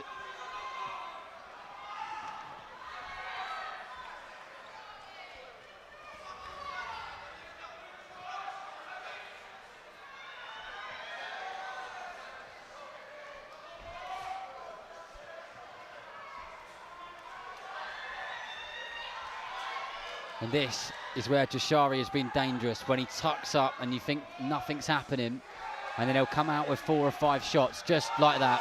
Yeah, just like that. And there it is again.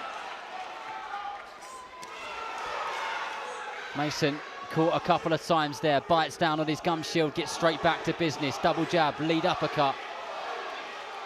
And Jashari making himself as small as he possibly can as Mason looks for the left hook to the body over and over again.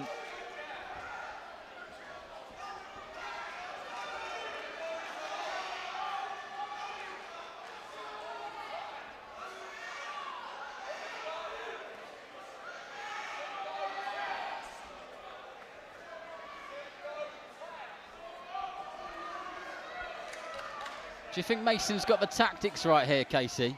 Kind of just, you know, walking forward, trying to hunt his man down. I mean, Mason's style is to just do the walk down and to put on the pressure, but, you know, fighting Jashari, you have to have a very good technical plan. You cannot come forward. That's what he wants you to do. I believe set up a trap, land, take a few steps back, because what happens is the moment you stop throwing, that's when the Jashari's combination comes in. And let's see. And this is better work here from Mason. It's really nice double jab, right hand, then sunk in the left hook.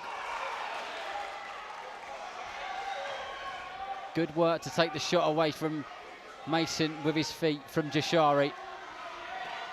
And here we are again where he tucks up.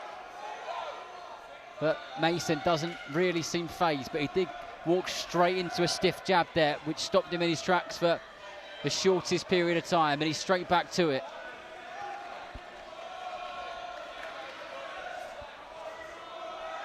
Double left hook. And a right uppercut there from Jashari. But Mason over and over again, constantly fighting back. I believe that this is the best round for Mason currently.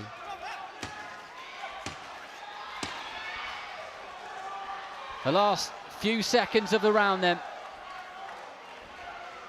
They've really livened up towards the end of the round here, but that was a good round. That was a good round for Mason. And do you know what, actually seeing Marley Mason multiple times before, I don't know if you agree with this, I think this is the most disciplined I've ever seen him. Yeah, I believe this round he was focused. He was moving his head well. He was rolling out from the punches that he threw. You know, if he carries on doing this, you know, things could turn to his table. Let's see if he. I mean, the pendulum swing isn't too big. I mean, it's a relatively close fight. I've got Jashari winning it, but not by masses. I don't think Mason needs to do too much to get himself properly back into it.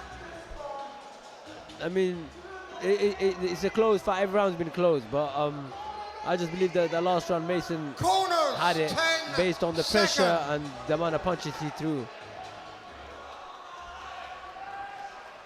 Seconds out to round 4. Well, round 4 scheduled for 10 in the super featherweight division. This one for the WBC Greater Tehran title, a regional title.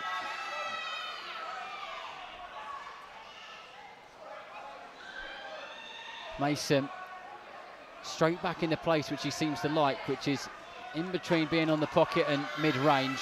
A jab's length away, straight back in again with another body shot.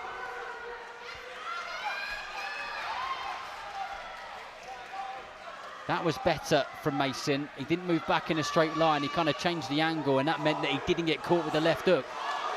Yeah, that's what he needs to do if he wants to get better off the further rounds.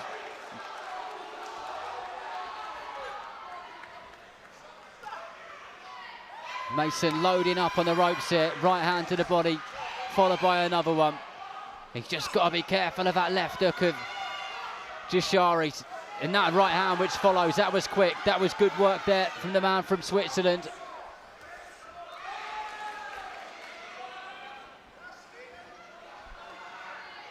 And Mason back again and again. And that has been the theme of the fight. Non-stop, 3 uppercuts in a row. Gets slapped round the ear with a left hook.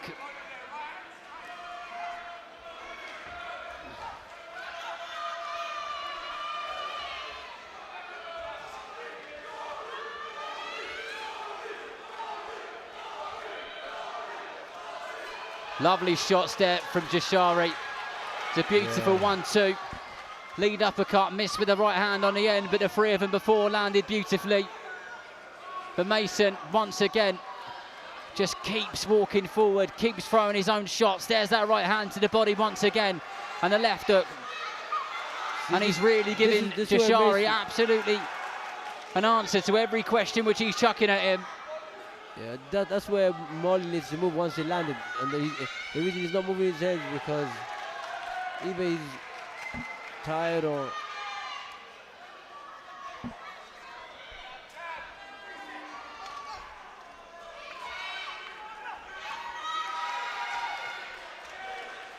Mason roughing his man up as often as he possibly can. Big side there from Jashari. Maybe a little bit of frustration because he most certainly hasn't had it all his own way. And for me, so far, this is a round for Mason as we go into the last few seconds of this round.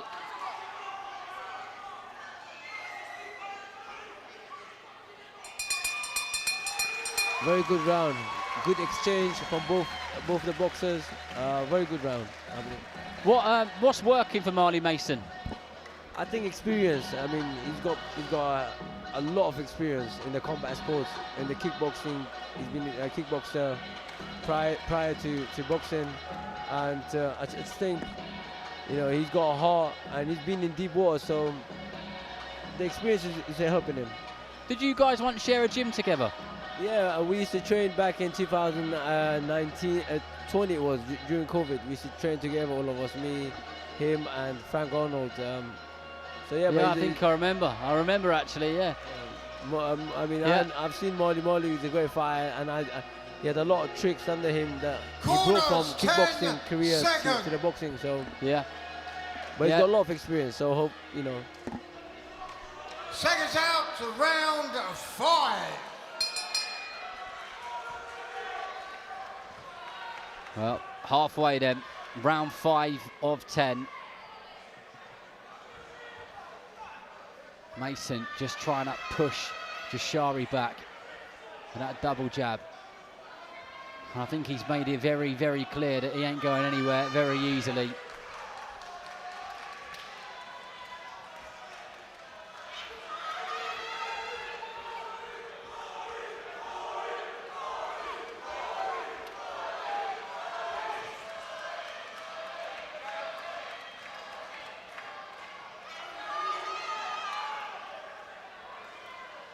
Pitter-patter shots from Mason, trying to find a little gap, an opening for something a bit bigger, looking for the uppercut at the moment. Right hand comes back from Jashari.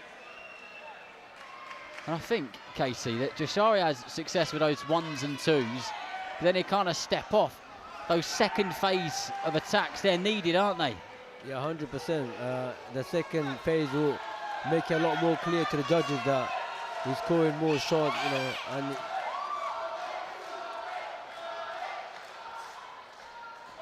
in that way, if he has a second phases, he'll put Marley on hold for a bit of him keep coming forward.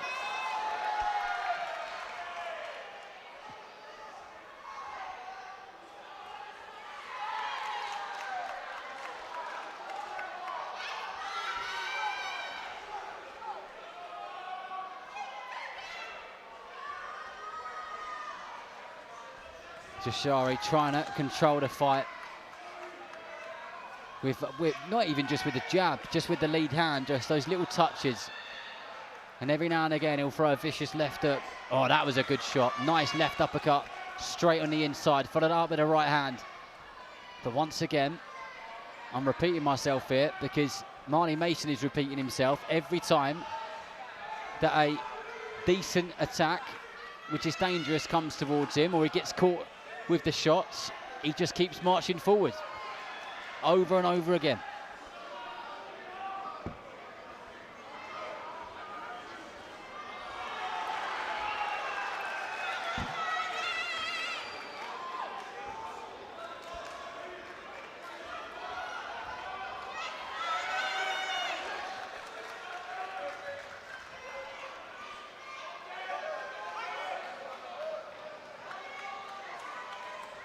But this one scored by judges at ringside rather than a referee because the title is on the line. So what are they thinking? Marley's got as we go towards the end of this round.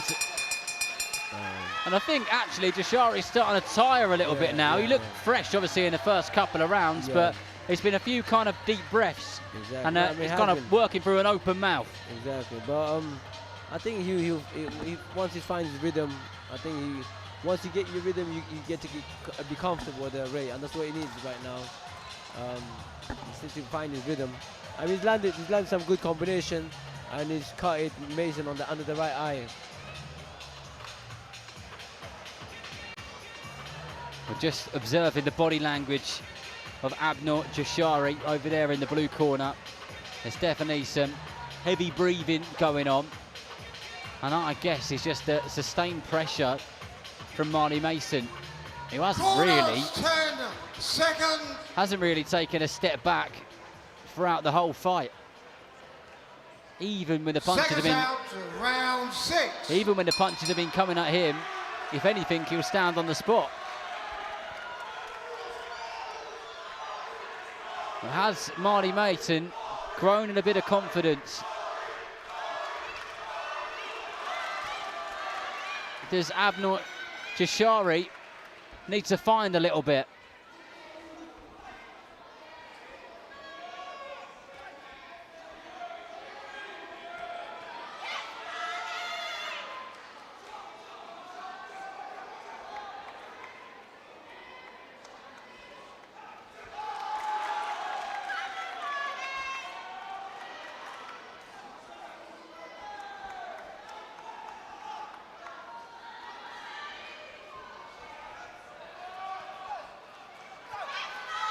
That was a good right hand round the back of the guard from Mason. Jashari responds with a straight right hand, which ever so slightly knocks Mason off tracks. But again, he's back to his fighting position, flicking out that double jab. I believe Jashari does very well when they're in the range, when he's at the end of his range, boxing on his mid-range. He boxes very well, he counters very well.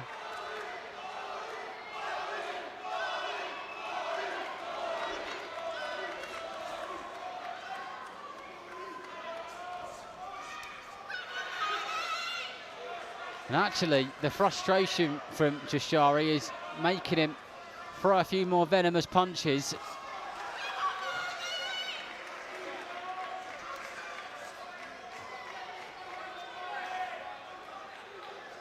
And I think as time's gone by over these 5.5 rounds, Mason's found that actually he can take the power of Jashari the majority of the time, and that's enabled him to stand in front of his man and keep causing him problems. But that was a bigger punch than the punches we've seen for a little while from Jashari.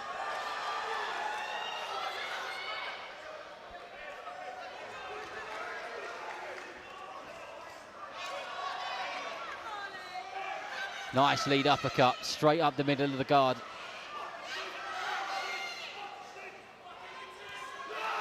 Oh, great left hook.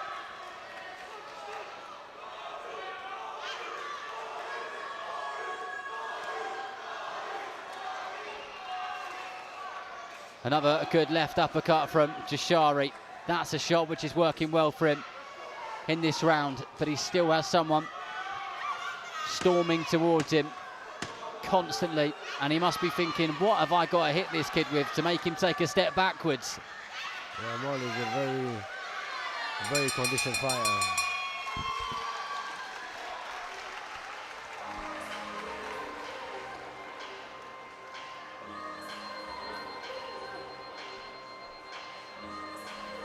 Well, when you look at the record of Marley Mason, 6 wins, 4 defeats, 1 draw against Abnor Jashari, 8 fights, 8 wins.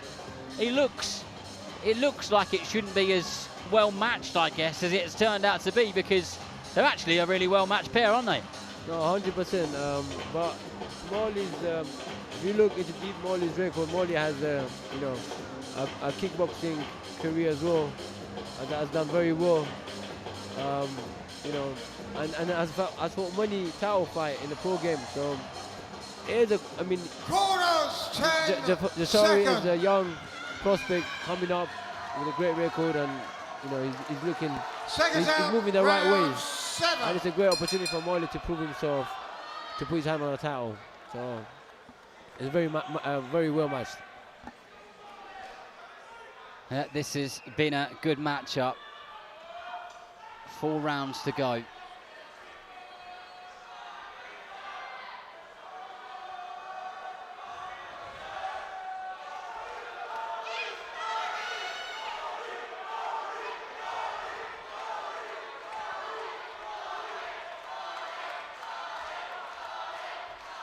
And actually, earlier on in the fight, it was Jashari who was nullifying and disrupting the attacks of Mason with his jab and with his double jab.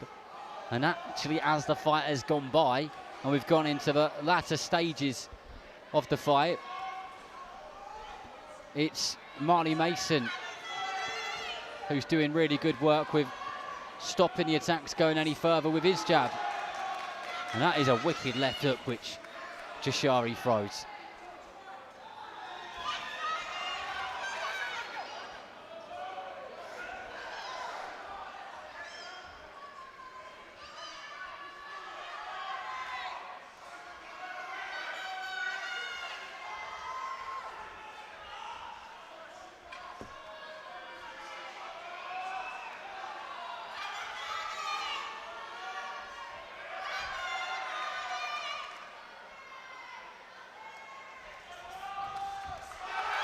And that was a good come forward attack from Jashari, but he needs to continue it to have more success.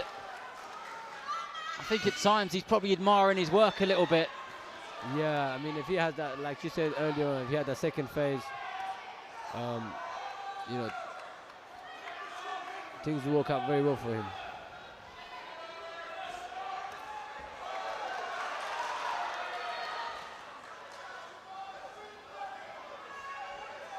Jashari's got a great left hook counter.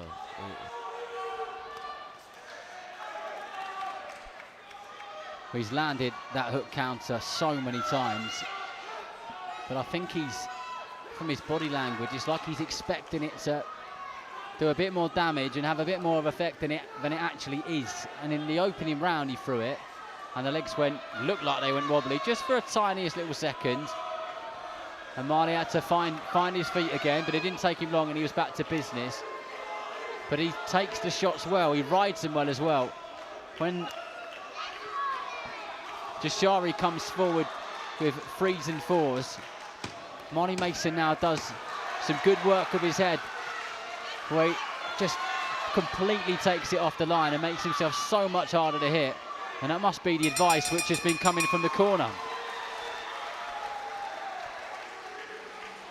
What do you think they are saying to him in that corner? They tell him to increase the pressure and keep punching up and down, to be honest. But they're also telling him to, once you've stopped attacking, either move your head and keep your hands up. That's what I would advise Marley.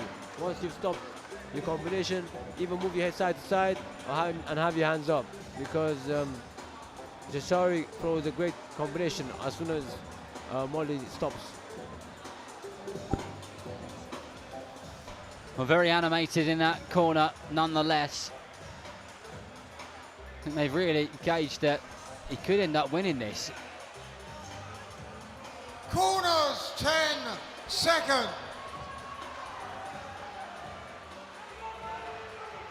Seconds out to round 8.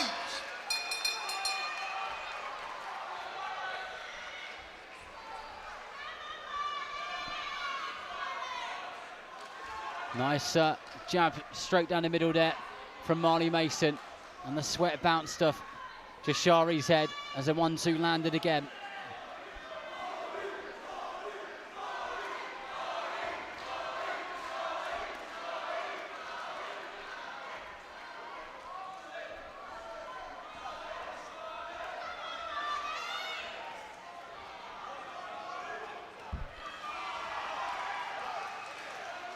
Jashari just slipped there in his home corner.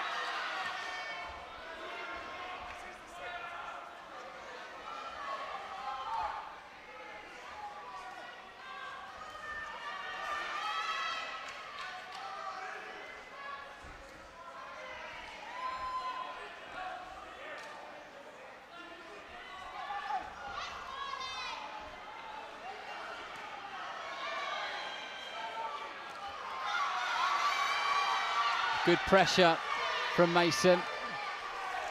He's definitely coming on the more this fight goes. A good response there from Jashari once again. And every time he lands something significant, his fans up on the left-hand side of the balcony here at York Hall really raise the volume.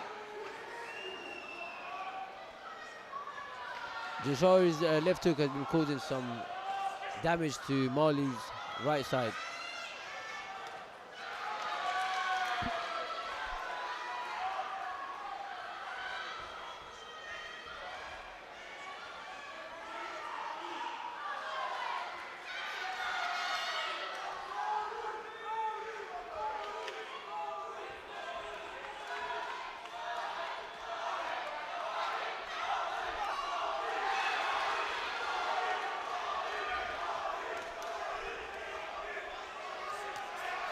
And that is much better work there from Jashari. There's the short right hand through the middle again. And there was a second phase of attack, but Marley Mason throws a left hook upstairs, touches him, tries to get that right hand to raise and chucks in the left hook under the right elbow. Yeah, they both want it as bad as each other, and they're putting in work in.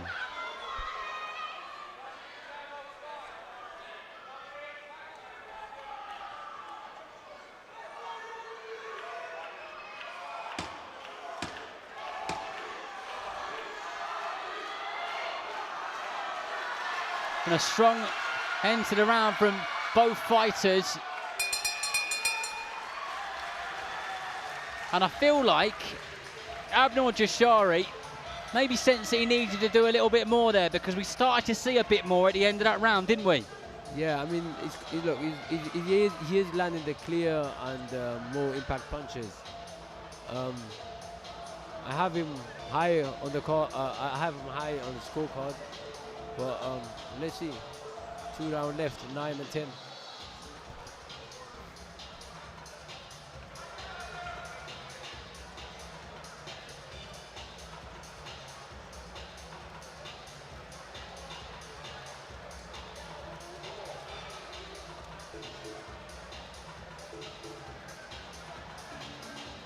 Corners 10 seconds.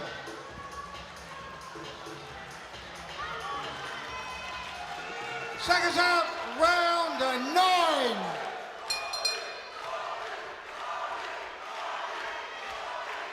Well, the penultimate round. Let's see what it's got to offer.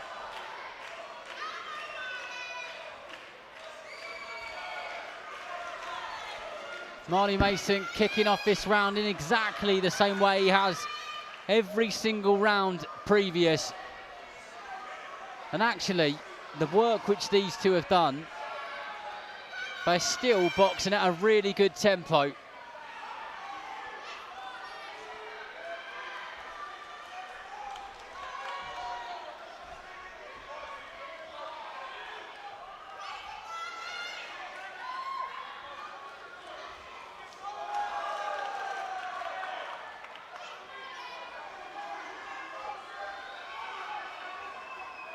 I mean, gut feeling, Casey.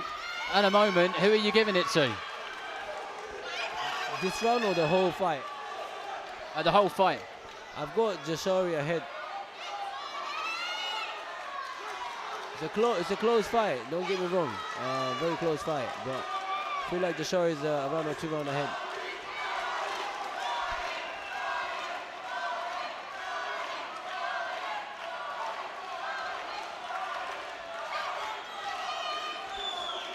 What about you? I agree with you. I think it is very close. I'm not scoring it round by round. That's the problem. Jashari definitely started stronger for me, and he's had moments in all the rounds. But I think if Marty Mason can win these couple of rounds, then he could get the nod here. True. And he looks like the fighter who wants it a bit more as well. I mean, it's a beautiful title, WBC, so...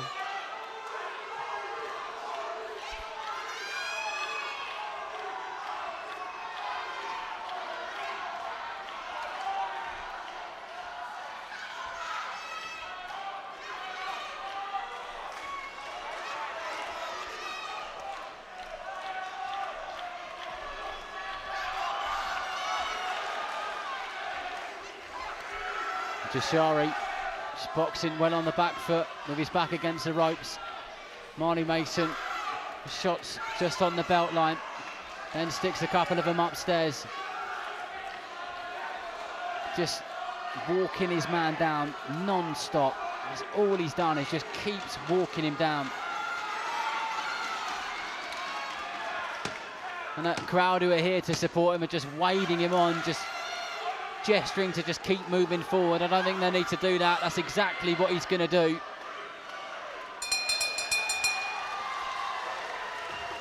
And for me, that was another Marty Mason round. And I think if he wins the next one, he probably could nick it. It's a close fight. We just have to see what the judges prefer. You know, ones that come forward fire and ones that counter puncher. But one more round to go. These guys have put some serious work in. It is incredibly hot from where we're sat. Never mind under those very bright hot lights in this bubbling cauldron. Mason already out of his corner, raising his arms to the people who have brought tickets to come and watch him here this evening. Corners 10 seconds. I don't think they need the 10 seconds. I think they just want to get on with it. Out, 10th and final round. But I've got a feeling we're going to see some action here, Casey Kadimi. Let's see what this 3 minutes of boxing brings us as both fighters straight to the centre of the ring. That's it. This is the Marty final Mason round. on that front foot, pushing forward. That's that jab and those uppercuts, trying to push his man back and damage him to the body. Good body shot from Marty.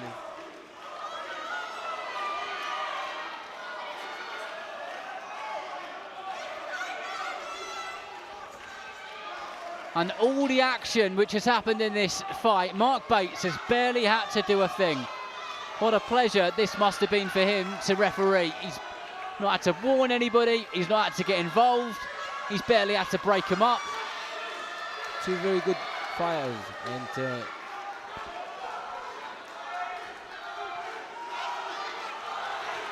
keeping it clean as possible.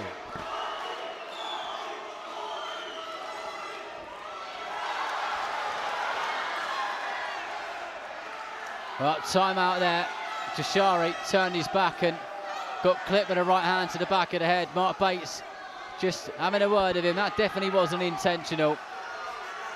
But Jashari was not pleased with it one bit. And by the way, if you think this is the last fight of the night, you'd be incorrect. We've still got another 10-rounder to go. As we go into the last 90 seconds of this one. And it is going to be ever so interesting to see how the judges at ringside have scored it. And Jashari's corner unbelievably animated. They scream for their man to walk forward. And Marley Mason's the man who's done the walking forward in this fight. He's the man who's been the pressure fighter, been the one who's constantly tried to put Jashari on the back foot. And the body language of the man from Switzerland tells you that he's tiring. And Mason just misses that lead uppercut. Can he have another couple of good attacks? And will they contribute to him getting his hand raised at the end of this 10-round contest?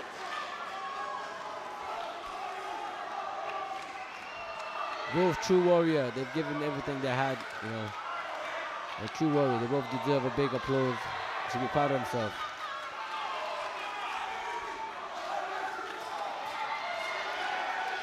The last 15 seconds to go. As Casey Kadimi says here at ringside, two warriors.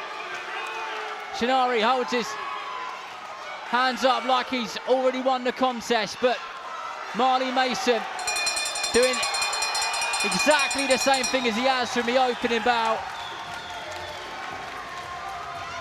And I really don't know where this one's going, genuinely.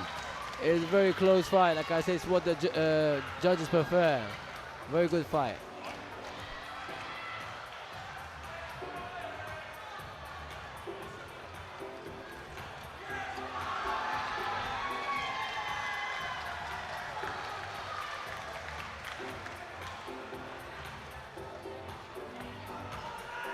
Well, the scores at ringside are now being sorted out, being calculated.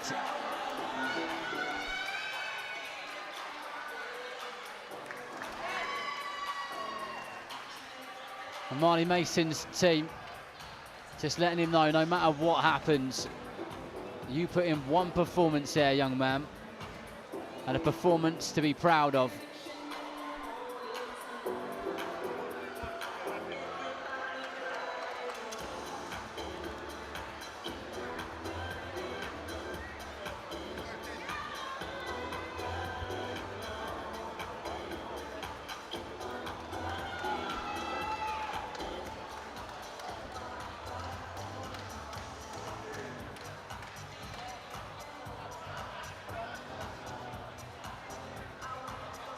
It'll be a massive moment for whoever wins the belt. I mean, whoever's hands left, I mean, it's a big title for both of them. Well, fighters in the ring. Mark Burtis has the card. Let's find out.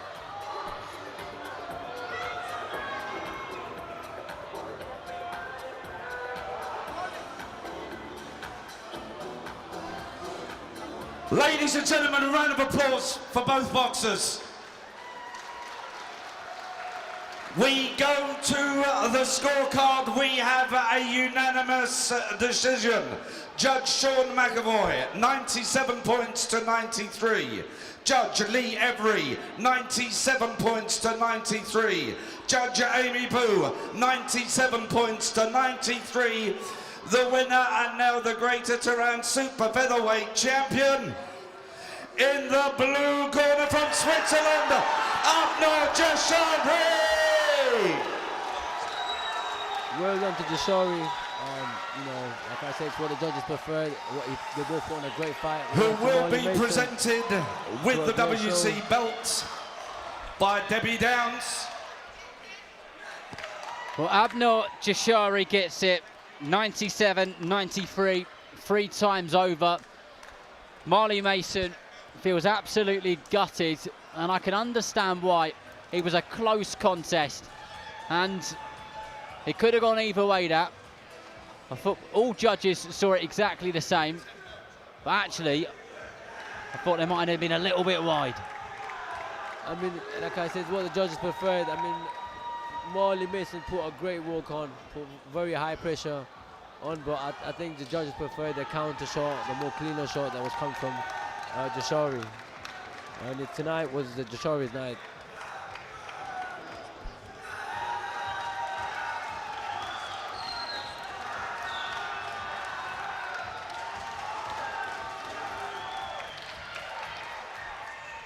Well, boxing can be brilliant and it can be brutal. The highs are almighty highs and the lows can be dreadful. But Marley Mason can keep his chin up because what a performance he put in. It doesn't take it away the fact that he didn't end up getting a decision there. I thought we might have actually been going down the road of a draw. That's what I thought when Mark Burtis had the scorecard. I thought we're going down the draw road. Like I said, it was a close fight, and it's just what the judges preferred. And I mean, I had my reasons of having Jashari ahead, but yeah. Well, we've had a bit of everything tonight. We've had saxophones, we've had drums, we've had musical instruments, and now we've got a baby in the ring. What a night, huh?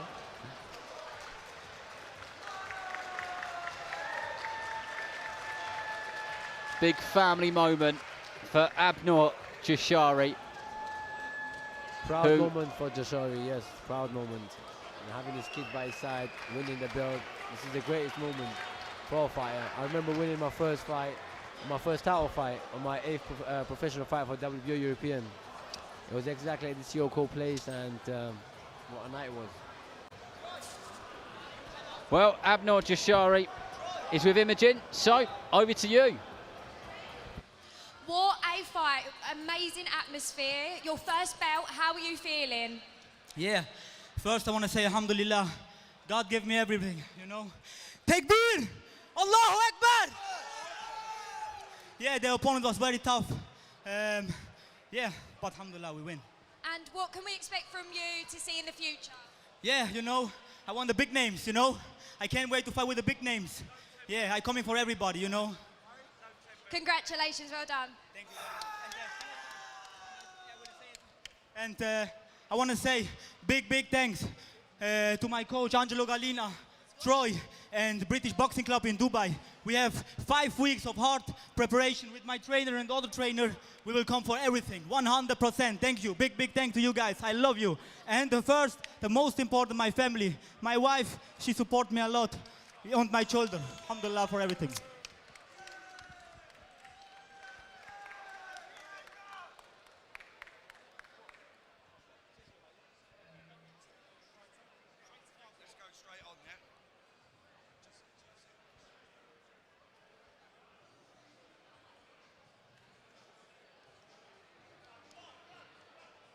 Ladies and gentlemen, this is the Commonwealth Silver Super Middleweight Championship Please welcome into the ring from Buckhurst Hill, Ellis, Steward!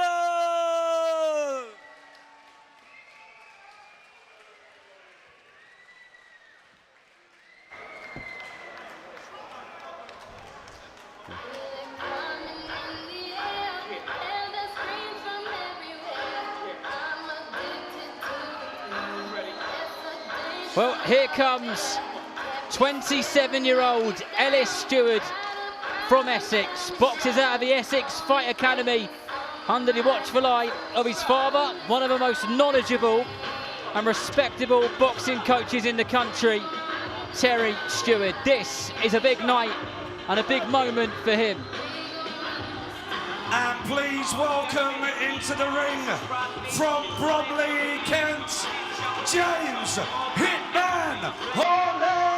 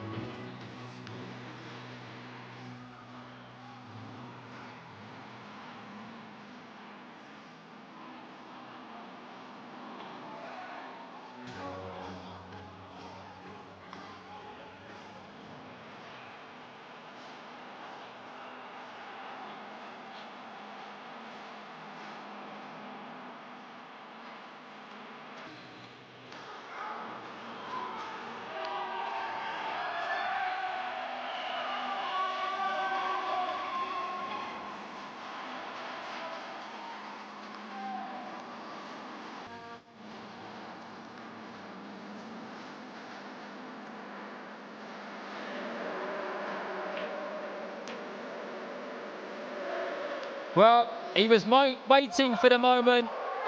This is 27-year-old James Hitman Hawley, 13-0 in the pro ranks and headlines here at York Hall once again. His last fight was against Frankie Davey, and it was fireworks from the get-go. Are we going to get that again here tonight against Ellis Steward?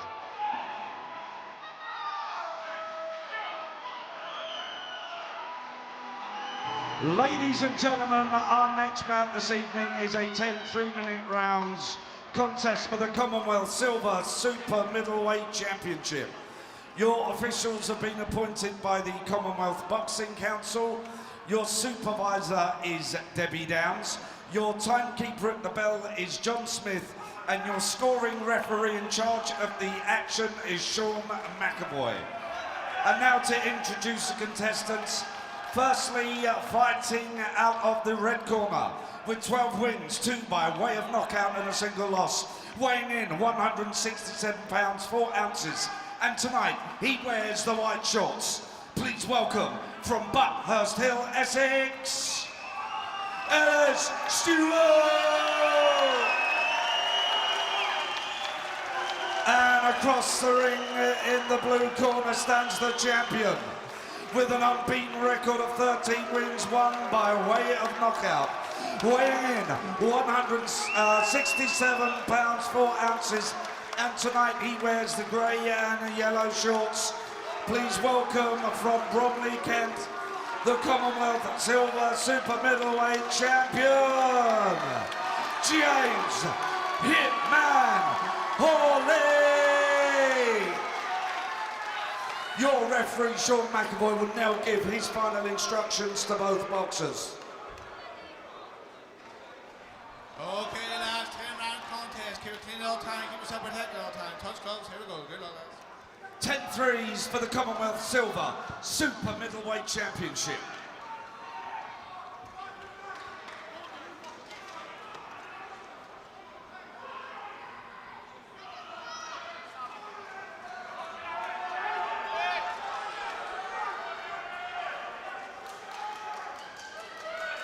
Seconds out, round 1. Well, here we go then. This is our headliner of the evening, Ellis Steward, out of the Essex Fight Academy, in the white shorts with the white boots, in there against James Hitman Hawley in the silver trim with yellow and green. The Hitman boxed here in his last fight against Frankie Davey, and it was one of those brilliant York Hall nights and one of those brilliant York Hall fights. This one for James Hawley defending his Commonwealth silver title. He showed his rehydration weigh-in this morning, and he put on 19 pounds. So he's looking very big and strong in there this evening. Can he make that work to his advantage?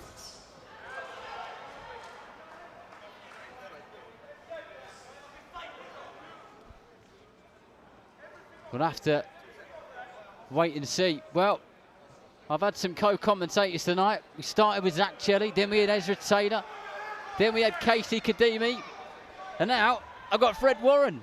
How we are, we're all good? We're all good. We are into the opening round here, live on Boxnation. And both of these guys quite a bit cagey at the moment. Nothing too much has come about, but you know, that's what you tend to get in opening rounds, isn't it? Yeah, we're just feeling each other out at the minute. Hawley more on the front foot, Steward on the back foot.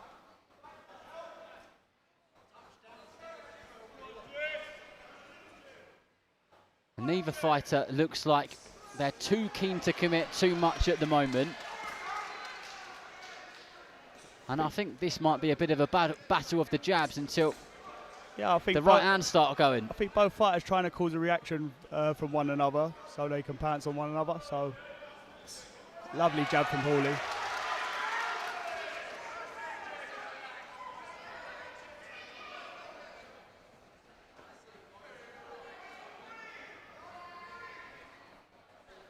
Hawley normally takes a few rounds just to get himself going, but the jab has been good so far in this opening round, as it has from Ellis Steward.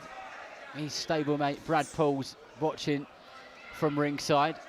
Got a good squad of fighters over at that Essex Fight Academy.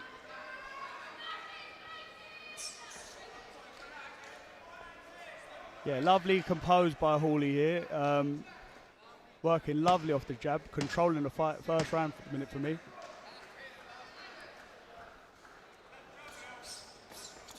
Good shot. There's a really good left hook there by James Hawley to end the round. And lovely exchange. I think they hurt each other. But I think Hawley got the better of the exchange there. Yeah, there was definitely something which came back there from Steward, and that might have woken both up a little bit in terms of seeing a bit of action. Yeah. I don't know if we will see all 10 rounds. No, I don't think so either. I think we're going to see a lot more output on this second round as well now. Now they felt each other out. They've had that exchange. I think they was both hurt there, but I think Hawley got the better of that. I think he landed the more hurtful shot.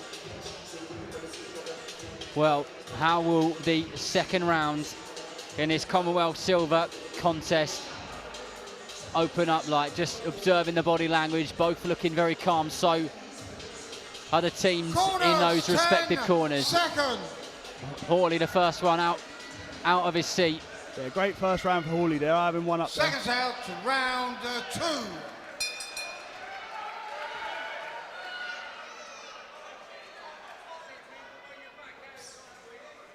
Can Hawley kick the second round off in the way that he finished the opening round? He said to me earlier on in the week that he's not looking past Ellis Steward, but he wants some big names. He wants the winner of Troy Williamson, Callum Simpson. Big opportunity for both fighters coming off a win here. And that's it. That's exactly it, isn't it? Exactly, yeah. Lovely left hook from. Oh, great shot. And this is good work from James Needs Hawley. to be a bit more patient, Hawley there, but great exchange here. And Ellis Steward, under pressure, did exactly the right thing there. He covered up, he waited for the moment, he grabbed hold of his man, and how well recovered he is, we don't know. But that was the right thing to do, wasn't it? I think he's slightly feeling the power of Hawley here. He's a bit more cautious to throw that jab, where it was in the first round. Just seems a bit more sharper here for Hawley at the pair.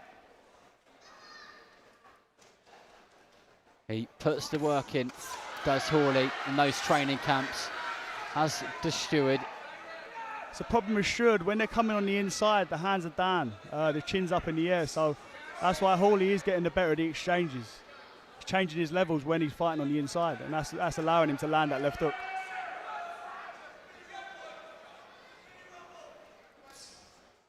Very impressed with Hawley so far. I've got to say, this is the best I've seen him, actually. Yeah, very sharp.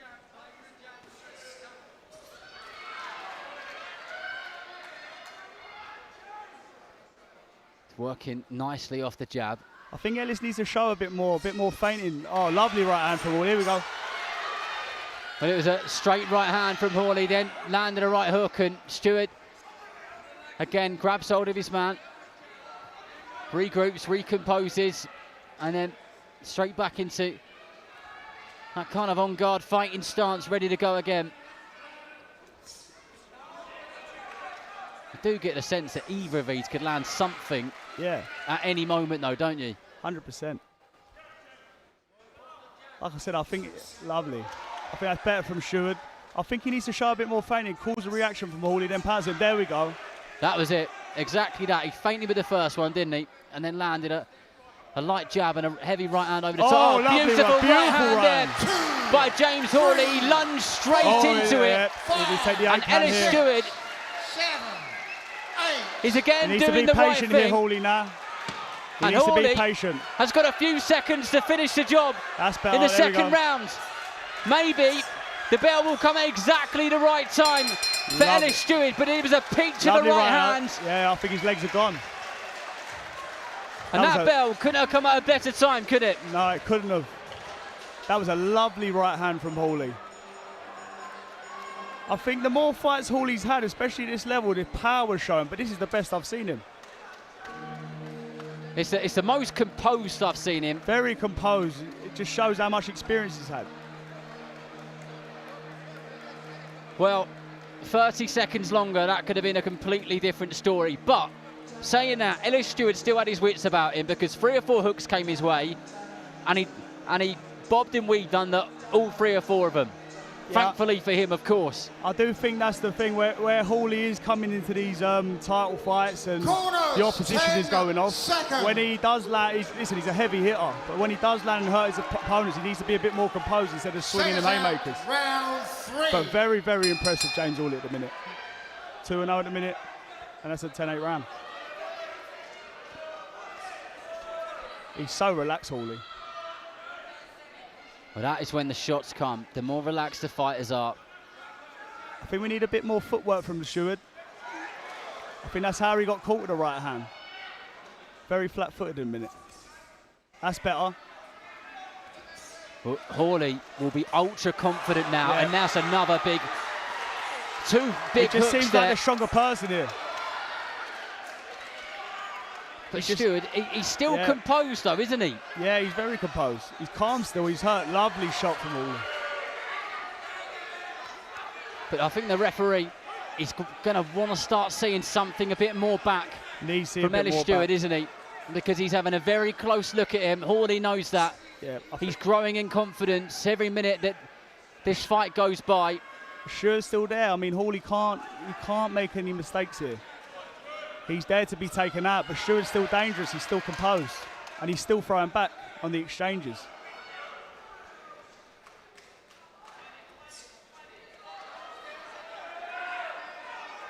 I think those, the knockdowns and the heavy shots which have come in from Hawley have made Stewart a little hesitant to commit to his own form of attack.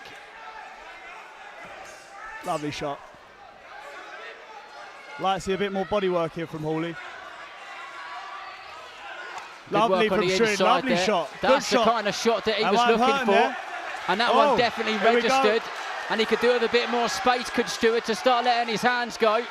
And there it is. But Hawley bites down at his gum shield, sneaks a right uppercut up the guard, and there goes Stewart again. And these are good shots here from Stewart. What a turnaround of events that we've got here at York Hall. That's exactly what I was saying. He can't. Oh, lovely.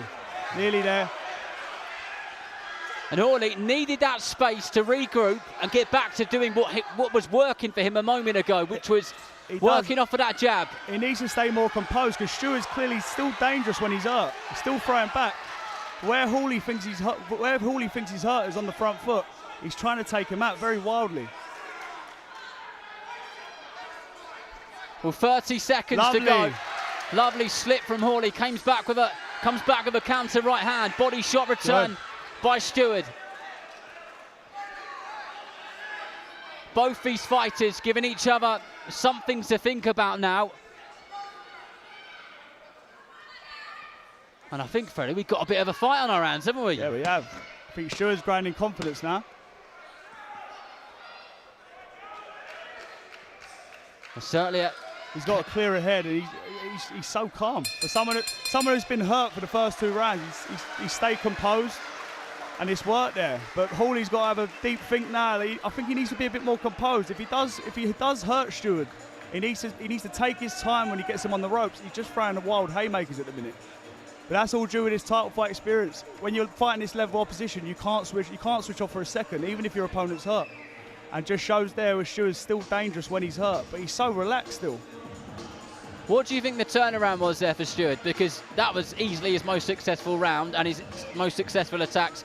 Why was he successful then, do you think? His corners kept him calm. His corners kept him relaxed. I'm surprised how calm he is for someone who's been dropped so heavy and hurt heavy in the fight so far. But he's very dangerous when he's hurt. When he's on the ropes, he a lovely exchange on the ropes. Fighting back, but Hawley just needs to be a bit more cautious when he does hurt him. He can take him at it, but he just needs to take his time, keep his distance, and fire his shots less wildly. That's better. He needs to go back to areas in the first 2 rounds. Everything coming off that jab.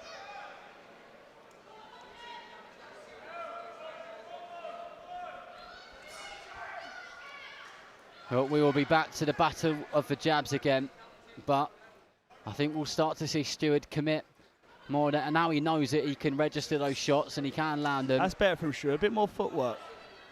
He throws a jab, he's stepping out, that's it.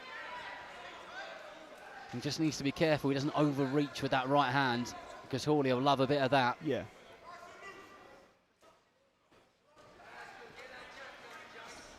That's better. I like the readjustments from Steward here now. He's throwing a jab and stepping back. Hawley was countering him with that right hand all night, and that's what dropped him in the first place. That's a bit better from Steward. Show him something. Try and cause a reaction. There we go. Lovely jab to the body from Hawley.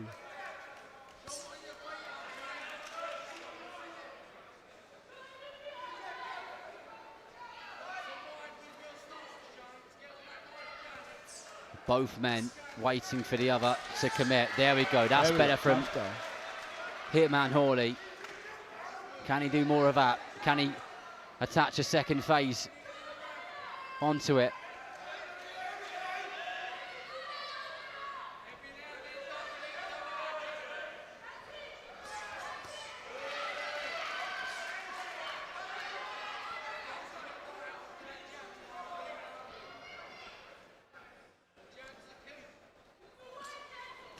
That's better from Hawley. But if he keeps jabbing to that body, follows with that right hand after a couple of jabs to the body, the opening's there. You see Steward, when he throws the jab to the body, the hands are dropping.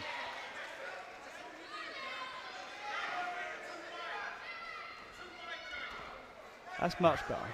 But Steward trying to get something out of Hawley there, isn't he? I think they both felt each other's power. They're very cautious at the minute now. They know they can both hurt each other.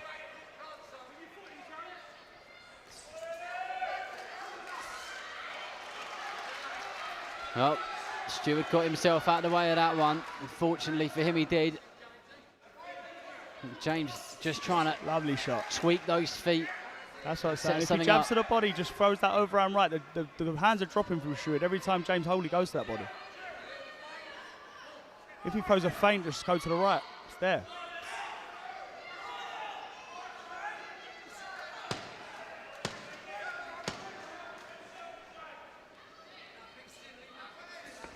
Better. But that round was very much like the first round, wasn't it? Yeah, very cagey. Very cagey round. I'll give Hawley that round, but nothing really much in that round. I think the better exchanges did come from Hawley. Landed a lovely double jab backhand. I think you're right. It was. They felt each other's power now, haven't they? Yeah, and they're wary of it. I think very wary.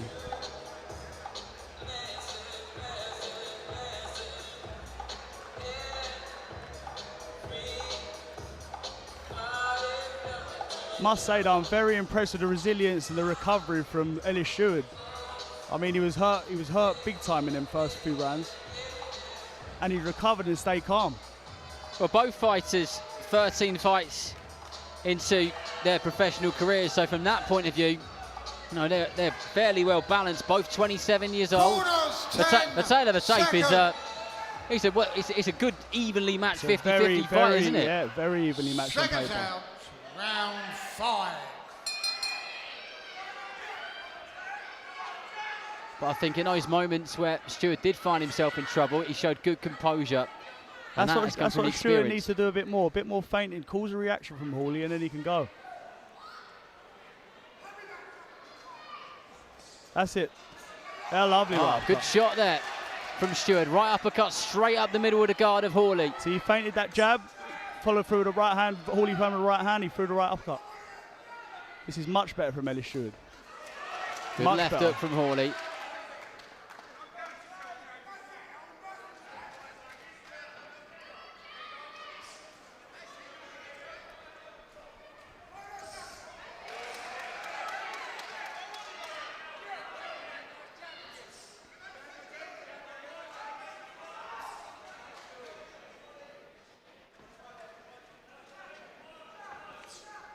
Lovely jab from Hawley. Much better.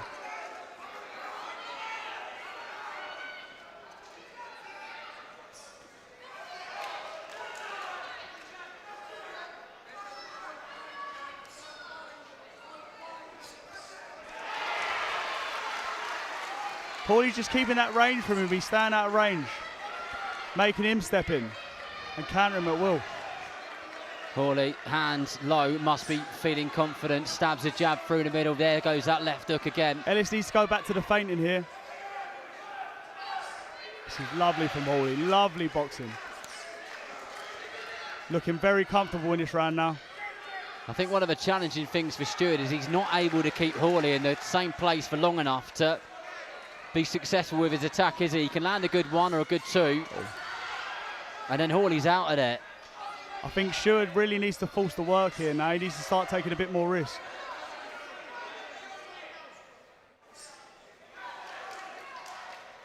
He knows he can hurt Hawley.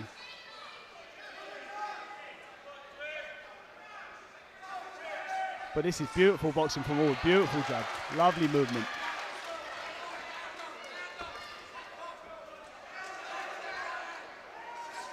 Hawley looking more and more comfortable as the seconds go by. Very much. Steward needs to make him work because this is just comfortable for Hawley. He could do this all night if he wanted to. He needs to push the work.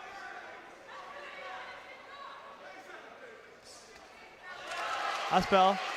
That was much better. Nice clean left hook there. Oh, lovely. From Steward. But he needs to follow up on that. He's stopping. Very wary of coming on the inside of Hawley.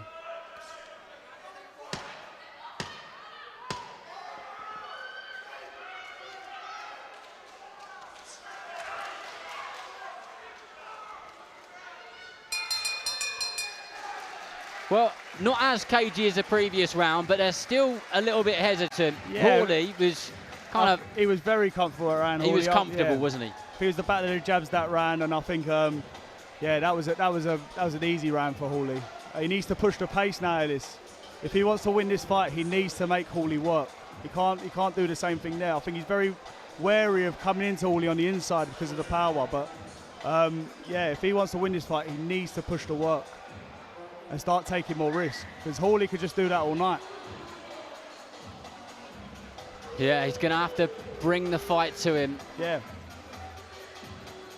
And do you think cutting the ring off a little bit more is going to help? He needs to cut the ring. He needs to throw a bit more feinting, cutting the ring up, and then taking the risk. 10 seconds. Otherwise, listen, that round, Hawley is not wasting no energy there. He could do that every round. He needs to make Hawley work. Round 6. It'd be interesting to see if Hawley pushes the pace now.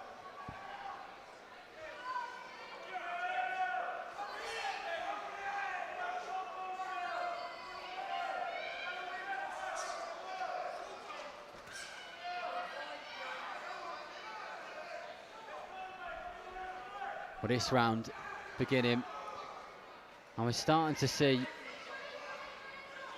a bit of a theme here with this contest. We had a bit of fireworks in the first couple of rounds, but at the moment, Hawley's kind of having it his own way. Very comfortable. Oh, lovely shot.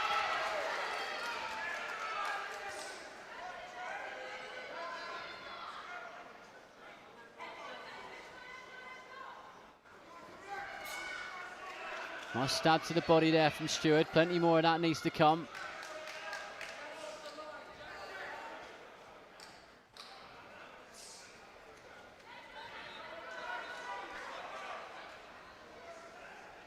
He only needs to start throwing that jab to the body again.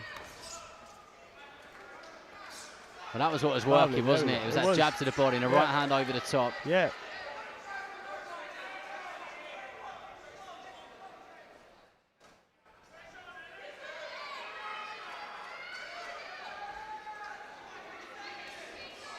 We need to see something a bit more different now for Ellis Steward. He seems like he's stuck with the same game plan for the last 5 rounds.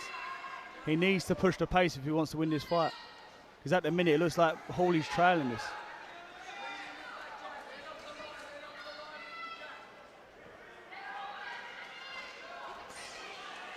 Lovely from Hawley. Good overhand right there from Hawley. Good range as well.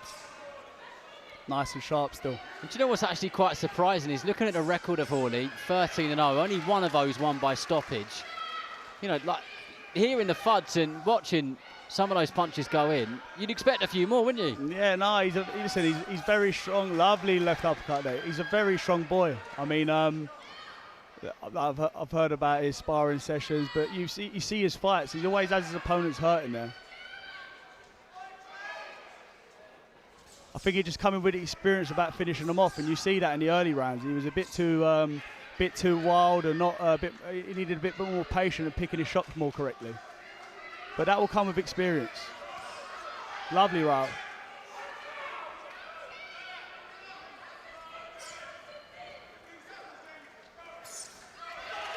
Good right hand there from Steward. He needs to jump on him. He needs to jump on him. It seems like he's catching him with one shot and still and going back on the defensive.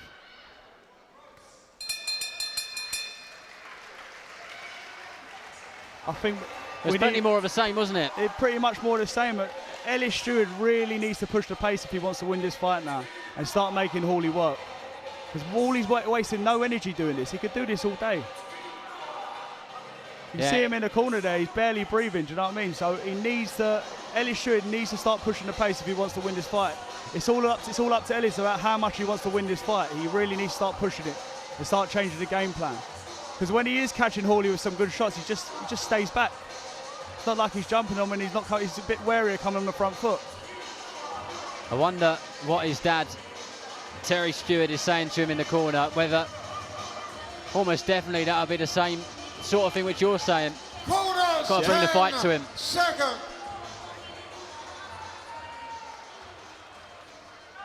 Seconds out to round 7.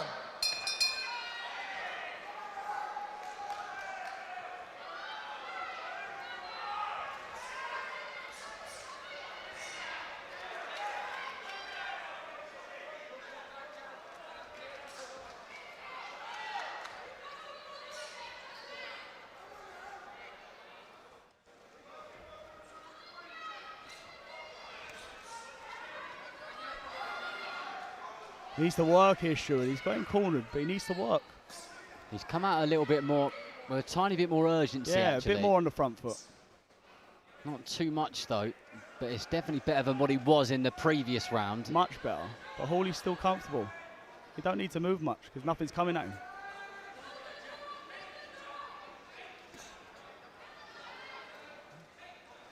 I think he needs to turn it ugly. Just rough him up. I think he needs that old Brad Paul speech at the minute.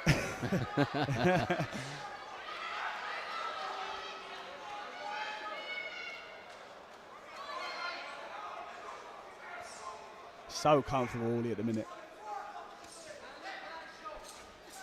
That's better. A lovely movement from Hawley, lovely. Hawley snaps the head back as Steward with the jab. Just He needs to move in the corner there. That's where he needs to put the pressure on Hawley.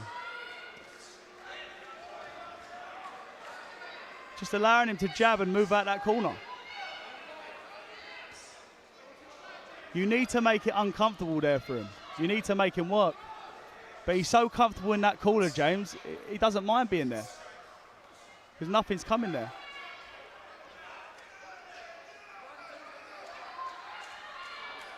Well, I've got a feeling we're going to have all 10 rounds like this now. I hope not. Unless something big lands.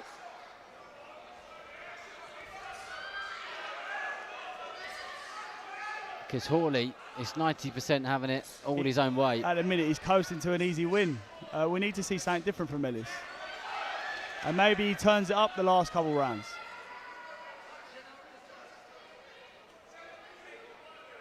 Like there, when he has him on the ropes, you need to start throwing some feints. Get Hawley throwing back. Hawley's a counter puncher, so you need to start throwing them feints, a bit upper body movement. Make him throw, cause a reaction, then pounce on him. But Ellis seems to just be walking and taking jabs, like that.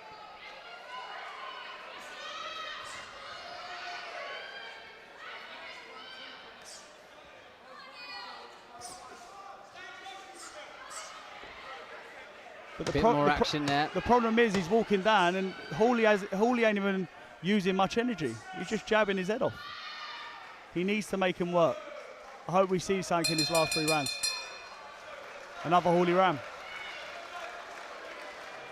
Yeah, another very comfortable round there for James Hitman Hawley. At the moment, the way things are going, he will be moving to 14-0. And as I said at the start of this fight, he has said that he wants big, meaningful fights next.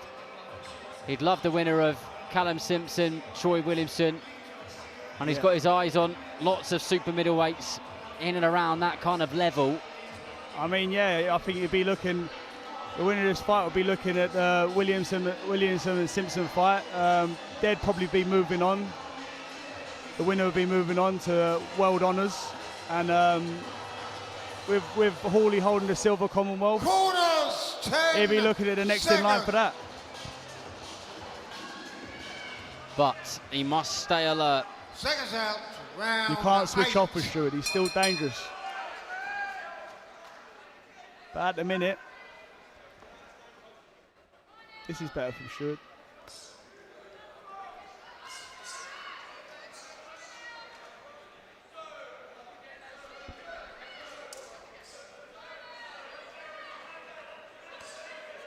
A jab straight through the middle of Steward's guard over and over again from Hawley. That's the 4th time in about 15 seconds. Body shot with the right hand. Steward comes back with a jab of his own.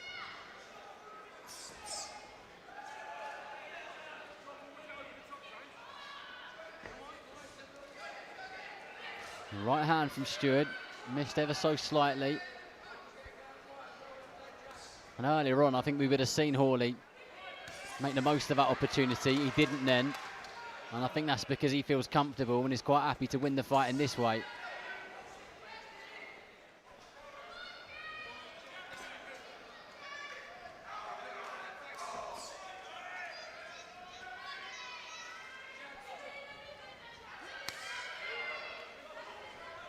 Hawley speaking to him in there. Don't know what he's saying, but I can see him talking to him. His confidence is growing, Hawley. The more this carries on. But he's very hesitant. That's better. That's what we need more.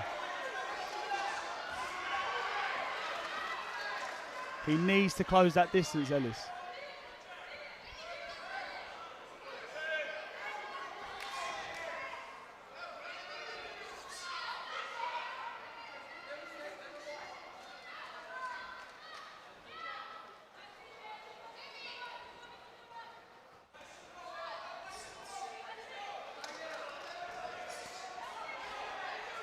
Nice work there from Hawley. Much better. The jab comes back from Ellis. Need more of that. That's more like it for the man from Essex.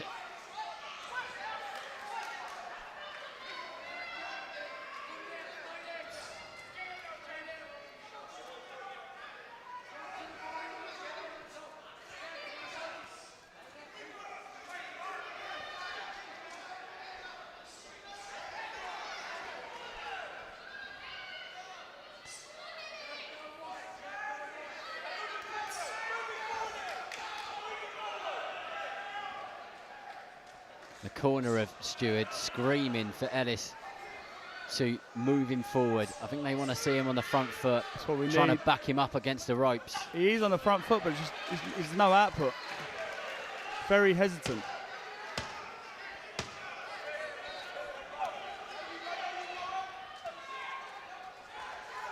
Well, definitely another Hawley round, and he's having very frustrated, too much Ellis. of a good time in there now, really, isn't he?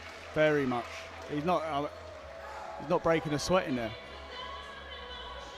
These final 2 rounds, Ellis really, he needs a stoppage. There's no other way about him winning. He needs to put it on Hawley. Oh, he definitely needs a stoppage to win at this point. Definitely. And like I said, I hope we get his little Brad Paul speech now. And see if he can push the pace. I mean, he's on the front foot, but he's just throwing nothing. He's just walking into Hawley's jab every time. And then when he is landing one shot, he's sort of going back on the back foot. So it's quite a strange performance. But these last 2 rounds, we're going to see how much Ellis Steward really wants to win this fight. Corners 10 seconds.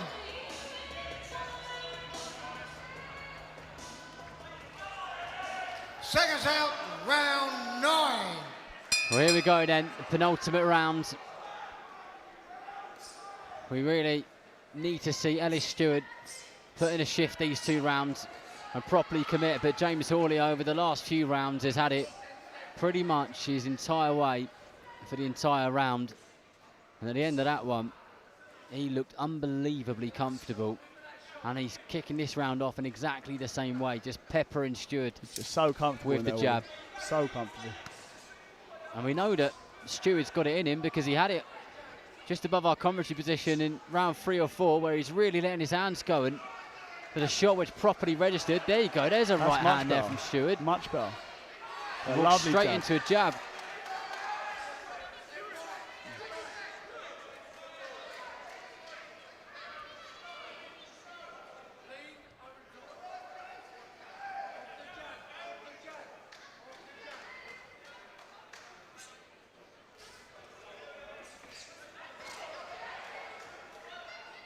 The jab has been brilliant from Hawley tonight.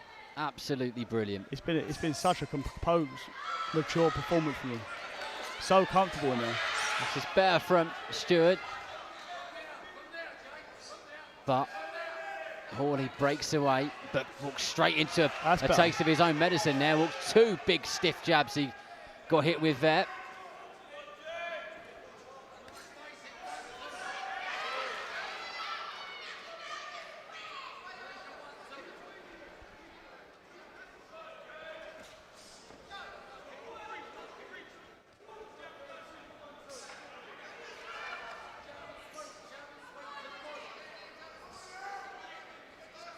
Hawley. Lovely jab. Oh, good exchange of the jab set. I mean, it's just been the key this whole fight, his jab. So relaxing there compared to the Frankie David fight as well, James. Very impressed today. It's like watching a different fighter almost. Yeah, so relaxed. Nice right hook to the body there from Hawley. Lovely, good boxing. Finally got a bit of urgency about him. We need this a Steward, few this is where rounds Steward ago, needs really. to work. You can't allow Hawley to work. That's it. This is much more like it from Steward. That's better. But he needs to back him on them ropes. It's all good being on the front foot, but if nothing's coming to Hawley, he could just walk around the ring all he wants and just stick on that jab. Lovely movement from James. Lovely, brilliant. And James Hawley enjoying himself. And like you said, I think he looks at a complete different fight this fight.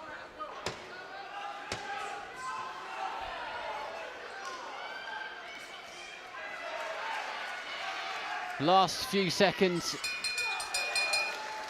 And Hawley looking like a completely different fighter, but looking like a happy and dangerous fighter as well. Sometimes when you watch fighters, there's a fight or there's a moment where you realise that they're ready for the next level now, and I think we've seen that tonight with Hawley. 100%, 100%. How much he's come on from his previous fight is quite remarkable. He's so calm in there. And to be that calm at this level just shows you how much he's getting better with each fight. But it's the old saying of do and die now for Ellis Steward. He needs a stoppage. He needs to give everything this round. He needs to throw the old saying of frying the kitchen. He needs to throw that whole kitchen sink in. So do or die for Ellis Steward. He needs to empty the tank. Seconds out. The Steward. Then final round. Just really let his hands go. It's been an absolute clinic from James Hawley. And Hawley just needs to keep doing what he was doing in the previous rounds. Pick his man off with his jab. Just like that. Yep, all he has to do. Boxing 101.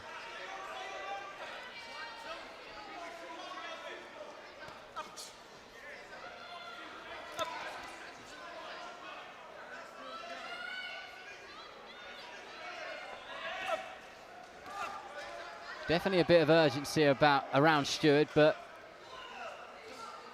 oh, there you go. That's There's a much right better. There hook, we go. follows it up with a jab. But he needs to follow up on it, Steward. Look, there's nothing coming back. It's sort of been a tale of the old fight. He'll land one shot and just sort of retreat.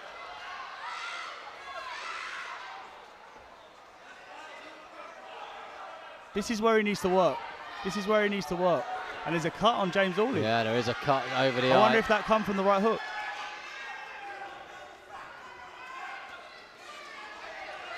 And actually, if you're going to get a cut in the final round, it's probably the best time to get it. Now this is G'd up. This is G'd up, Ellis Steward. I should be interested to see how Hawley's going to react to this. So how much is that going to affect the vision in that left eye? He needs to push the pressure though, Steward. Second half of the round. 90 seconds if he's going to get a stoppage. Otherwise, James Hawley will absolutely have his hand raised in victory. 100%. And will move to 14-0. Still looks so relaxed, James. He needs to be working. He needs to be working. And the Steward corner really trying to get him going, trying to push him on. It's like he gets him as soon as Hawley's back hits them ropes. He throws that jab, lands that jab, moves out of distance. He needs to pounce on him now, Steward. He can't wait. He can't wait. This is good work from him. Good work from Hawley. Brilliant right hand there from Hawley. And this has been much better work from Steward in this round, but it's just too little too late, so it seems. There is time as blood trickles down. I think Hawley's just so comfortable in it now. This is better from Steward. There is still Last time, lovely 35 right hand. seconds. That's it, and then he needs Could to go he really again. turn it He around? can't wait, he needs to work. There is no time to have a moment off. And there's a big right hand over the top again from Steward as we approach the 20-second mark. Lovely It's shot. now or never Here we for go. Ellis Steward, and Hawley Last knows 15 he's just got to seconds. keep himself on the back foot, keep popping that jab out. As we go into the last 10 seconds of his 10-round fight. It's a bit too Steward little, gets too caught late. there, big right hand from Hawley. What an end to this contest. Done his dirt, lovely. And a good fight. Brilliant the pair of performance them. from James Hawley there. And it's just too little too late for Ellis Steward. That's something he should have done in the 3 or 4 rounds earlier. earlier. Different ball game then. Different ball it would have game. been interesting to see how James Hawley could have dealt with that But I for think- 3 or 4 rounds. I think James Hawley just proved tonight that he's past this sort of level now, and he's onto the. He'll be looking at the top domestic fights now. He just showed he's a level above this level.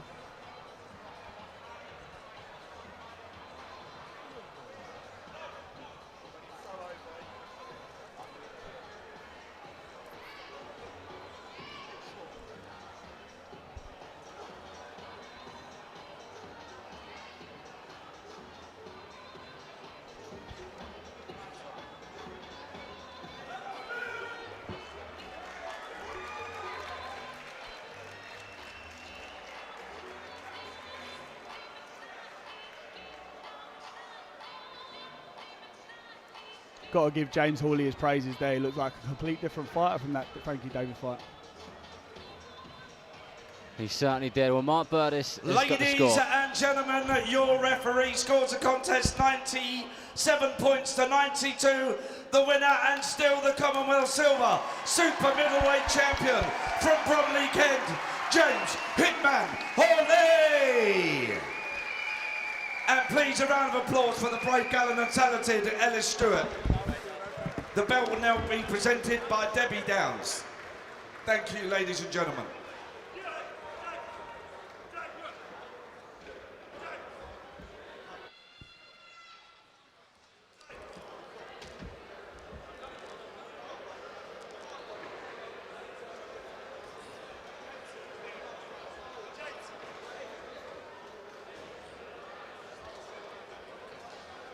James Hitman Hawley, what a performance. You look like a completely different fighter to that Frankie Davey fight. Calm, composed, excellent. How do you assess it? Do you know what? You see me after my last fight. I burst out in tears, I got upset. I should never have been in here last time out. If you see what I was facing outside the ring, for me to get in here was incredible. And I just want to shout out to everybody else out there that's struggling. Listen, times can be hard, life's hard, but you keep rolling, you keep pushing, and you get to where you need to be with the right people around you, and that's exactly what I got with my team. So thank you to them. Thank you to all my sponsors, Boxers in Need, Residents, ACB, Simon with Reclaim My Money, Ollie. These people are great, and without these people, I wouldn't be in here today. God knows what I'll be doing. Well said, that man. And a word on your opponent, a seriously tough guy. Do you know what? A lot of people underestimated Ellis. I was getting messages saying, easy work, you're going to stop him, this, that and the other. I knew Ellis was no easy operator. He's a great fighter, and I'm telling you now, that's the best I've ever been, best camp I've ever had. No excuses. What a fighter. He is a great fighter. For him to get up from that knockdown shows big heart. And listen, I really hope he goes again, because I'm telling you, this kid can be a champion. He's a very good fighter. Last question, you said to me earlier on in the week that you'd love to fight those Troy Williams, those Callum Simpsons, those types of fighters. Are they what next? Listen, I'm done with the small boxing. If you put me on another small boxing show, I'm retired from boxing, and that is me finished, down and out. I want a big platform, I want a big fight. Troy Williamson, I know he's got his thing with Callum Simpson, both great fighters. I know Felix Cash has moved up to my weight. Listen, I want a big name. I don't want any prospects coming through 7-0 talking shit to me on Instagram. I want a proper fight. I want to test myself and see how good I am. Well, congratulations. May those big nights come. Let's have a word with your opponent, Ellis. Well done. Very good opponent in there with you tonight. You had your moments. It just wasn't meant to be. Yeah, 100%. Listen, my first 10 rounder, no excuses. I was in with an unreal James Hawley. The best James Hawley I could have had, which I was expecting anyway, of course. But unfortunately tonight weren't enough. I'll be back. I ain't fussed about it. I feel like I gave good accountability of myself, and yeah, I'm ready to go again whenever. But big respect to James Hawley. Hope he goes on to do bigger and better things. Congratulations to both of you. You put on a great fight. Thank you very much and enjoy your evening. Well done, guys. I just want to say, listen, there was no bullshit in the lead up. I respected him from the off. I wish him a very successful rest of his career. I hope he goes home to his family, has a lovely time, and all the best. Great fight. Well said, that man. Thank you, everyone.